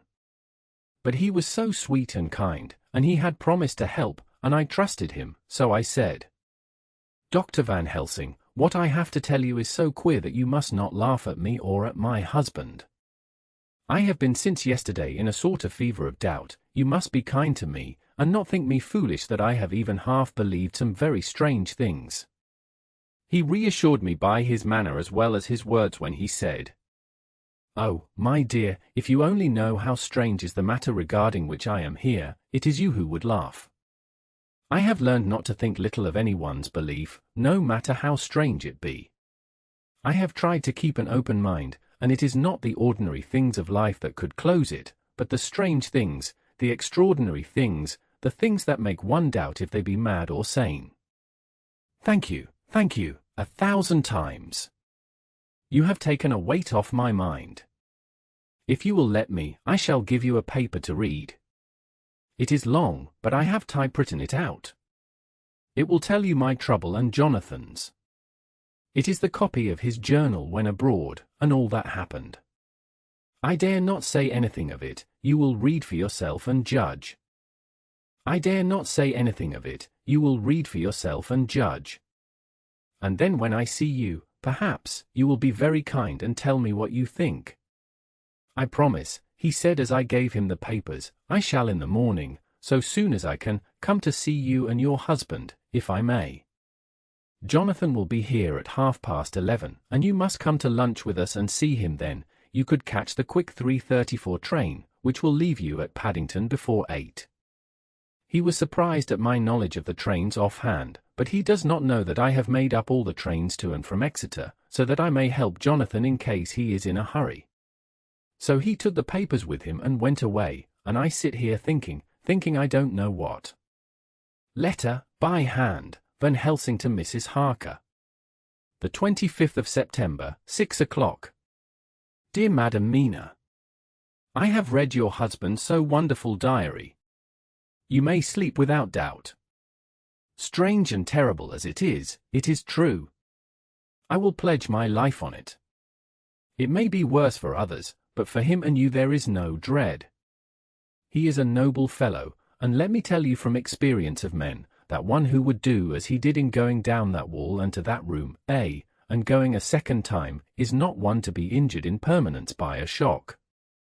His brain and his heart are all right, this I swear, before I have even seen him, so be at rest. I shall have much to ask him of other things. I am blessed that today I come to see you, for I have learned all at once so much that again I am dazzled more than ever, and I must think.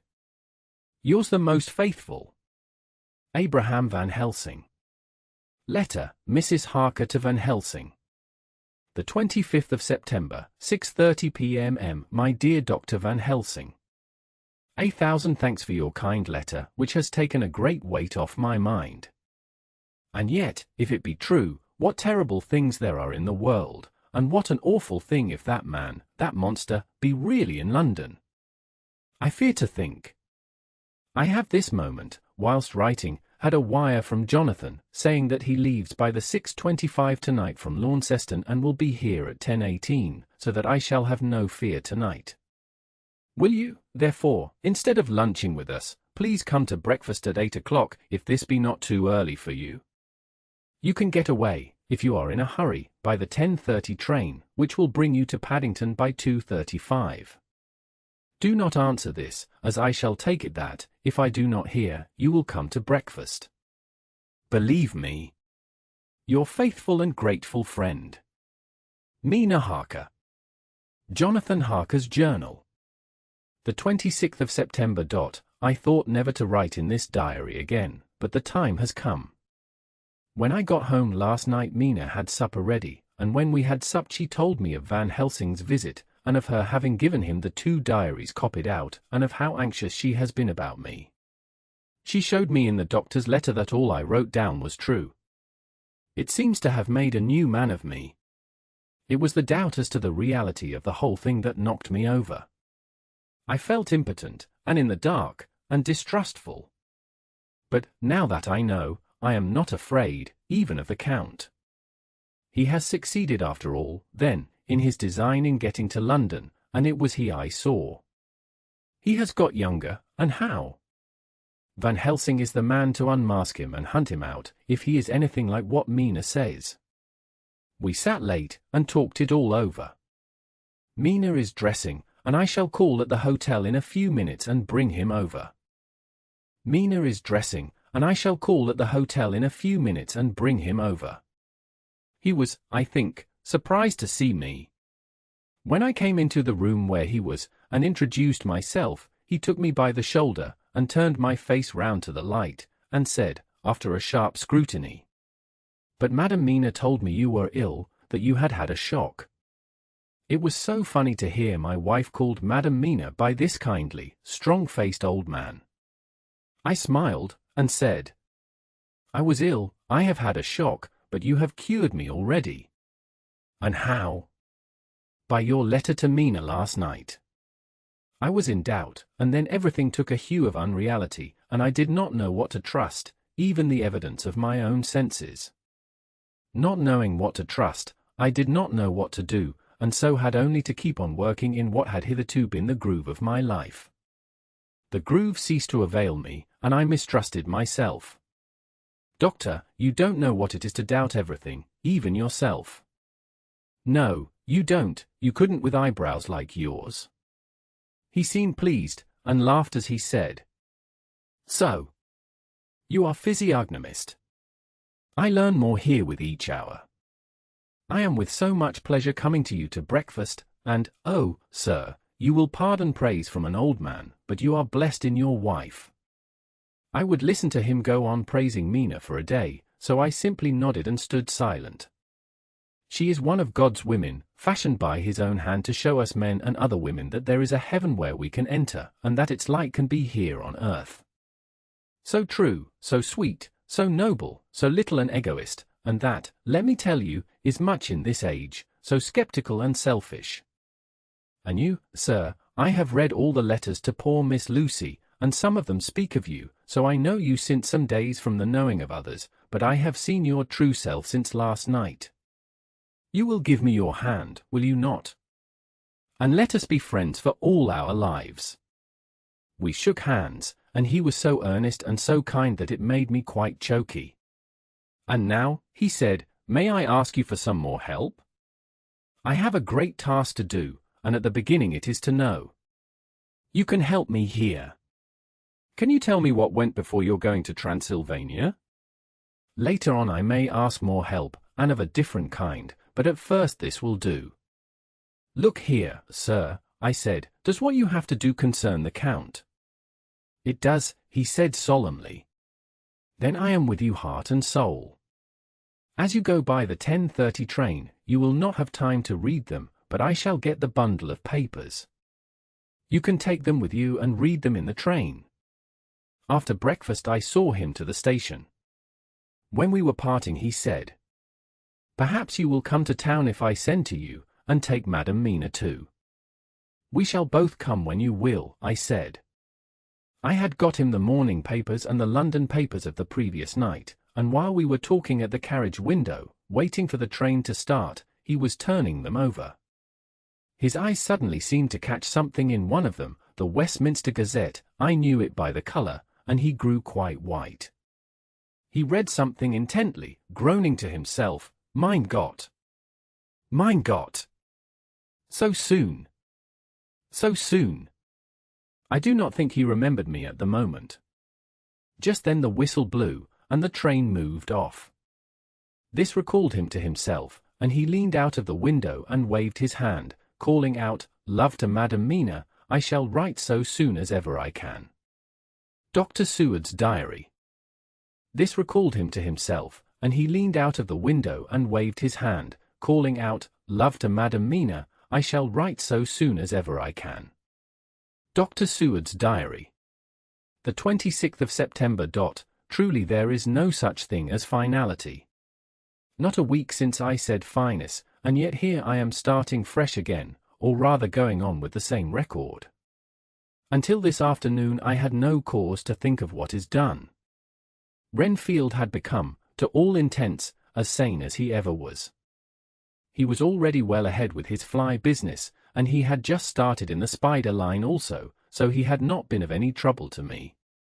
I had a letter from Arthur, written on Sunday, and from it I gather that he is bearing up wonderfully well. Quincy Morris is with him, and that is much of a help, for he himself is a bubbling well of good spirits. Quincy wrote me a line too, and from him I hear that Arthur is beginning to recover something of his old buoyancy, so as to them all my mind is at rest. As for myself, I was settling down to my work with the enthusiasm which I used to have for it, so that I might fairly have said that the wound which poor Lucy left on me was becoming cicatrized. Everything is, however, now reopened, and what is to be the end God only knows. I have an idea that Van Helsing thinks he knows, too, but he will only let out enough at a time to whet curiosity. He went to Exeter yesterday, and stayed there all night. Today he came back, and almost bounded into the room at about 5:30, and thrust last night's Westminster Gazette into my hand. "What do you think of that?" he asked as he stood back and folded his arms. I looked over the paper, for I really did not know what he meant, but he took it from me and pointed out a paragraph about children being decoyed away at Hampstead. It did not convey much to me, until I reached a passage where it described small punctured wounds on their throats. An idea struck me, and I looked up. "Well," he said, "it is like poor Lucy's." "And what do you make of it?" "Simply that there is some cause in common. Whatever it was that injured her has injured them."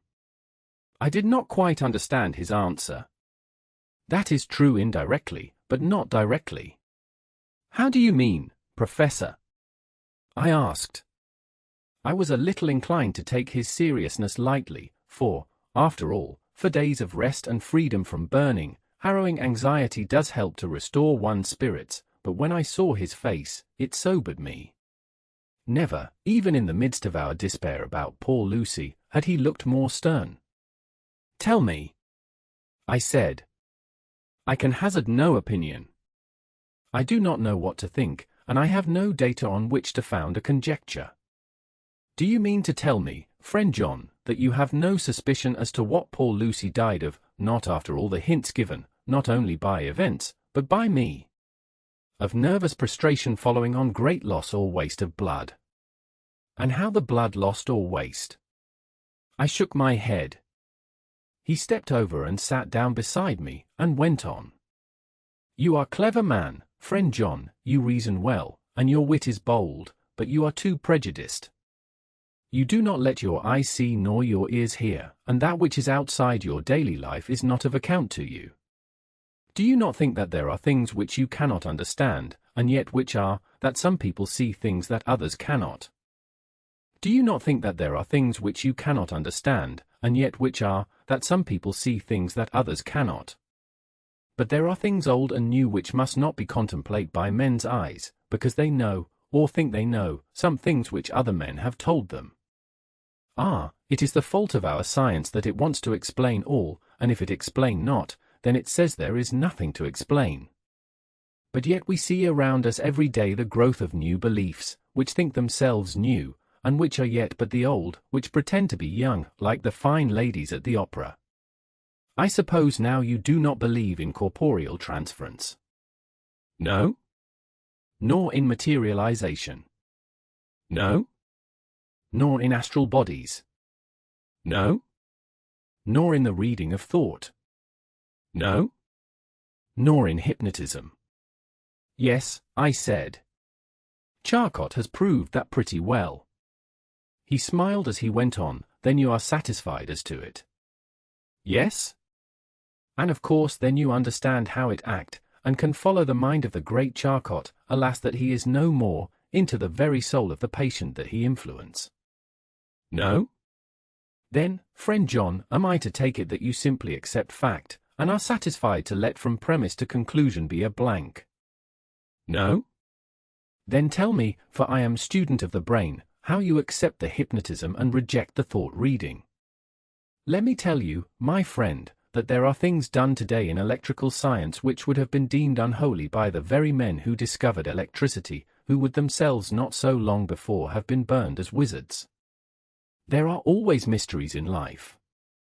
Why was it that Methuselah lived 900 years, and Poldpar 169, and yet that poor Lucy, with ferment's blood in her poor veins, could not live even one day? For, had she lived one more day, we could have saved her. Do you know all the mystery of life and death? Do you know the altogether of comparative anatomy and can say wherefore the qualities of brutes are in some men, and not in others? Can you tell me why, when other spiders die small and soon, that one great spider lived for centuries in the tower of the old Spanish church and grew, till, on descending, he could drink the oil of all the church lamps? Can you tell me why in the Pampas, and elsewhere, there are bats that come at night and open the veins of cattle and horses and suck dry their veins, how in some islands of the western seas there are bats which hang on the trees all day, and those who have seen describe as like giant nuts or pods, and that when the sailors sleep on the deck, because that it is hot, flit down on them, and then in the morning are found dead men, white as even Miss Lucy was? Good God, Professor! I said, starting up. Do you mean to tell me that Lucy was bitten by such a bat, and that such a thing is here in London in the 19th century? He waved his hand for silence, and went on. Can you tell me why the tortoise lives more long than generations of men, why the elephant goes on and on till he have seen dynasties, and why the parrot never die only of bite of cat or dog or other complaint? Can you tell me why men believe in all ages and places that there are some few who live on always if they be permit, that there are men and women who cannot die? We all know, because science has vouched for the fact, that there have been toads shut up in rocks for thousands of years, shut in one so small hole that only hold him since the youth of the world. We all know, because science has vouched for the fact, that there have been toads shut up in rocks for thousands of years, shut in one so small hole that only hold him since the youth of the world. Can you tell me how the Indian Farker can make himself to die and have been buried, and his grave sealed and corn sowed on it, and the corn reaped and be cut and sown and reaped and cut again, and then men come and take away the unbroken seal, and that there lie the Indian Farker, not dead, but that rise up and walk amongst them as before? Here I interrupted him. I was getting bewildered, he so crowded on my mind his list of nature's eccentricities and possible impossibilities that my imagination was getting fired. I had a dim idea that he was teaching me some lesson, as long ago he used to do in his study at Amsterdam, but he used then to tell me the thing, so that I could have the object of thought in mind all the time. But now I was without this help, yet I wanted to follow him, so I said, Professor, let me be your pet student again. Tell me the thesis, so that I may apply your knowledge as you go on. At present I am going in my mind from point to point as a madman, and not a sane one, follows an idea. I feel like a novice lumbering through a bog in a mist, jumping from one tussock to another in the mere blind effort to move on without knowing where I am going. That is good image, he said. Well, I shall tell you. My thesis is this: I want you to believe. To believe what? To believe in things that you cannot. Let me illustrate. I heard once of an American who so defined faith, that faculty which enables us to believe things which we know to be untrue. For one, I follow that man. He meant that we shall have an open mind, and not let a little bit of truth check the rush of a big truth, like a small rock does a railway truck. We get the small truth first. Good.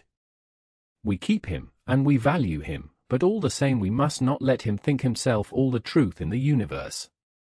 Then you want me not to let some previous conviction injure the receptivity of my mind with regard to some strange matter. Do I read your lesson aright? Ah, you are my favorite pupil still. It is worth to teach you. Now that you are willing to understand, you have taken the first step to understand. You think then that those so small holes in the children's throats were made by the same that made the hole in Miss Lucy? I suppose so. He stood up and said solemnly, Then you are wrong. Oh, would it were so! But alas! No. It is worse, far, far worse. In God's name, Professor Van Helsing, what do you mean? I cried. He threw himself with a despairing gesture into a chair, and placed his elbows on the table, covering his face with his hands as he spoke. They were made by Miss Lucy.